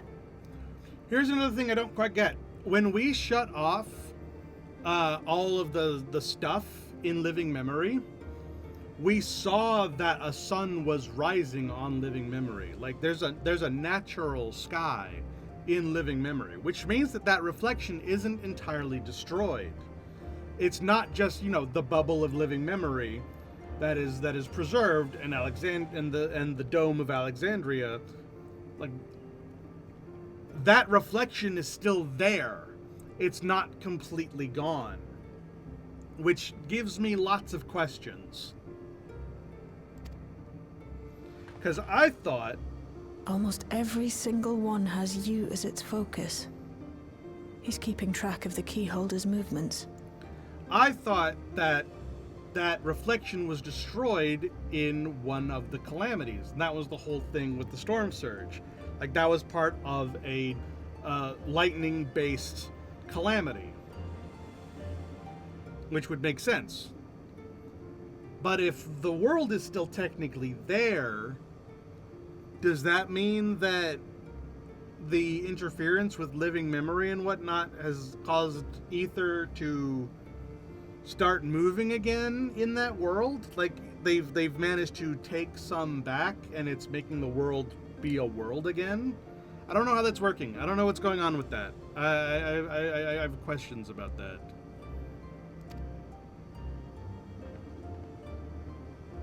Time's up. And what a waste of time it's been.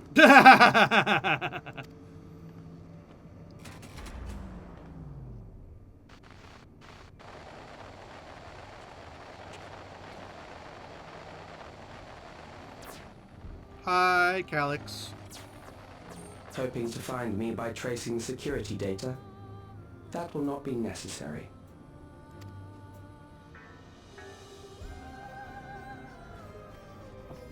Through a not inconsiderable effort, I've taken your measure and prepared a force sufficient to subdue you.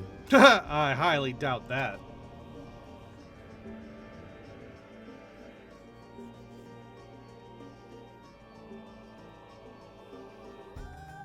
Come.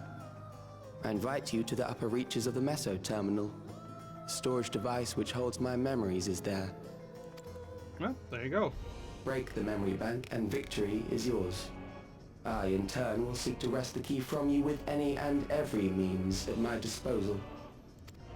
Alright. And Seems too if simple. we refuse this invitation? We're not going to. We've walked face first into every trap he's laid. I will wait and continue to convert Alexandrians into Endless. Right? I don't know why she bothered with that. Consider the urgency of the situation and make the wiser choice. Answer me one question, Calyx. The Endless Fiend. When she was queen, you had her face an impossible task, then manipulated her into using the key when she was at her most desperate. If you can do all that, then why not whisk it away when her plans went to ruin? Why let it fall into our hands? Good question. He pours salt in the wound. That disaster was a miscalculation on my part. I did it by accident. As her end drew near, Sphene and her restructured memories had become one with the terminal's control systems. In that singular place, in that singular moment, she wielded an authority greater than mine. Aha!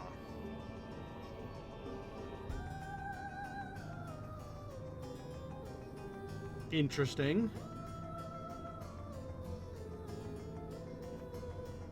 That must have been when she was messing with her own memories in order to become the queen of living memory. Thus she was able to shield you, the neighboring sovereign to whom she entrusted her nation's future, and the hero to whom she entrusted that priceless key.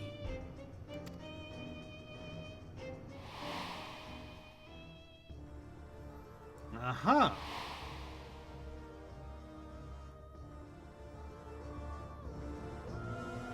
I am unsure to what degree she perceived my presence, but she knew that someone was watching.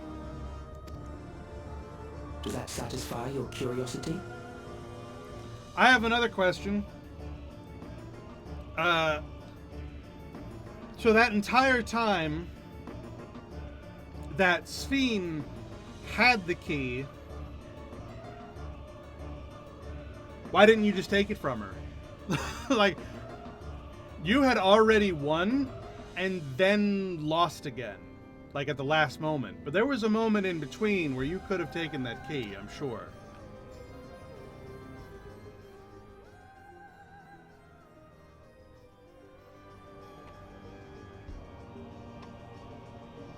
It does. And I'm satisfied that you will take nothing more from this nation. Like, I know Wuklamot only cares about, oh, that Sphene at that last moment who I made the promise to is actually Sphene and not the pawn that, you know, the current, like, simulant says that Sphene always was. Like, I get that's the only thing that she cares about, but I care more about... Not one more life. Not one more future. The flaws in his plan. Not one single smile from another child's face. Jesus you Christ. Hear me?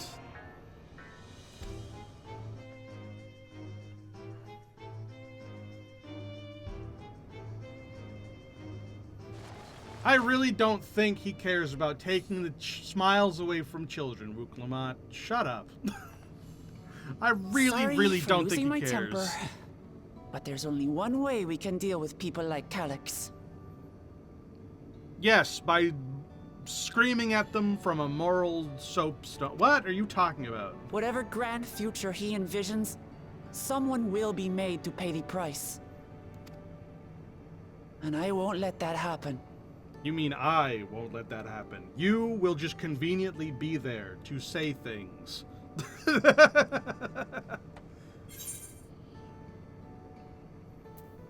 He's wrong if he thinks he's taken our measure. That is certainly true. I don't think he's capable of taking our measure. I really don't.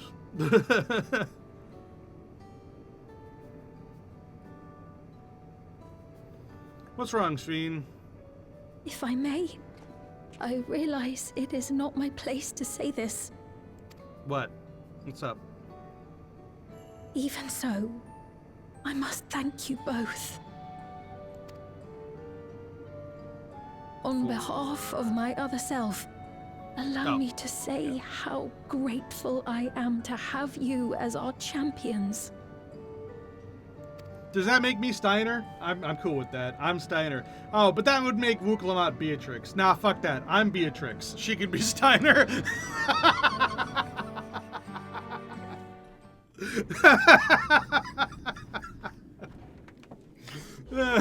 Fuck that.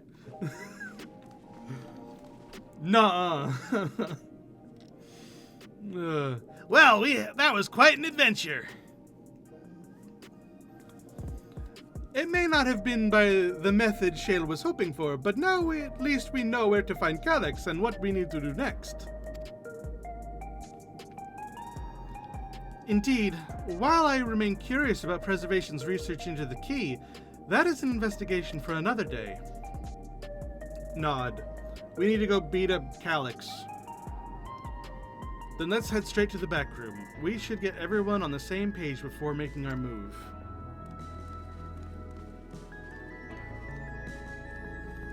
Honestly, stream was only going to be for like another 20 minutes, but I'm kind of into it.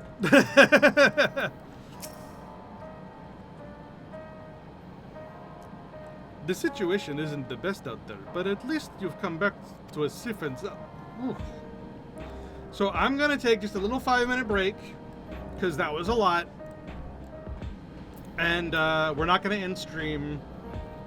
And we're going to keep going and see what happens. So I'm going to be right back, go to the bathroom, get some water, all that good stuff, and then we'll come back and we will continue on with the story, because I am really, really, really into it right now. So, all right. Take 5, everybody. Where's my thingy? There it is. BRB.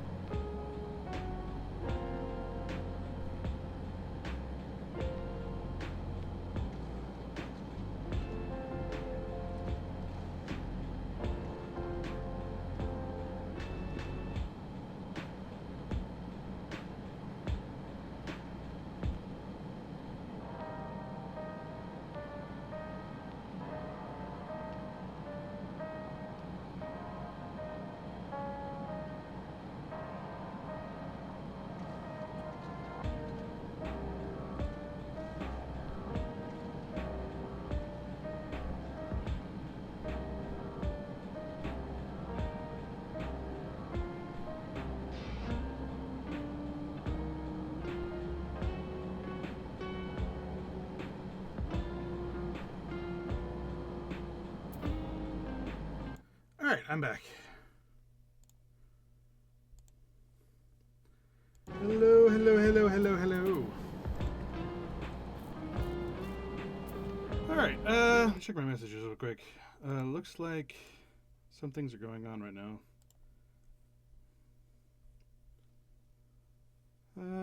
Yeah, okay.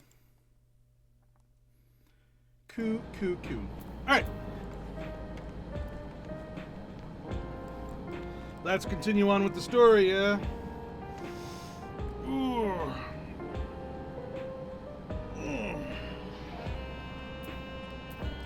I'm really having a good time with 7.3. Alright. Damn that bastard Calyx. He waited until I was this close before snatching away my moment of triumph. What an asshole. I know, right? What a jerk. It's like, Shale was literally tracking the information to know where he was, and then he's like, oh, by the way, I'm right there. It's like, you ass. What? You couldn't even give us the satisfaction of finding you. You had to tell us where you were at the last minute. What a jerk.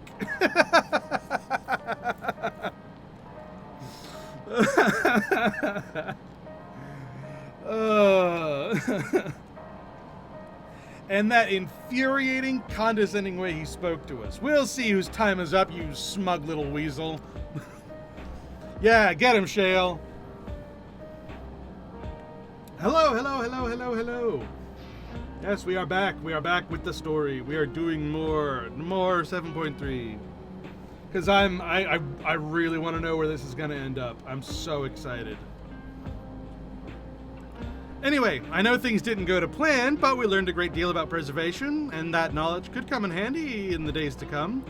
Though I may not be able to contribute much to the direct confrontation, I mean to see this through with you all, providing whatever support I can.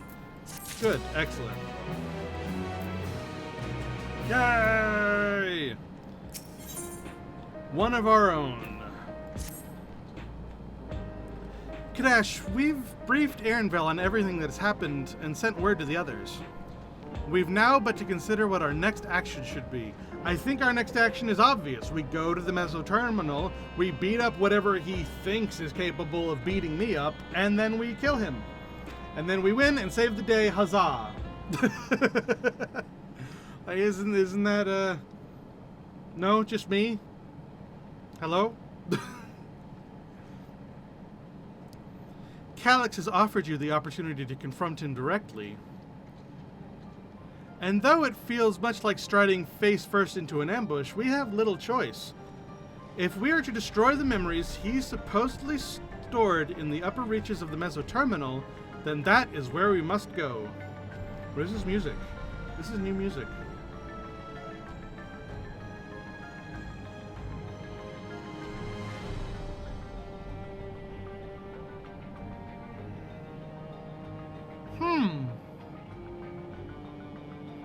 Interesting.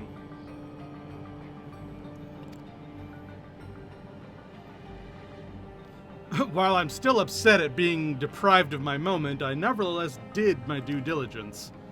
I can confirm that the relay was found was indeed transmitting surveillance data to a device somewhere in living memory. When you go to fight Calyx, pray let me fight alongside you. Let me fight for the memory of Otis and Zelenia, and for the other Sphene I may have become, but most importantly for my beloved kingdom and a joyful tomorrow.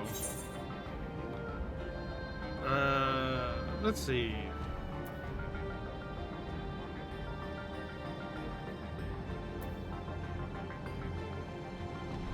If things take a grim turn, I'll keep you safe, because I'm a tank, and that's what I do. I shall hold you to that, but I will also protect you in turn, because that is what comrades do. I'll be coming with you as well. You know my reasons. Yes, please don't say them again. It hardly needs saying, but your fellow Scions also have every intention of accompanying you into battle.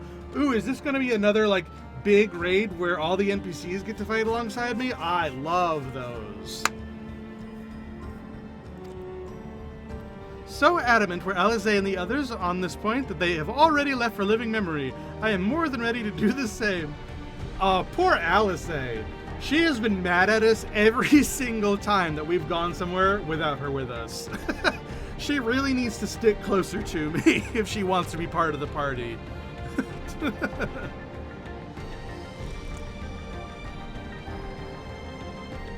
It's like, if you want to be in on the dungeon group, you gotta come with me. You can't go off on your own and try to be a hero in your own right if you're not gonna come with me on my adventures, you know? I'll keep patrolling the streets and for signs of trouble, especially from anyone wearing neo-regulators. You shouldn't need it. Should you need anything from me, I'll be on standby here in the back room. I really want to go with you too, but I know I can't. I know that sometimes you have to be patient and trust in your friends.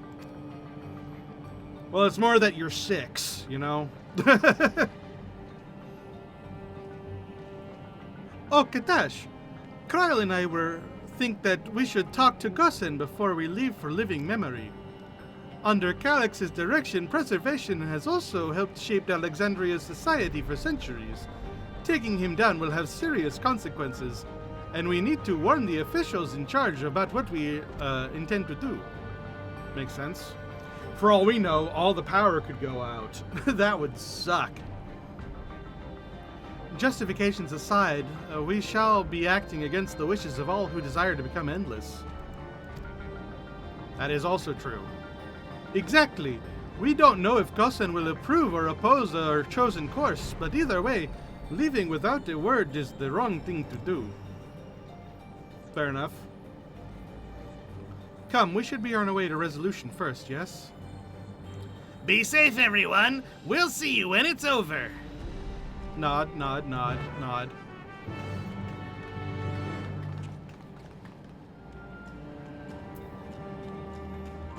Alright, let's go see Gossen.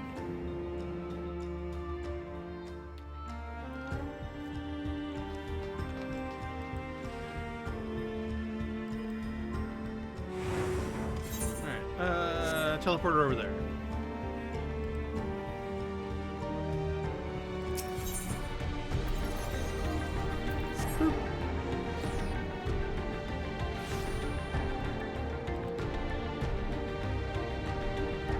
Oh yeah, that's still going. Yeesh.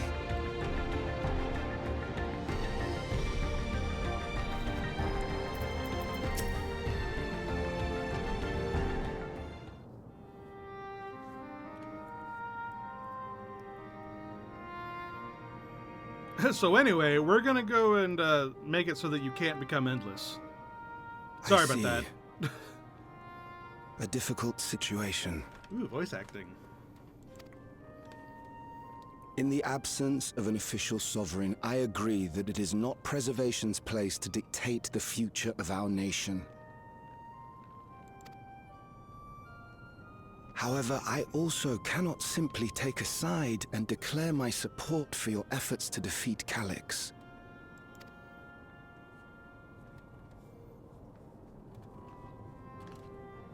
Is that because of the new regulator you wear? I've yet to register it. I find myself caught between the fear of dying and the desire to carry out the duties of governance.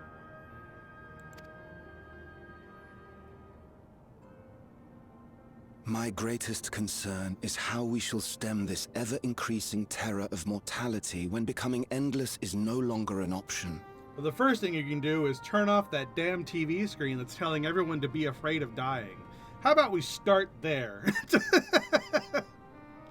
And that's to say nothing of the recent slaughter committed by our own soldiers. The fact that such violence was perpetrated for the very purpose of creating Endless will, paradoxically, make it more difficult to endorse your chosen course. Yeah. It's like, if everyone's gonna die, and the person who's trying to make us die is killing us... It may not seem logical, but for those who lost friends and family in the attacks, halting the creation process altogether would render the deaths of their loved ones utterly meaningless. Is it not cruel to rob them of what little solace they could claim, when we have only just learned what it is to mourn? Tell me, how are we meant to overcome such tragedies? That's a weird juxtaposition of the voice acting versus the overly dramatic model. We stop begging others to teach us for a start. What the heck? Who is that? Oh, it's them. It's all the friends we made along the way. Look at that. Friendship really is magic.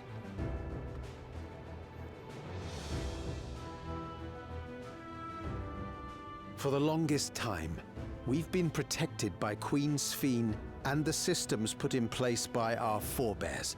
Question, how the hell did any of you guys hear us from way the hell over there? Especially Gosen, who whispered what he just said.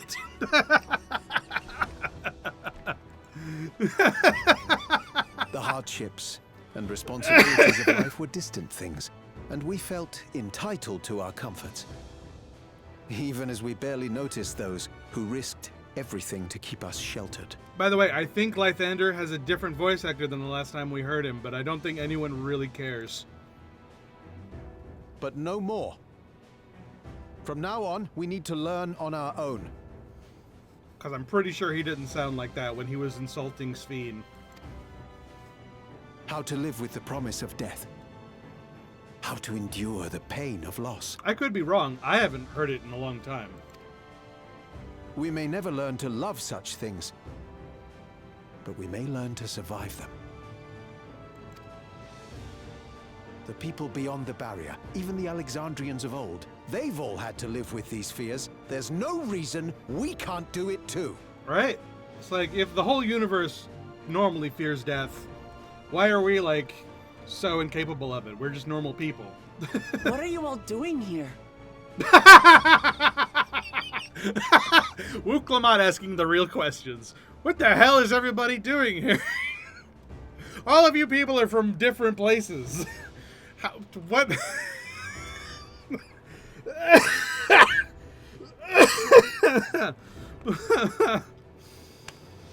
Malachite called us in, and the Oblivion members briefed us on the current crisis.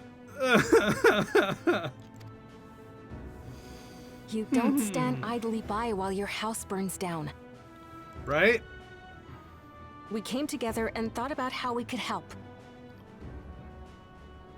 Ooh, that caught me. Long story short, we've decided to join the fight alongside Oblivion. Yay!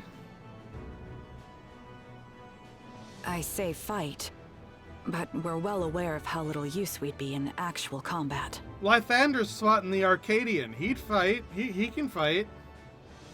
A battle of ideas, on the other hand. Now that we might be qualified to do something about. So that's what your voice sounds like. We'll talk to our neighbors and do our best to quell their fears. Convince them to make the most of this life and enjoy all it has to offer. Yay! Perhaps that will help to ease your burden. Why do I look so shocked? Why does she look so sad? And he looks so confused. And Wuklamot just looks like Wuklamot.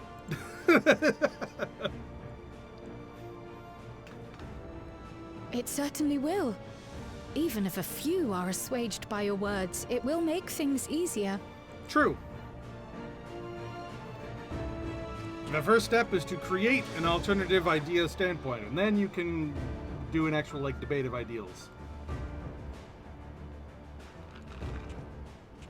Those who have already registered will be difficult to sway. True. But there are still many who waver. Those are the ones we'll concentrate on. I mean, last we checked, there were 4,160-something people registered. So almost everyone that can register already has. So I don't really think we need to worry about that too much. Gosen, if you truly care for the people of Alexandria, then now's the time to start thinking of ways to prevent more deaths.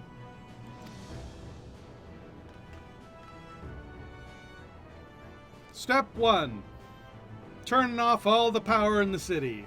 Calyx can't control everything if Were I there's to no become power. endless at the expense of my countrymen's lives, I would regret it for the rest of my existence.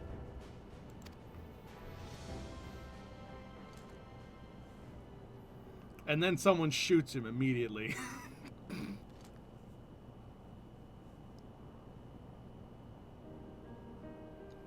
Ooh, nice happy music. Forgive my weakness. When the people have lost their way, it falls to the government to support and guide them. Jesus, said no one ever. Said no one ever. There is not one governmental body that has ever existed on planet Earth that is anything like that. What a rose-colored glasses bunch of bullshit that is. Alexandria can rise above this sorrow and find its way forward once more.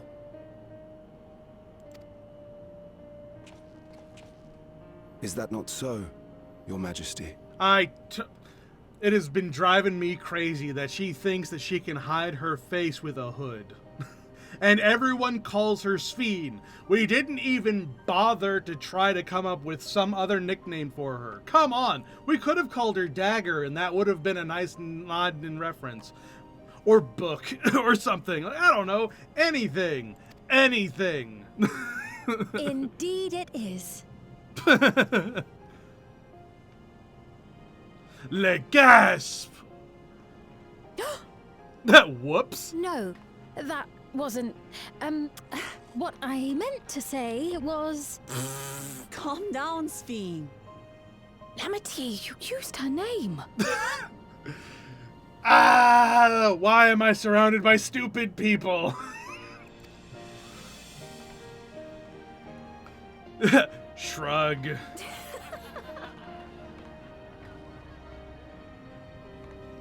The perfect resemblance to our beloved Queen Sphene has not escaped our notice. Yet we also understand that you are not her.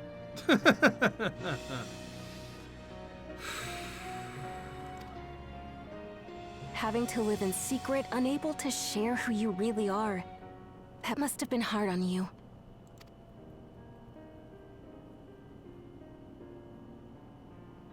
When you come back, please tell us all about yourself.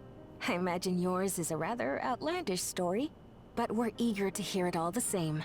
I mean, technically speaking, she is the real Queen Sphene, and you guys have all been following a bunch of fakers. So technically speaking, she is Queen Sphene, and you guys are all just like a You're bunch one of of lemmings. us, an Alexandrian, and we don't abandon our own.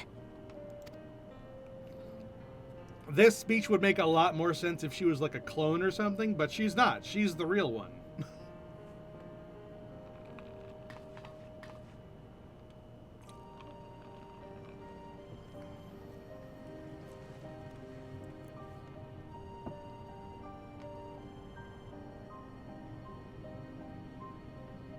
Okay? That hood was stupid promise anyway. to return. I hope, this is a stupid hope, but it's a hope that I have, that her being capable of putting up and taking down the hood means that someday we will be able to do that too, and then my outfit, I'll finally be able to like put up the hood, because my outfit also has a hood on it, and I can't bring it up, and I want to. And when I do, I look forward to speaking with you all.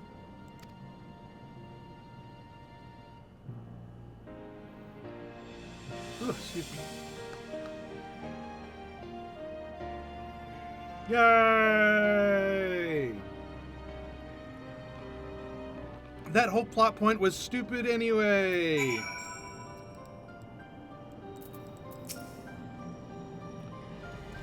It's a relief to be freed of my indecision. Until I removed my regulator, I hadn't realized quite how heavy it weighed on me.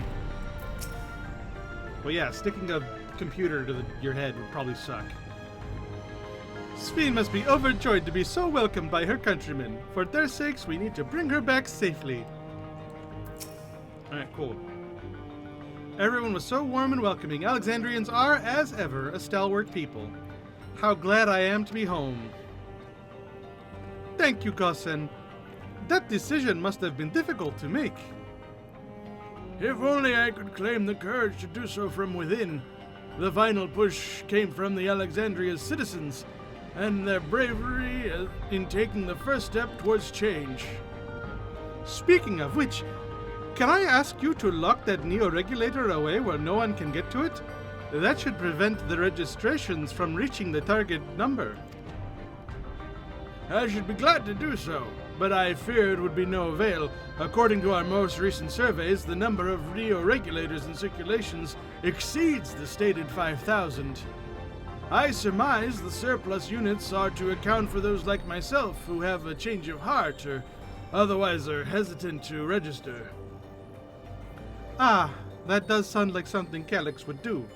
Well, we'll have to face him either way, so no point in delaying the inevitable. On to living memory! Yay!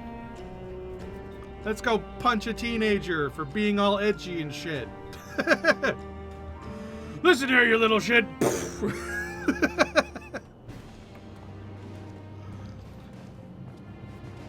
Oh, what's Aaronville doing at the Arcadian?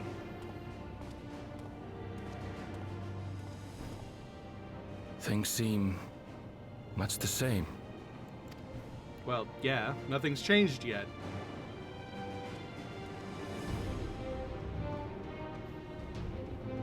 If nothing has changed yet, then it is still the same.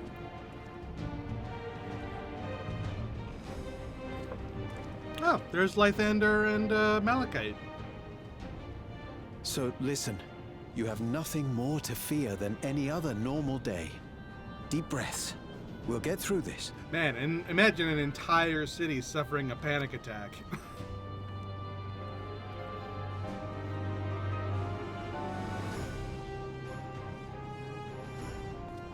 Ooh. You'd be telling them much the same if you were here. I suppose it falls to me now. There's a little kifty one. Yeah. Don't zoom in on it. God. Heavy-handed as a goddamn brick. Whatever. I like the music. It's a nice rendition. Alright, to Leno Neno.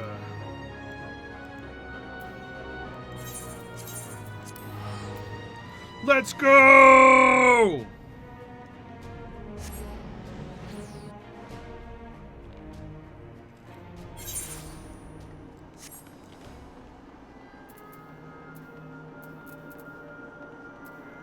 Hey everybody, whenever you're in a circle like this, it means I need to talk to everyone. We've all been so busy, it's been an age since we last gathered in such a manner. I must say, we do make a formidable group. Yep. 'Tis good to rejoin you all. I needed to step away briefly, that I might make arrangements for a certain precautionary measure. What is that? Weird.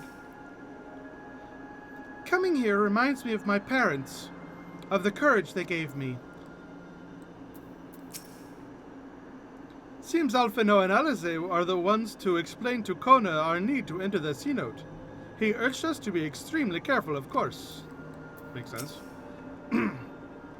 I had scarcely awakened here when I fell unconscious. Now that I can fully enjoy the gentle silence of this place, it brings me to tears.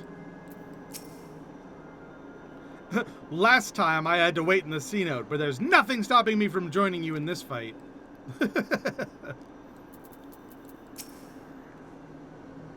Ah, 'tis good to see our comrades hale and girded for battle. As for us, we've been ahead to inspect the lay of the land. There were no changes of note, aside from the mesoterminal itself. Why, what's happened to the mesoterminal? The wall has receded to provide a convenient entrance into the structure's interior. There was no such ingress when we were last here, so we must assume that Calyx has manipulated the terminal's electrope, all to facilitate his most gracious invitation to the upper levels. An invitation I'm eager to accept for the sake of all who love Alexandria. I will not yield nor leave them to despair. Alright, and I want this one. So the front door is a little different. Good to know. A terminal invitation. Ha ha ha ha ha. Ho ho ho ho ho. Hee hee hee ha ha. I believe everyone's determined here is present and accounted for. Shall we make our way to the terminal? We wouldn't wish to keep our insistent host waiting. Nod, nod, nod. Let's go. Yay! Let's go!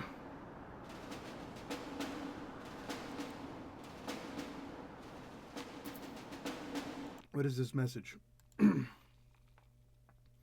Oh, there was a hunt train 12 minutes ago. Well, screw that. I'm busy. I'll do it later.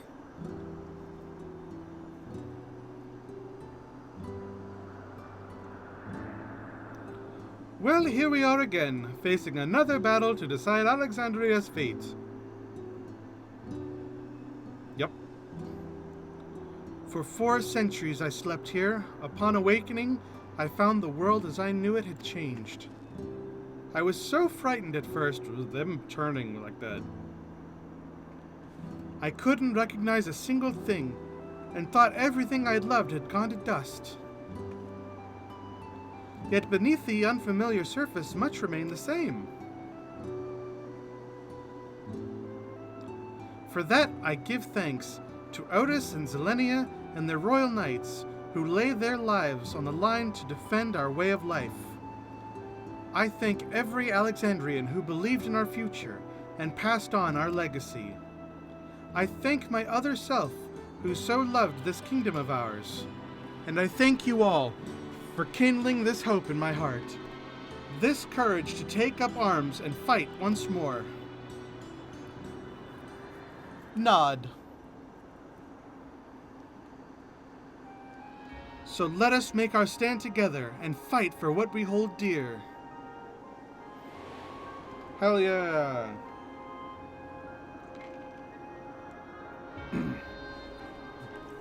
The kind and gentle Queen Sphene was too weak to serve her people, and so we will serve them no more.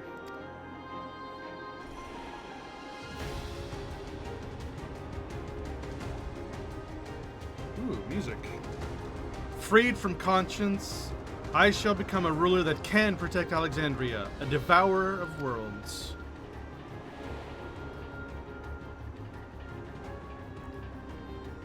And now this one is completely different. We shall rise to the challenge that the Endless Fiend could not. Together we stand, together we fight!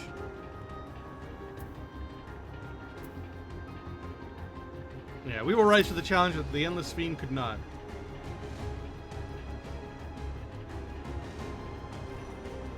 That we shall. Her wish to see Alexandria endure is one I am happy to fulfill. Let's head inside and finish this! In the upper reaches of this terminal awaits the device which holds Calyx's memories. It falls to us to make the climb and destroy it once and for all. We must bring matters to a definite end. Will not suffer him to cause Alexandria further harm nor claim the key. And we will finally get you a taco. Finally.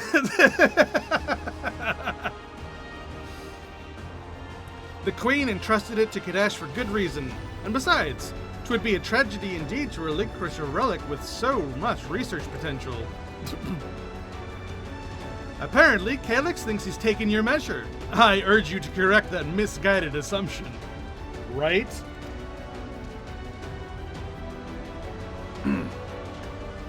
I wholeheartedly concur, yet would still counsel caution. That he would be so bold as to extend us an invitation bespeaks tremendous confidence in his preparations.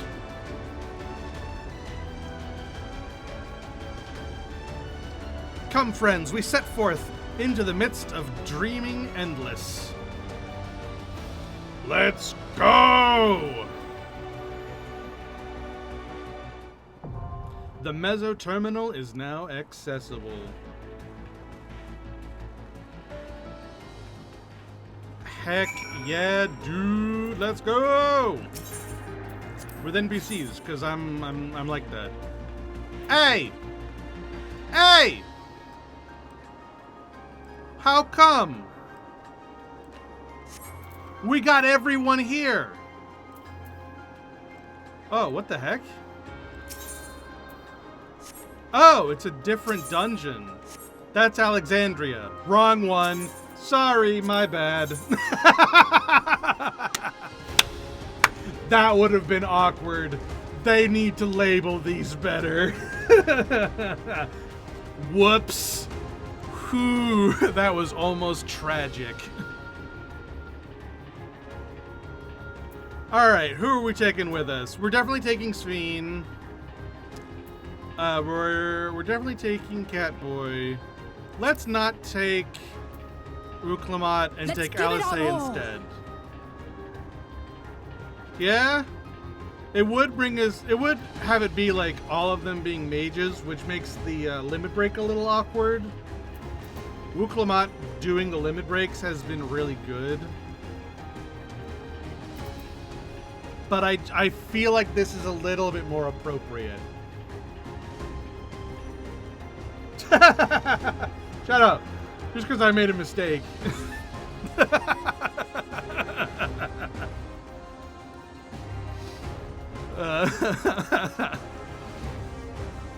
What is a Zoe-mancer? What the hell is that? A Zoe-mancer? You mean an Arcanist? She's using the Arcanist symbol. What the hell is a Zoe-mancer?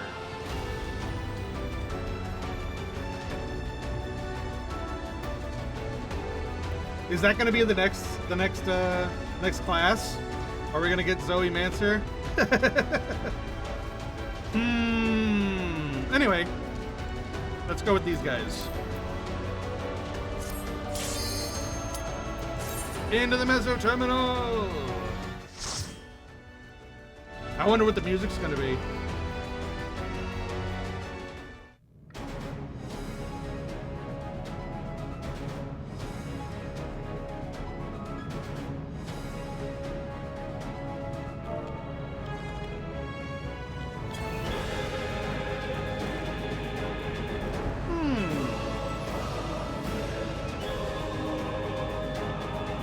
Very interesting.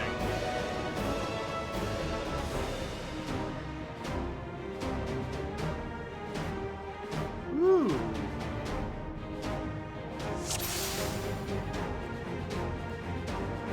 Ah, you've come. I'll begin by wearing you down. Oh, I like this music.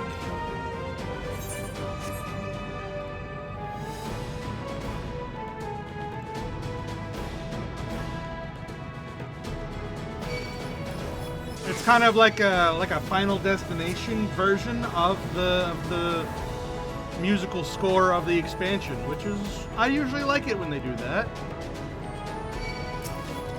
And I like it this time too. It could stand to be a little bit more epic, but I mean, I'm not gonna complain. Oh, there you go. Never mind.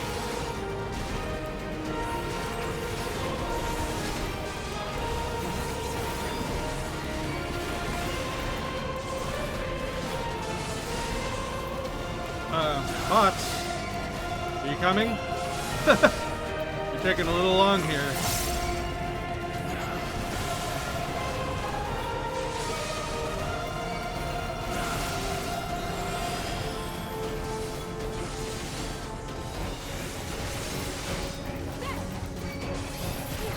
There you go. That's more of what I was hoping for.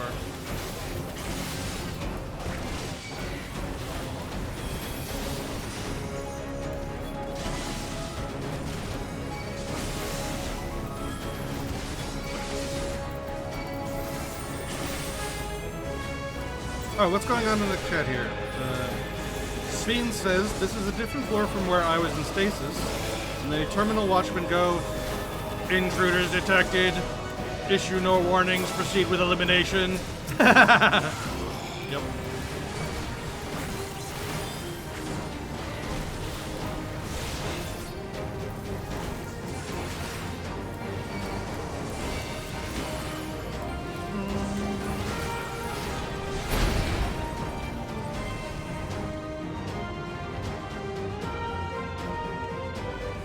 I've created new Endless for you. Not all are warriors, but they will follow orders. Kill and survive and so forth. Here, I shall prepare the stage for battle. Ha! Kinda looks like a hospital.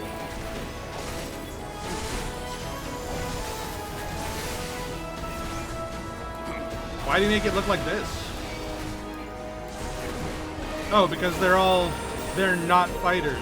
Like, they're not all warriors, so he's literally just sending people, he's literally just throwing people at us. That's kind of... Ugh.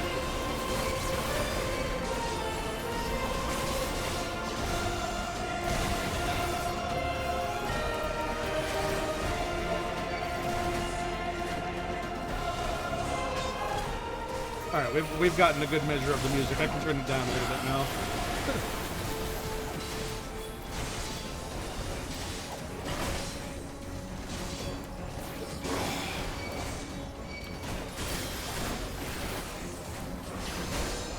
This is messed up. He's got us going through and killing the doctors in a hospital. Like, how much more can you, like, drive your point home that he thinks that he's going, like, trying to make everybody better, and we're the ones standing in his way? Like, how rude.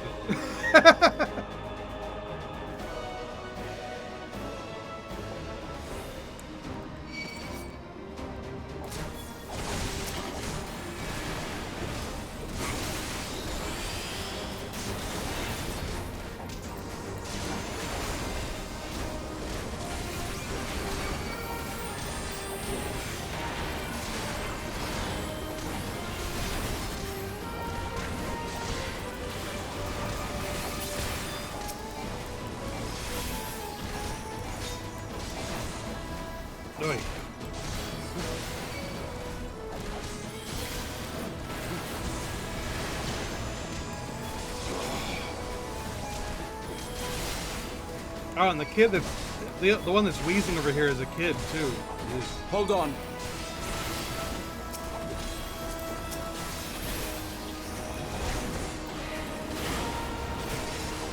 But Calyx, you know, we have a cure for the affliction that you've got. You know, like it just doesn't hold the same weight because we cured what you're afflicted with.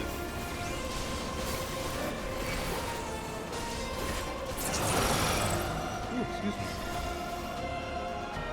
All right, what's this first boss here? The memories of a physician.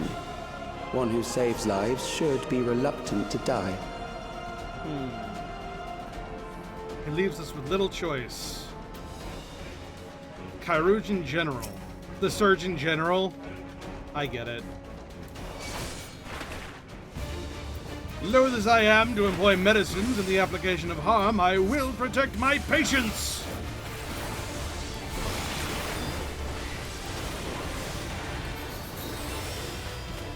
Activate dispensers! Oh? So we want to be standing here, and then it flings us over this way. Oh, okay. Cool, cool, cool. And then these will explode. Cool. Gotcha, gotcha, gotcha.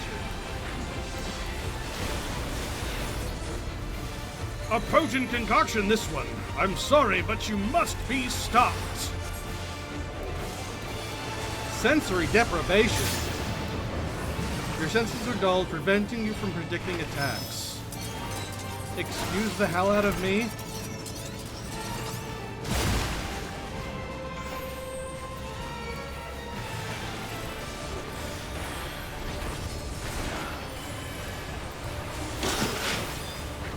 underestimate me. Oh! That's so interesting.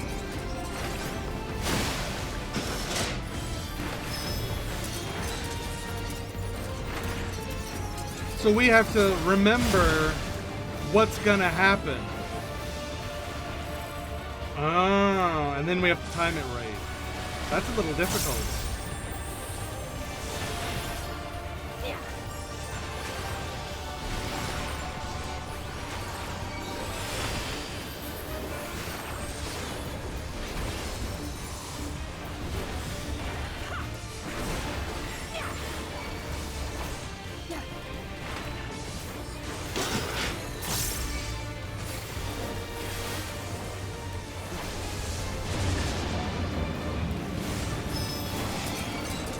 Okay, so these are going off first.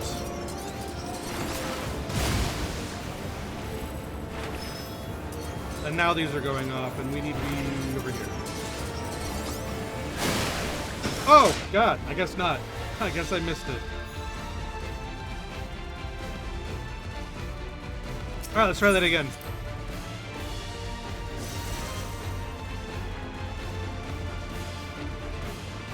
We were close.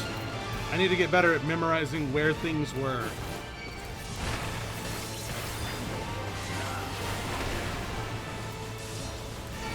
Although I am literally a paladin, I could just ignore the mechanic entirely. With every note of my being. But I don't want to do that.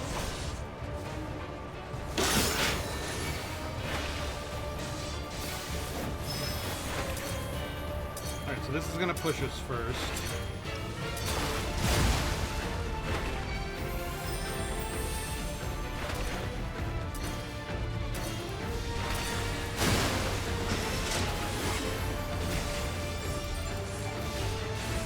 Got it. Gotcha.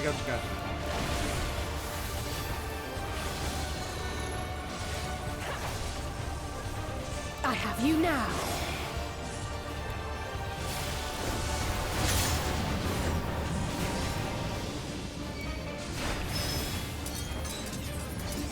So this is the one that's gonna push us. Yeah. The other one was fakey bullshit.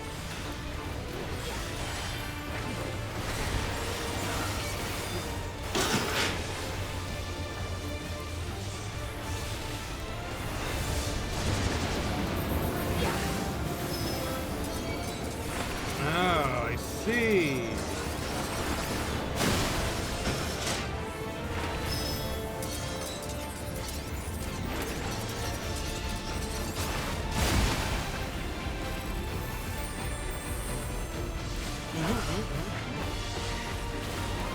Something special for you.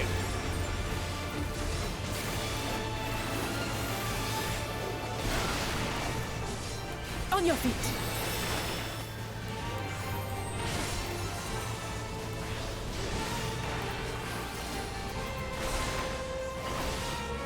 Take this. Alright, these are at the same time this time.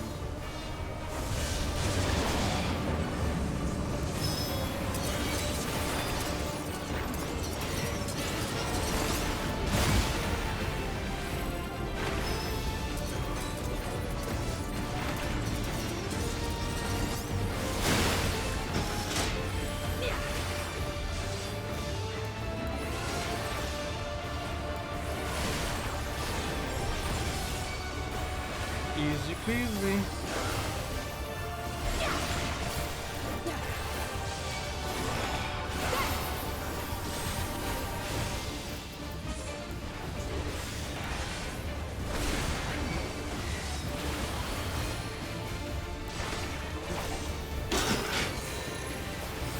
Allow me.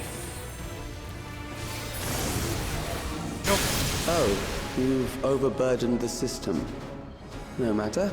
It served its purpose. Right. What did I get? The eye patch of scouting. What eye level is it?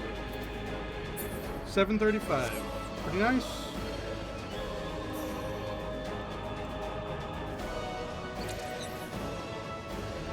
Ooh, a data station. According to Master Calyx, it is not the body which provides life to a living being, but the soul. Furthermore, it is the memories etched upon that ephemeral giver of existence which encapsulates one's true self. Based upon these principles, he has proposed a methodology for preserving souls using electro-technology. As souls are composed entirely of ether, he asserts that storage via contemporary means should be eminently possible. Experiments conducted on criminal subjects and volunteers have in fact already proven successful in capturing the ether released at the moment of death. Mankind as we know it has taken a great leap forward. Interesting. The Terminal Claw. You underestimate me!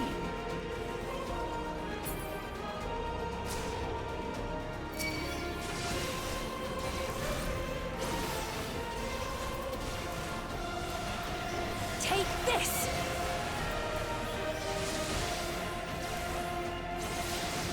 Oh, did I break the robots again? Yeah, I did. Get over here.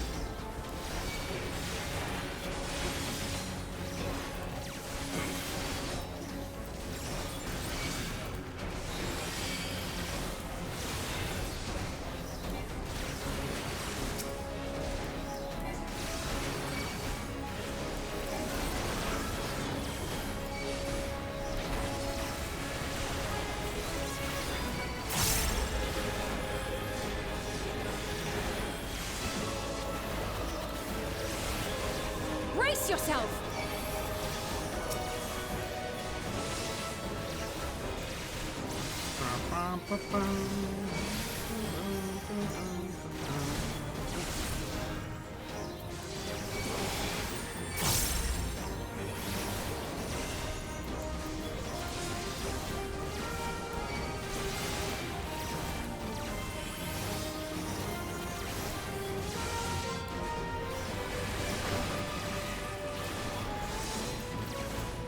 Take this!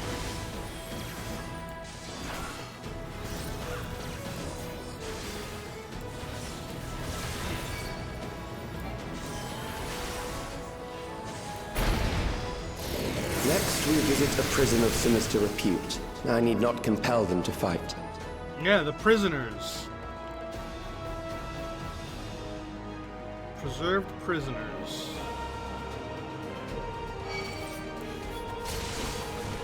We'll show you how it works around here. We've got just the tools for the job.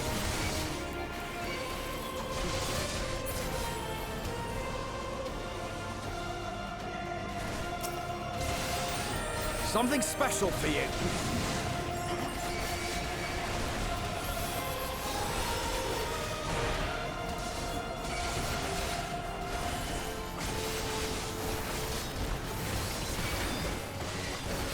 I wonder if this includes all of the preserved people who were drained by Zoralia.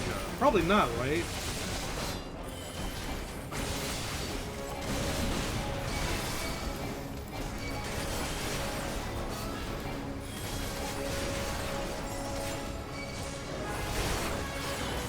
I think this is specifically the people who were part of preservation. So, like, the original hospital where, like, back in the day, Calyx was working on this stuff. The prisoners from back then, as well as the members of the new preservation that all had themselves made endless. So theoretically, You underestimate me! if Kryle's parents hadn't turned traitor, they would be here too. Theoretically. But because they did turn traitor, they're up there. That's my theory. I don't know how true that is.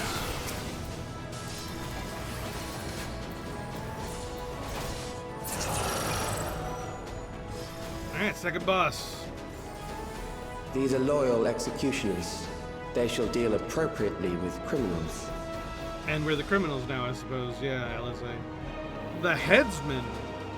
It's the 4 headsmen of the apocalypse. Ha ha ha ha ha ha. I think it literally is. The Pale Horseman. The Pestilent Horseman. Yeah. It's literally the 4 horsemen of the apocalypse.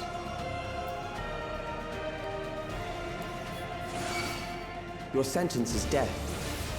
How long can you defy it?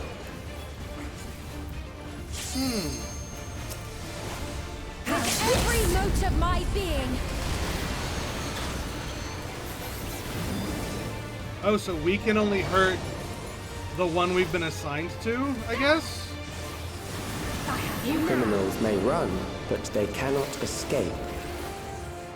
Interesting. And now we're locked in our own little area, and each of us needs to, like, do our thing.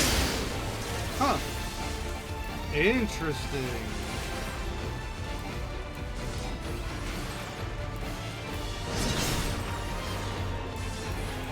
I can feel this being a mechanic that people are gonna mess up a lot.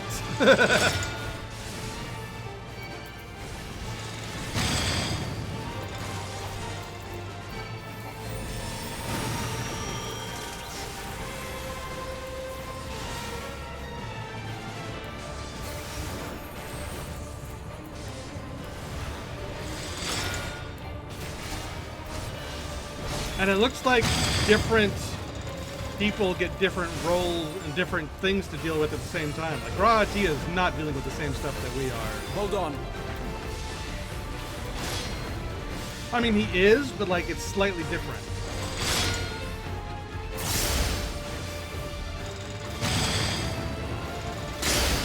Oh my gosh.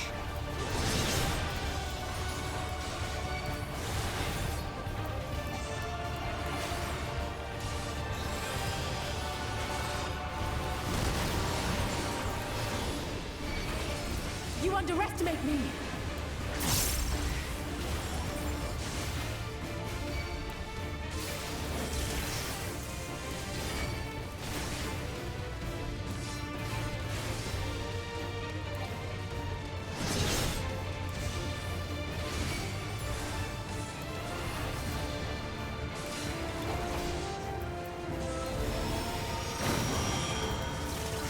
Nope, no wheel breaker for you, thanks.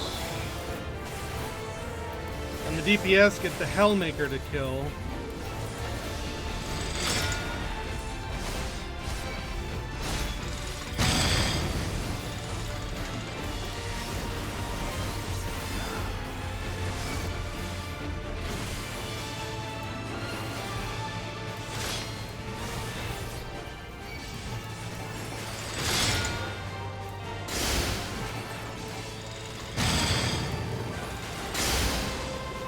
Whew! What a wild dance that is.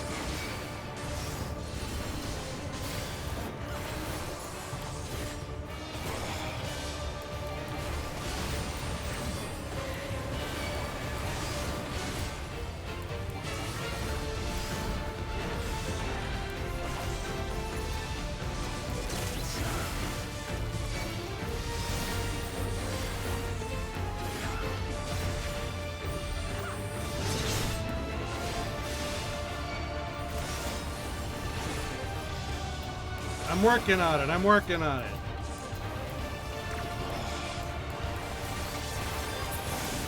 Whew. Beginning to tire? Good. I bid you continue on. Memories are not tools to be exploited, says Sveen. Oh, was that of offending? No, it was casting.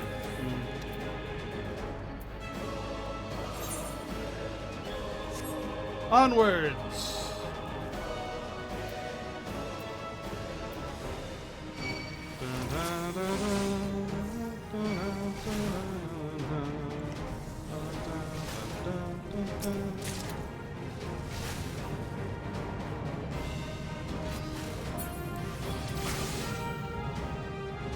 Alright, come on. You guys gotta stop doing that.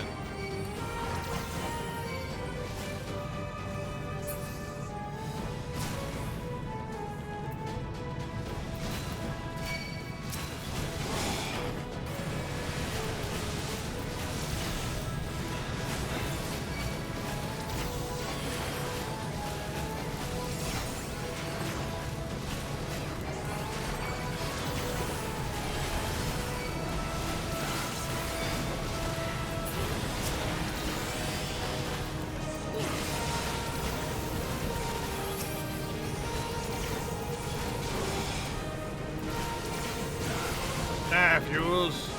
I gotta go beat up the boss.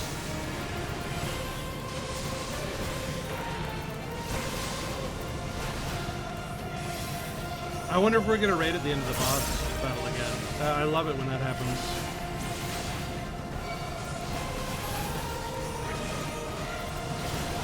I assume so. Okay, I'm assuming this is ending with a trial, but we'll see. There's a data station there. You never read it.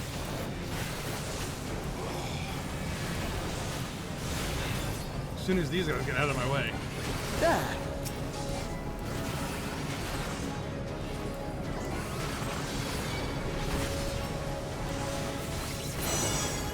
There we go. Alright, what's at this data station? We have succeeded in transferring a soul stored within a specialized electrode device into a mechanical soldier, resulting in full control and function. We no longer need we fear the erosion which lightning energies inflict upon flesh and blood bodies. Yet despite this crucial breakthrough, Master Calyx remains unsatisfied. He would divorce memory from soul, siphoning the soul's ether reserves while granting eternal life to the individual's memories. Unfettered to a soul, memories can not only be stored but also backed up as data. The Endless will be beings of pure information. His foreshortened lifespan was perhaps the very perspective needed to conceive of such a unique evolutionary path. And that's why he is the way he is, because he has separated soul from memory completely.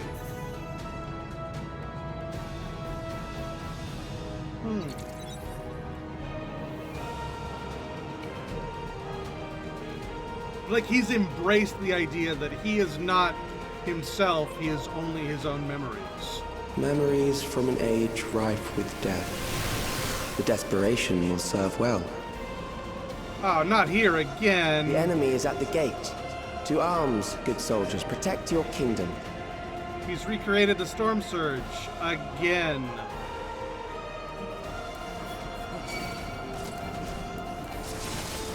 Invaders! No, stop getting pulled off of me. Stop it.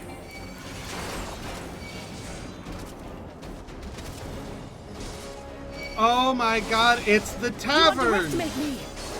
It's the tavern from Final Fantasy IX! Oh, I love it when they do this. It makes me so happy.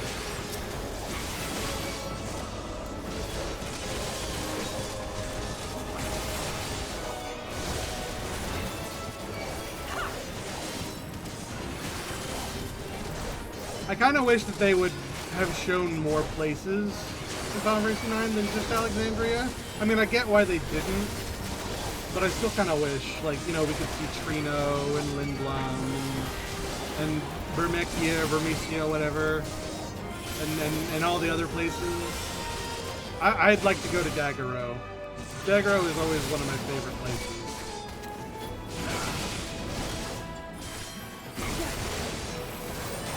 I have you now.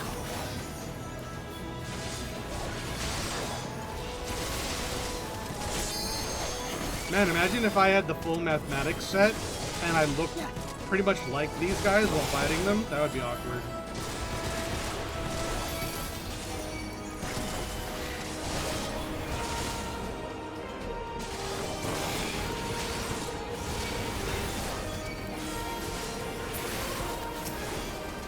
Brace yourself!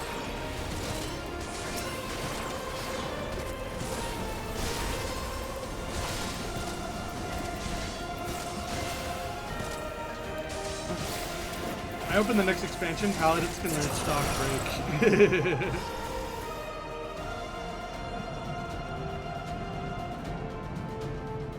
Alright.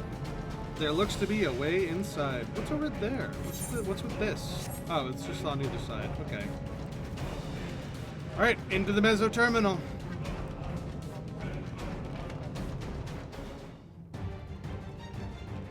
Very well.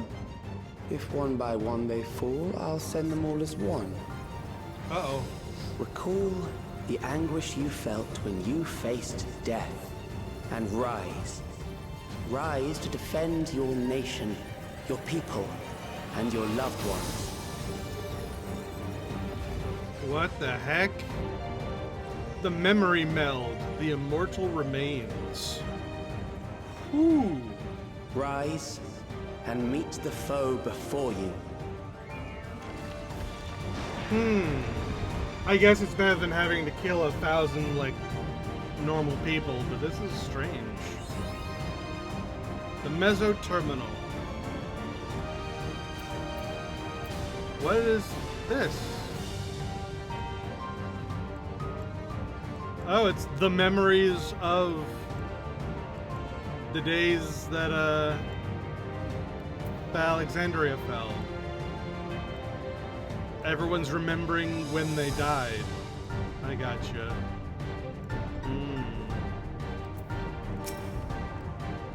An amalgam of memories. Let us see how it fares. Recollection. Alright, what are you remembering? Ow. You're remembering that I took damage. It is the midst of the storm surge. Oh. Cool, we get a PowerPoint presentation. Oh. Cool.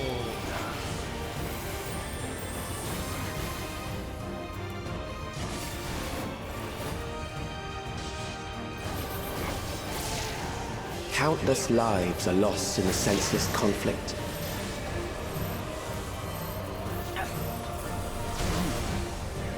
Just the beginning. War swells in scope and intensity. Wow, that was with my shield going? Ooh. Allow me.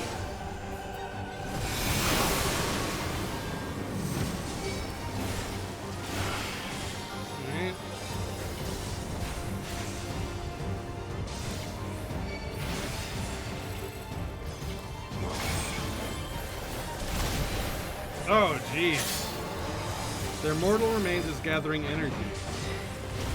The bombs rain down without pause or mercy.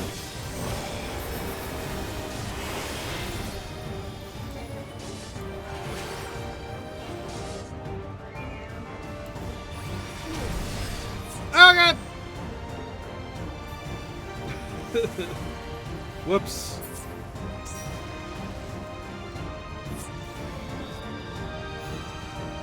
Let's give that another try.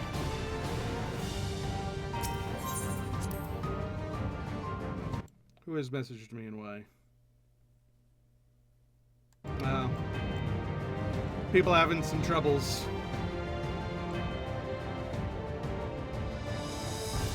Alright, we try again. An amalgam of memories. Let us see how it fares.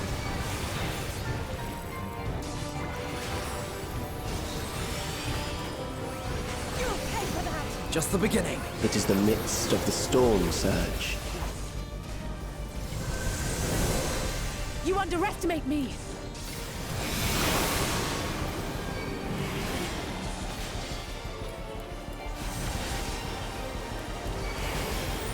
So I'm guessing those are Lindblum robots that are, like, killing them?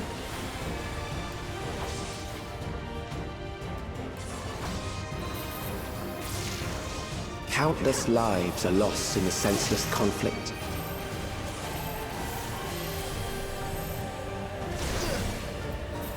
War swells in scope and intensity.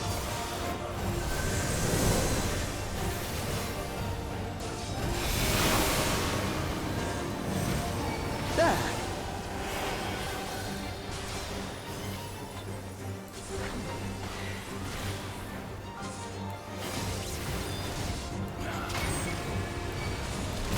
Yeah, I figured that out this time. And then he's gonna smash down with that hand, so I want to be over here. The bombs rain down without pause or mercy.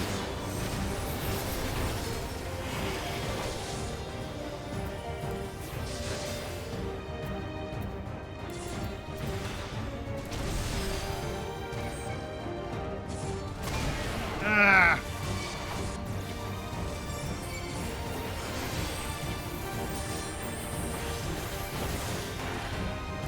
This spark of life is dimmed with every blinding flash.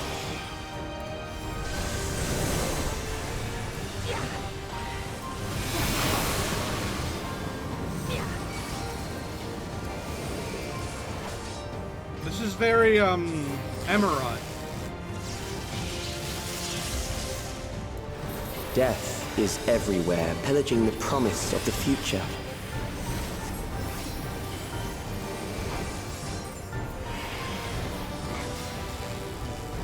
Oh, goodness.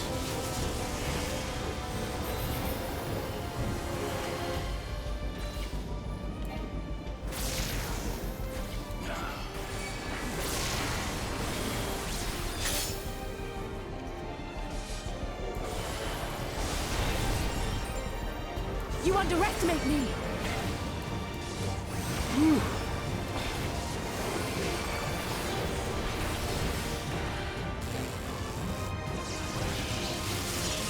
Ow! I really thought I had escaped that this time. I have you now!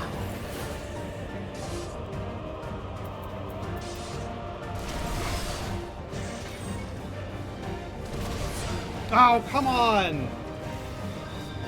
Damn it.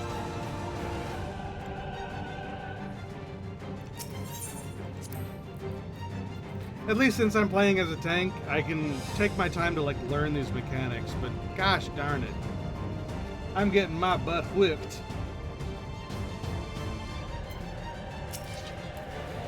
An amalgam of memories. Let us see how it fares. The recollection of protective one. It is the midst of the storm surge.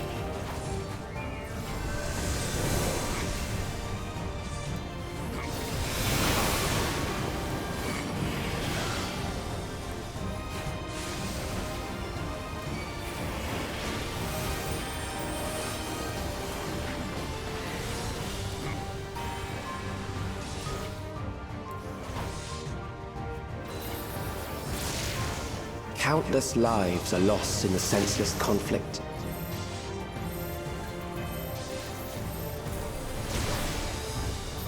War swells in scope and intensity. Alright, got it so far.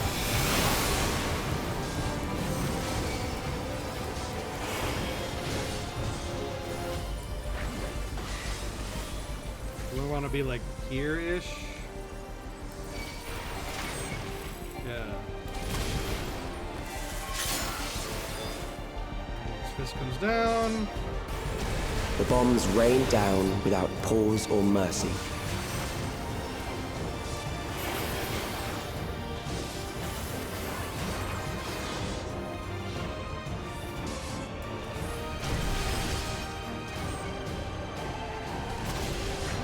Okay, cool.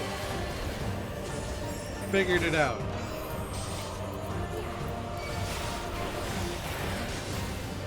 The spark of life is dimmed with every blinding flash. Off to the third area. The fight grows in intensity. Yeah, no critting.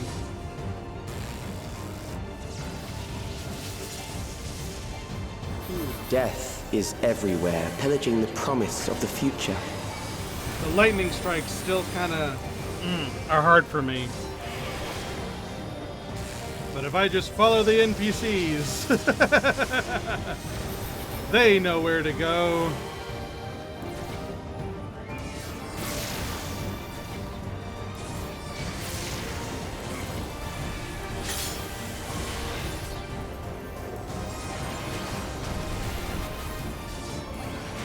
I'm glad I didn't bring Rook Lamont with me. Rook Lamont very purposefully will make mistakes. It's very rude.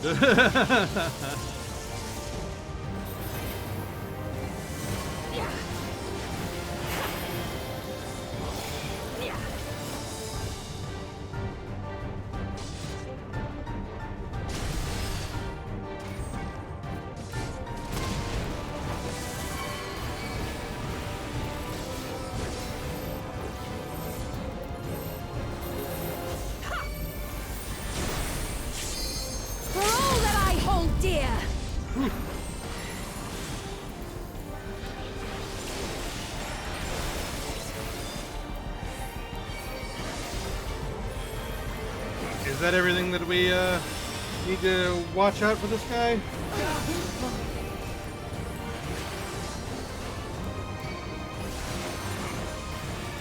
Now it's just going to be a combination of mechanics. There.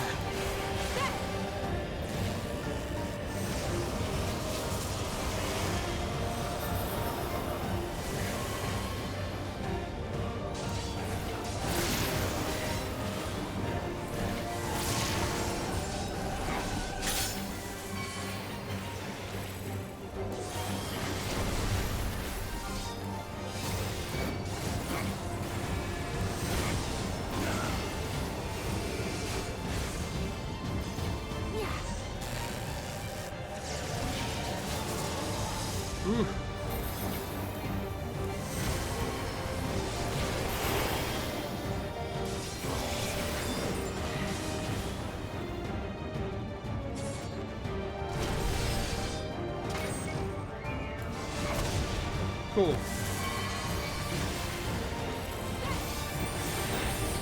Ooh, that took a little bit of figuring out, but I think I got it.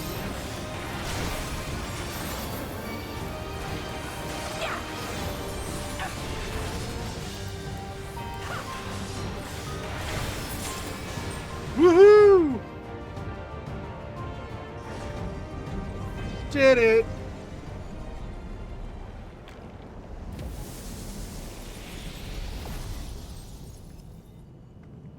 Ba ba ba ba ba ba ba ba bam.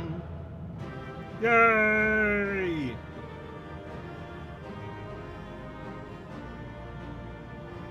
Huzzah and so forth. Friggin' did it. And there's all our friends. He's using the endless like pawns. We see this to the end. An unconscionable act. My countrymen, your memories will carry me onward. What did I get? What did I get? What did I get? What did I get? Ooh. Some music. And some aiming gear, which I don't think I'm ever going to use. Where's that? Where is it? Here. The Mystic Memory Carousel of Aiming. 735.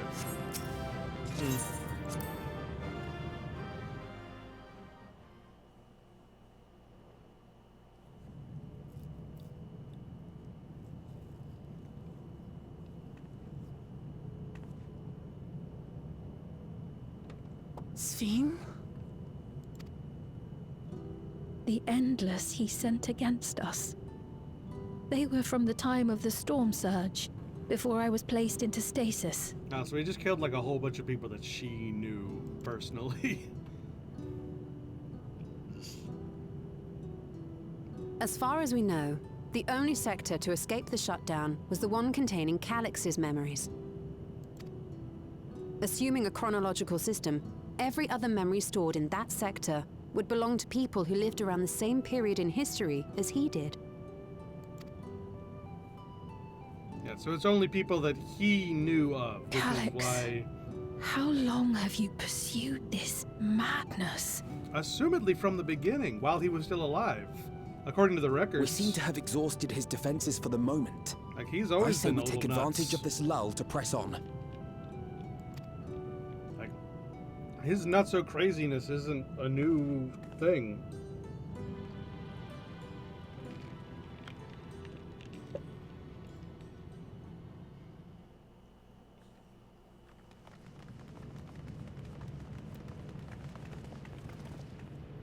Alright, what are we fighting? What do you think is, like, capable of defeating me so you can get the key? Calix! Well done. I commend your perseverance.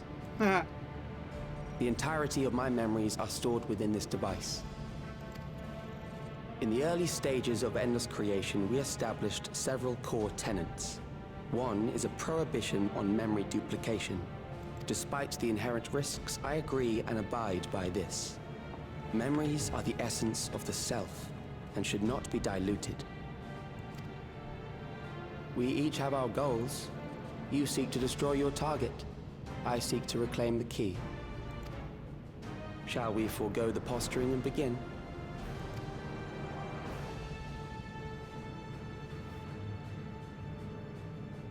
Sounds good to me. Do not doubt that we are here to fight, and I do not mean to lose. Yet, as one born of the same era, I must ask, why do you pursue your evolution with such fervor? What do you hope to achieve with this eternal existence? Your question is meaningless. Yeah, he just wants to do it. I have ascertained a superior path to mankind's preservation, and that which must be done is that which I can do. What other reason do I require? Right? Yeah. Surely you have seen it. Traditional survival strategies are at odds with an increasingly complex society, leading to a breakdown of order. He thinks what he's doing is right. This course promises no liberation from pointless conflicts or inane tragedies. Physical traits do not represent the limit of our potential. Why then should we relinquish that potential when our hearts cease to beat? From his perspective, he's doing everything he can to do what's best for everyone, which is, you know, this. Doesn't matter that it's, you know, messed up and wrong. I realized it was past time that we corrected our heading. Nothing more. It's that whole thing where it's like a villain's motivations is going towards something that they think is good, but being willing to sacrifice the wrong things in order to achieve it. Even then, you were always so single-minded. I too have a vision for the future, and your plan is not a part of it. I won't let you harm another Alexandrian. Then fight we must. Thankfully, the entity I now summon will make short work of you and your comrades. I doubt that. A summoning.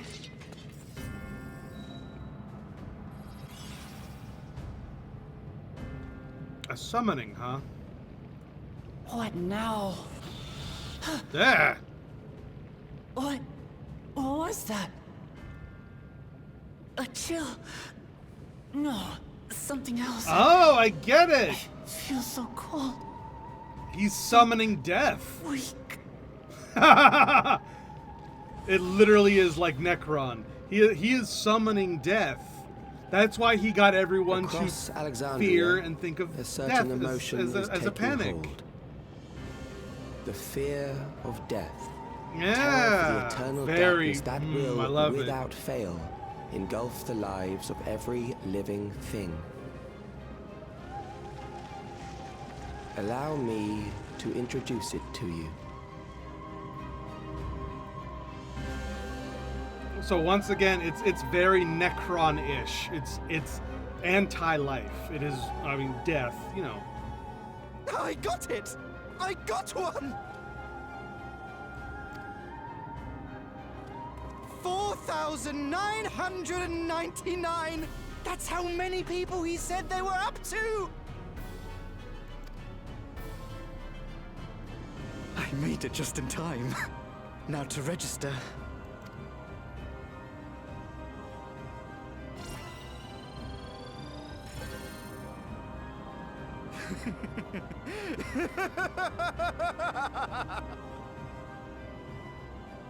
Death can't touch me now.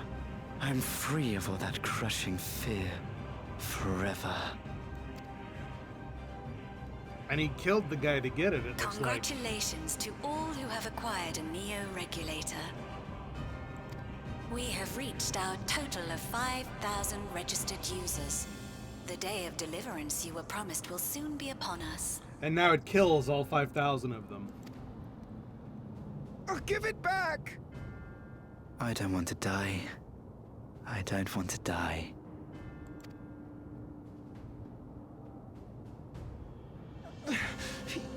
You think that's what I want?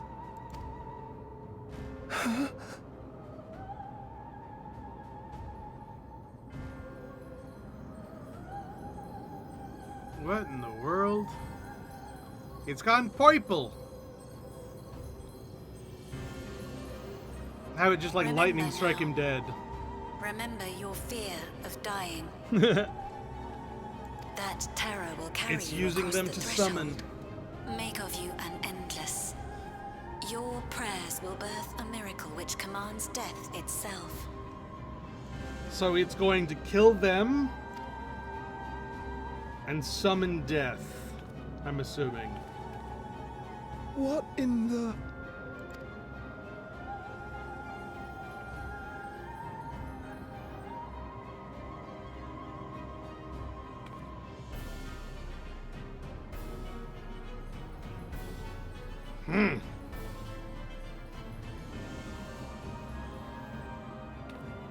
What's going on?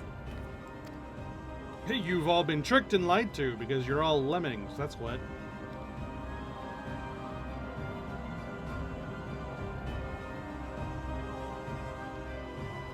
The fervent prayer of avoiding death to summon it. Necron! I knew it was going to be Necron. Securing the requisite ether is simple. I need only reroute lightning energy from living memory. Then I encourage the populace to define its form through hope and thought and prayer. Such an abstract method, however, is rife with unpredictable elements. What I wanted was an entity that could defeat you with utmost certainty.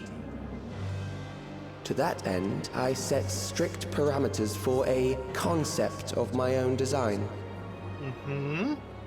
It was a laborious task, one that required almost more time than I had, but I managed it in the end. And now, everything is in readiness. I bid you, come forth.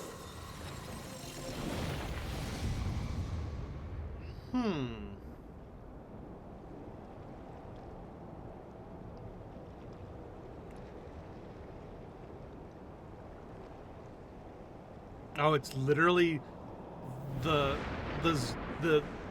battlefield of Necron as well. What is that?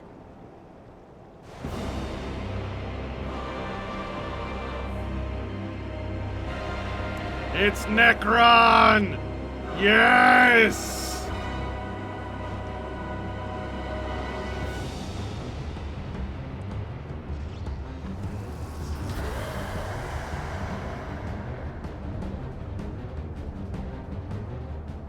A primal summoning, and one defined by a concept, no less. How did he learn such techniques? Keep these close.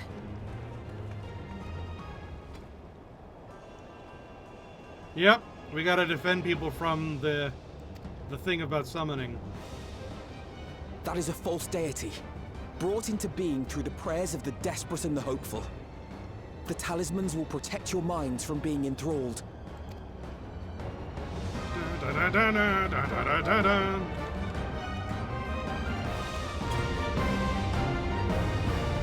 Yes!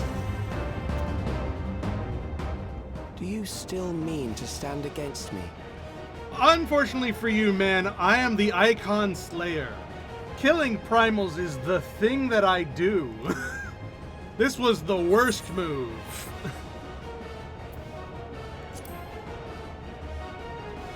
But I'm glad you did it.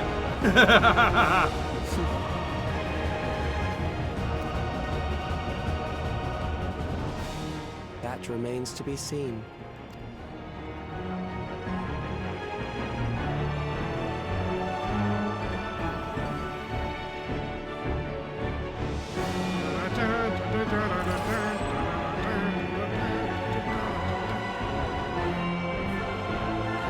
Let's freaking go, dude. The Ageless Necropolis.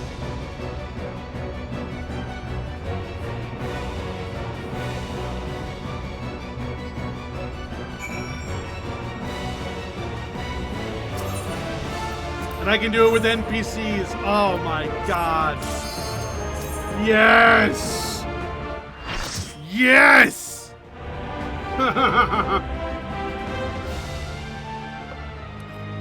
I love it. I love this. Grasping Eternity Necron.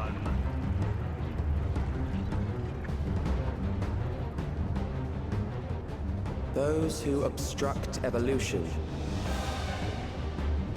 shall suffer the rotting fate of all flesh.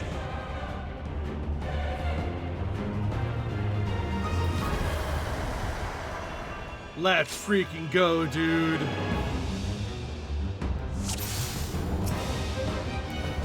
You are bound by the limits of flesh. It will betray you.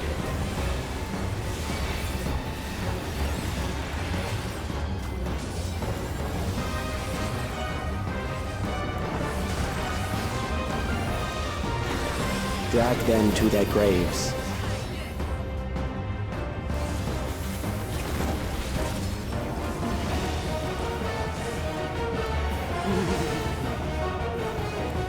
There.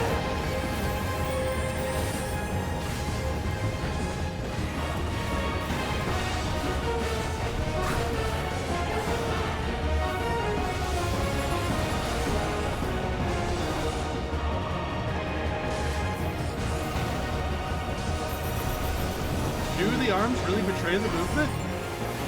In what way?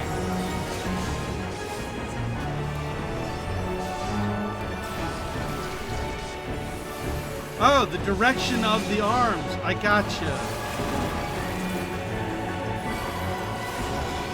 Do you not see? Death is upon you. Whoa! Perhaps this.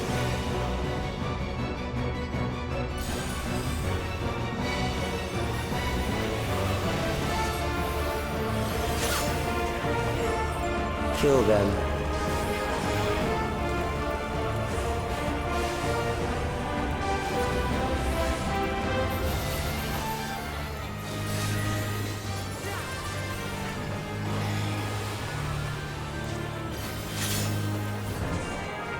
Bothersome.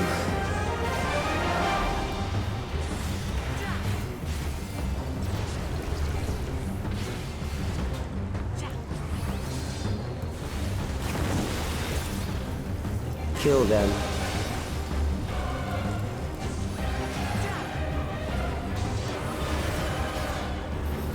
Ah. Fear compounds fear, eroding your strength. Oh god, Grand Cross.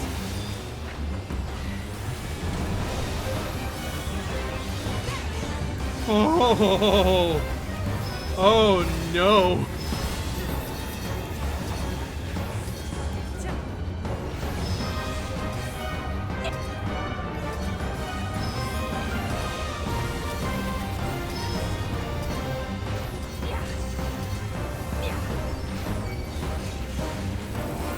That's wild.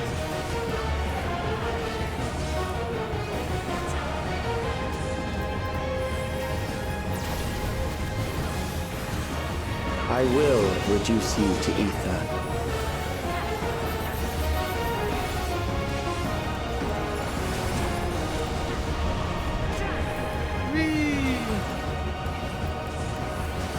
You will die for me now. Rising fear of death. Hold still.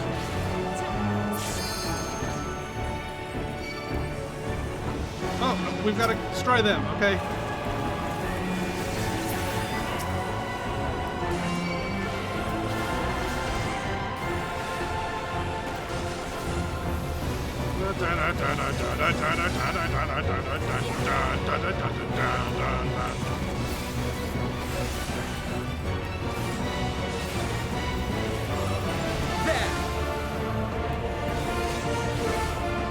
You underestimate me.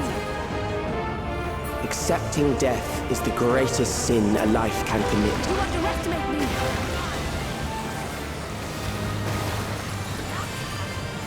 The endless darkness engulfs you.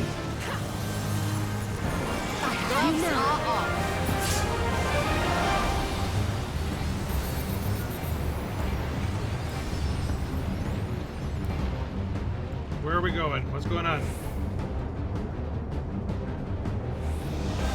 Oh no, we're separated. And I have 40 seconds. Oh boy.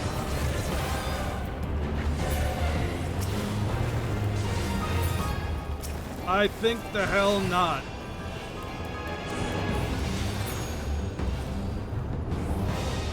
Get me out of here. Oh my gosh. Ah! Woohoo! I have escaped the abyss. Still alive. But there are ways to change that.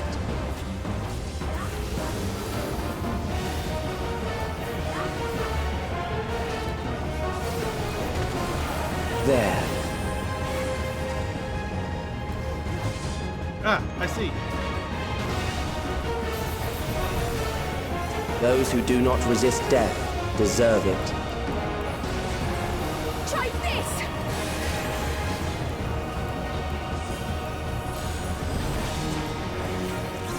Okay, so that'll be an outer ring, and then an inner ring. Or get out, get in. And then something else? I missed it. I am prepared for you. I counted 4, be ready.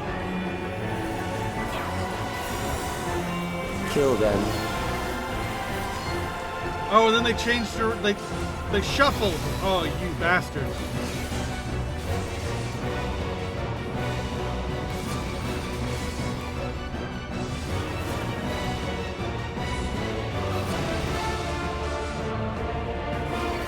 Whew.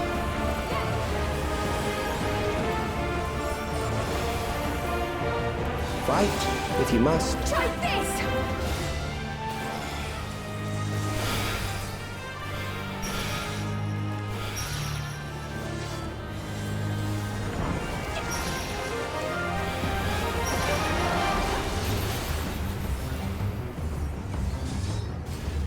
There. This side.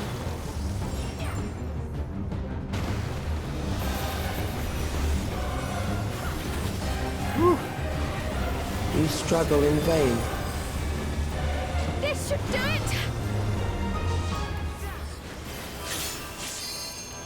Oh God!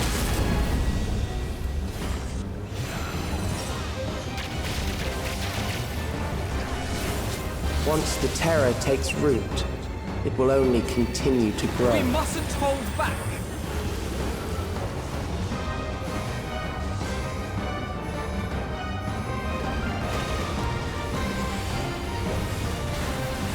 Kill them.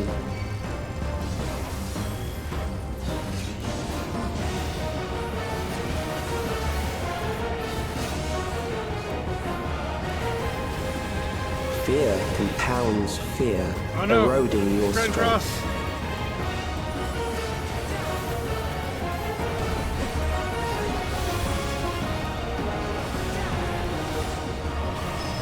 Ah.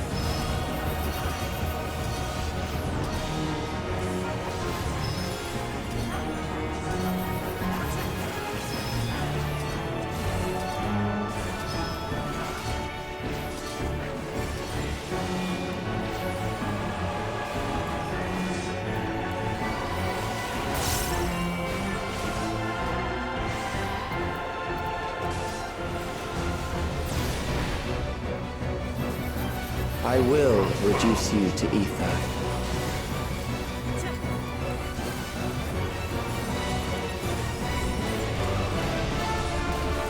Just the beginning. Those who do not resist death deserve it.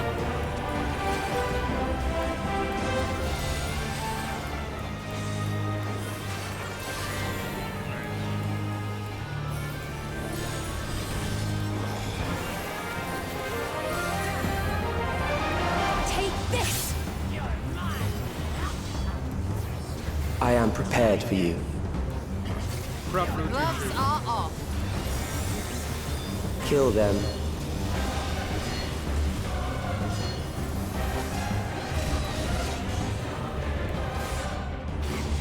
In, out, in, out.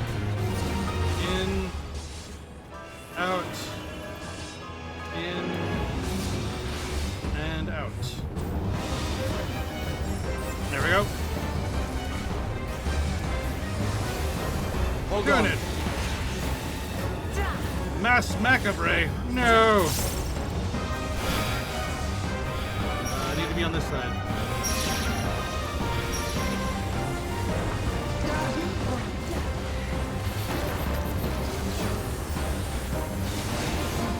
I think not. There.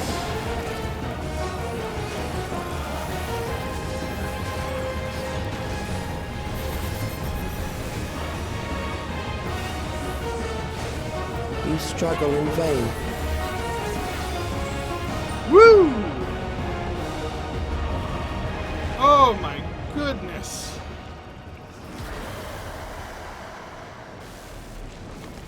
Whoa.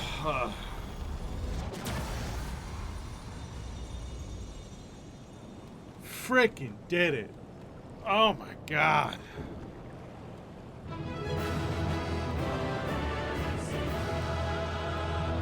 Now's our chance. Calyx has nothing left to throw at us. Something doesn't feel right. We did it. Is that truly the end of it? We've beaten you, Calyx. Right? We need one more really big cutscene of like, this isn't even the last thing I'm going to do. This is one more thing, and then we beat it because story reasons.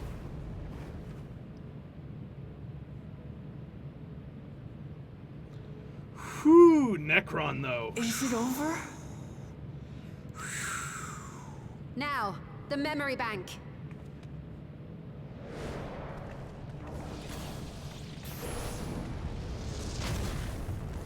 Ah, of course there's a shield.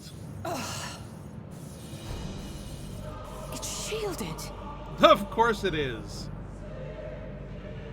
I invited you to destroy it. I did not say I would let you.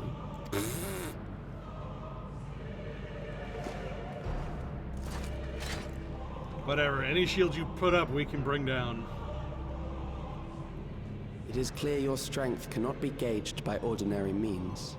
To be fair, you threw an icon at the Icon Slayer. But I anticipated as much.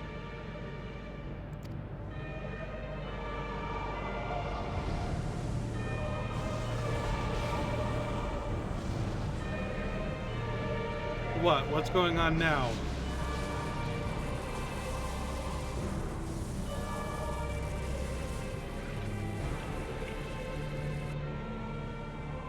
What did you do to it? The ignorance is almost laughable. You do not understand that you yourselves are to blame. You brought death to my creation. Oh, huh. What do you suppose happens when a being manifested by the fear of dying experiences that terror firsthand? It grows stronger.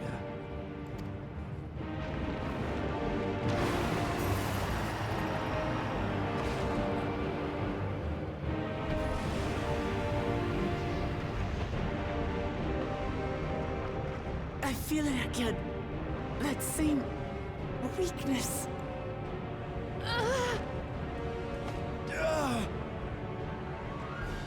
It will rise again and again until the lightning which infuses this entire world has been drained to its last spark. You fight a losing battle. God damn you.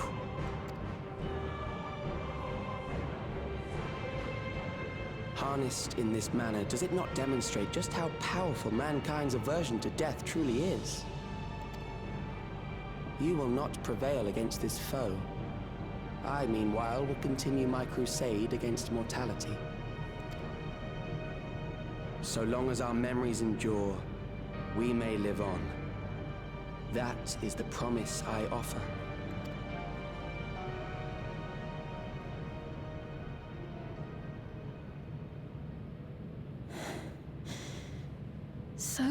long as our memories endure. This is wrong, Calyx. You twist the meaning of those words. They are not meant to teach the living that physical death is nothing to fear.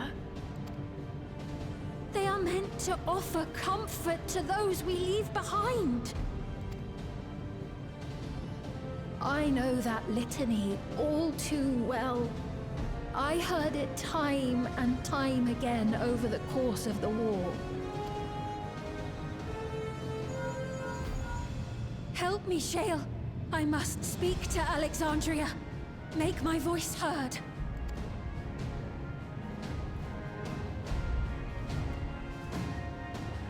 Yeah, without any faith, doesn't matter how much ether you have.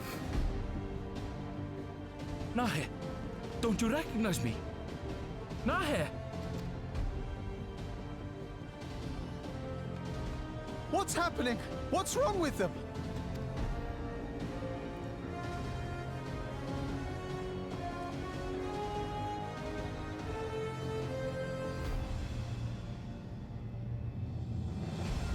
What will become of us?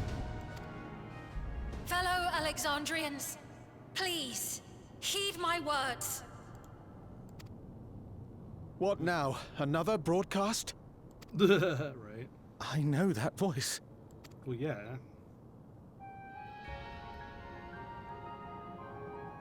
Death can be frightening and terrible.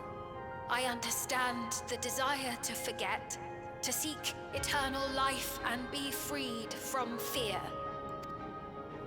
Yet, we live in this world in the here and now, the bearers of memories varied and rich.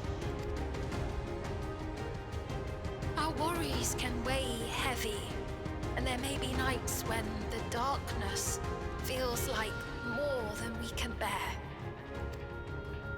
But if we can endure those dark hours, the world will always brighten come the dawn. And in the chill of that new morning, will the memories of loved ones be there to warm us and carry us forward? So do not forget their passing. Let them be our courage. Fear not a life well lived. For one day, the memories we leave behind will be the warmth another needs when their morning finds them.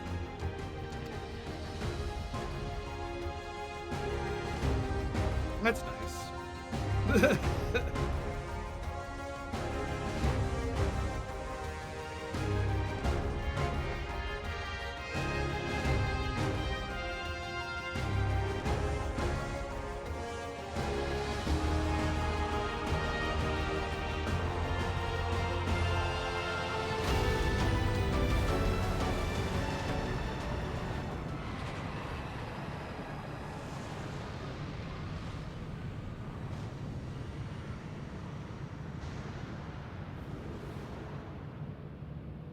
What is this reaction? I assume it is a primal that isn't getting enough summoning for the thing that you're trying to get it to do. There's not enough faith. An irregular factor in the equation. Eliminate her. Dude, I'm standing right in front of her. Right?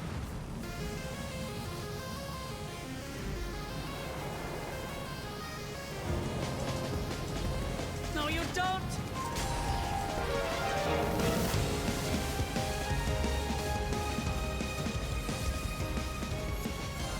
Memories cannot be duplicated, but they can be transferred. Right. So what are you gonna do?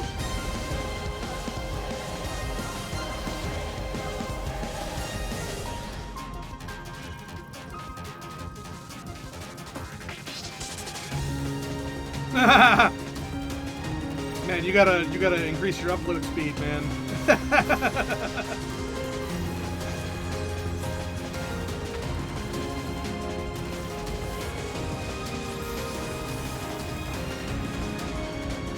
Leave the primal to us. Hurry and take care of that memory bank.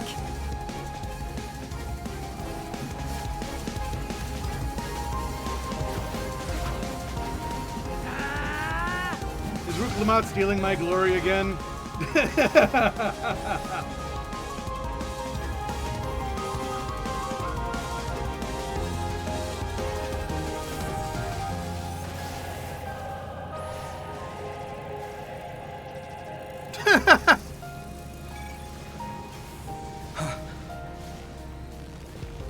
Yeah, dude, you're not uploading fast enough.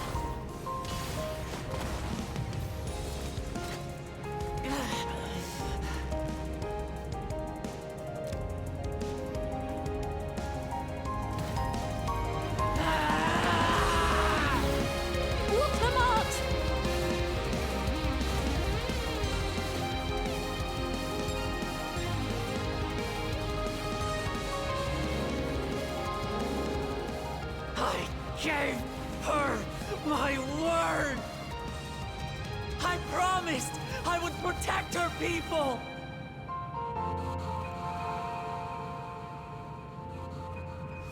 And we will protect them! Together!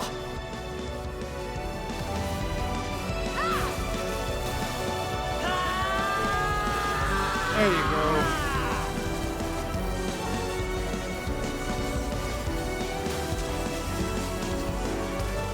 Friendship is magic.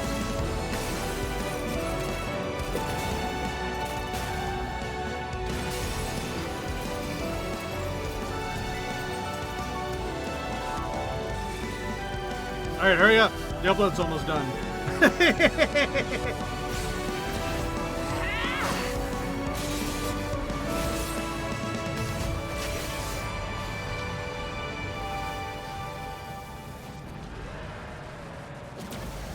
Good job, Alizé. That move finally worked for once. The others.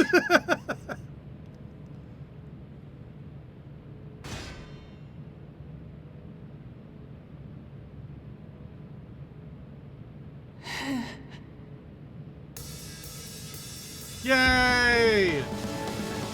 I get to do things.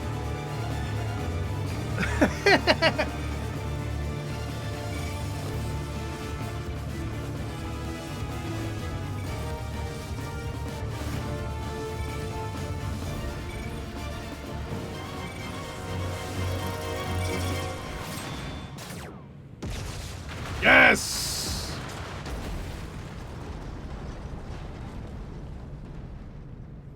Fuck yeah.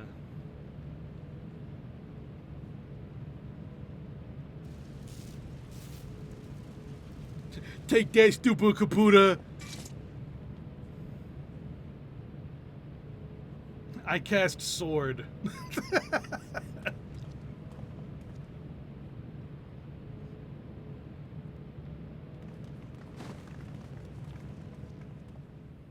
Fuck yeah, dude, that was great. I loved that.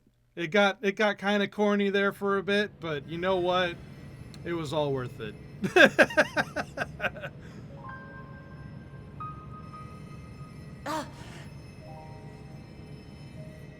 Careful. This is Final Fantasy. We can accept a little corniness. You'd be lucky if you only broke a bone or two. Dude, what are you talking about? She literally just rammed her head into a wall. It won't be long until your Like- fever rises. We need to see you back to Tuliyorol and into the care of a chirurgeon.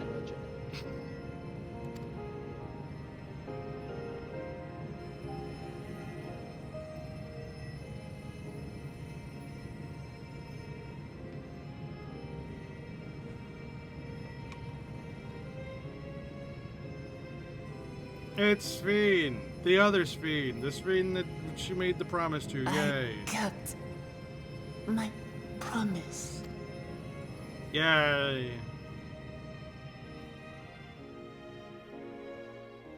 Thank you, Lamity. Alright.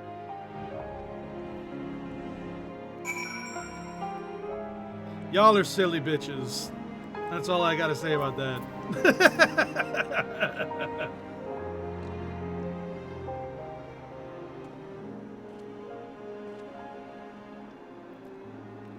She has yet to regain consciousness, but worry not, Lamati will be fine. I've been in touch with Valcona, and he has made arrangement to convey her home, by which he means to come and fetch Lamati himself, apparently. Given the extent of her injuries and exertions, she'll likely spend many days in bed. Oh god, are we going to see Siscon frickin' Kona? Doy. You just can't help yourself, can you? Like a certain someone. That said, we couldn't have done it without you. And once she had the barrier down, you two saw to it that Calyx's stored memories were destroyed along with the memory bank. Which means preservation is no more, I pray. Yay! No longer will Calyx dictate the course of our people. No longer will our grief be locked away or forgotten. The freedom to feel joy and sadness, to feel all that we are meant to experience, is in the hands of Alexandrians once more. Yay! Smile and nod. When we are rested and ready, we shall conduct a thorough investigation into how Calyx came to know upon the summoning ritual. Aye, for where there are primals, the Asians are ne'er far. That is true. And we must consider that those who offered up prayers during the summoning may very well have fallen under the entity's sway. I shall wait here with our patient until Valcona arrives. Feel free to go on ahead and attend to Alexandria's needs in the meantime. Yeah, we should get going. I'll contact Shale en route and ask for an update on the city. Shall we make for the outskirts then? We can check on things there before heading to Everkeep. Nods. Nods all around. Huzzah! Oopla! To the outskirts.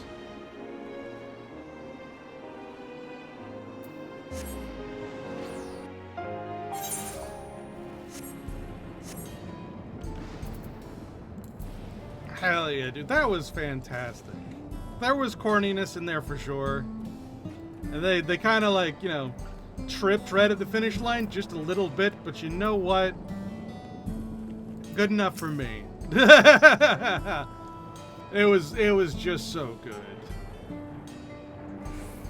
Everyone has been teaching me what it means to be enthralled by a primal. The outskirts seems untouched by trouble as far as I can tell, but what if something awful has happened?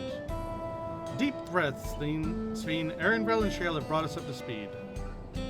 First off, just as we feared, those who adopted the Neo-Regulators appear to have been enthralled.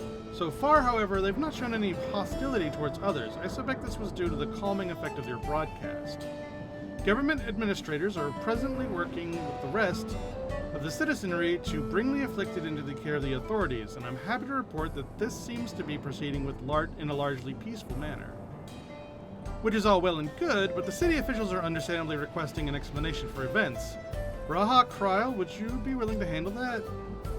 Oh, certainly. We shall return to aid the treatment efforts forthwith. Meanwhile, might I suggest that you look on the people who fought so very hard to save? It may ease your minds to see the fruits of your efforts firsthand. Thank you again. How fortunate we are to have you as our allies. Yay! Huzzah!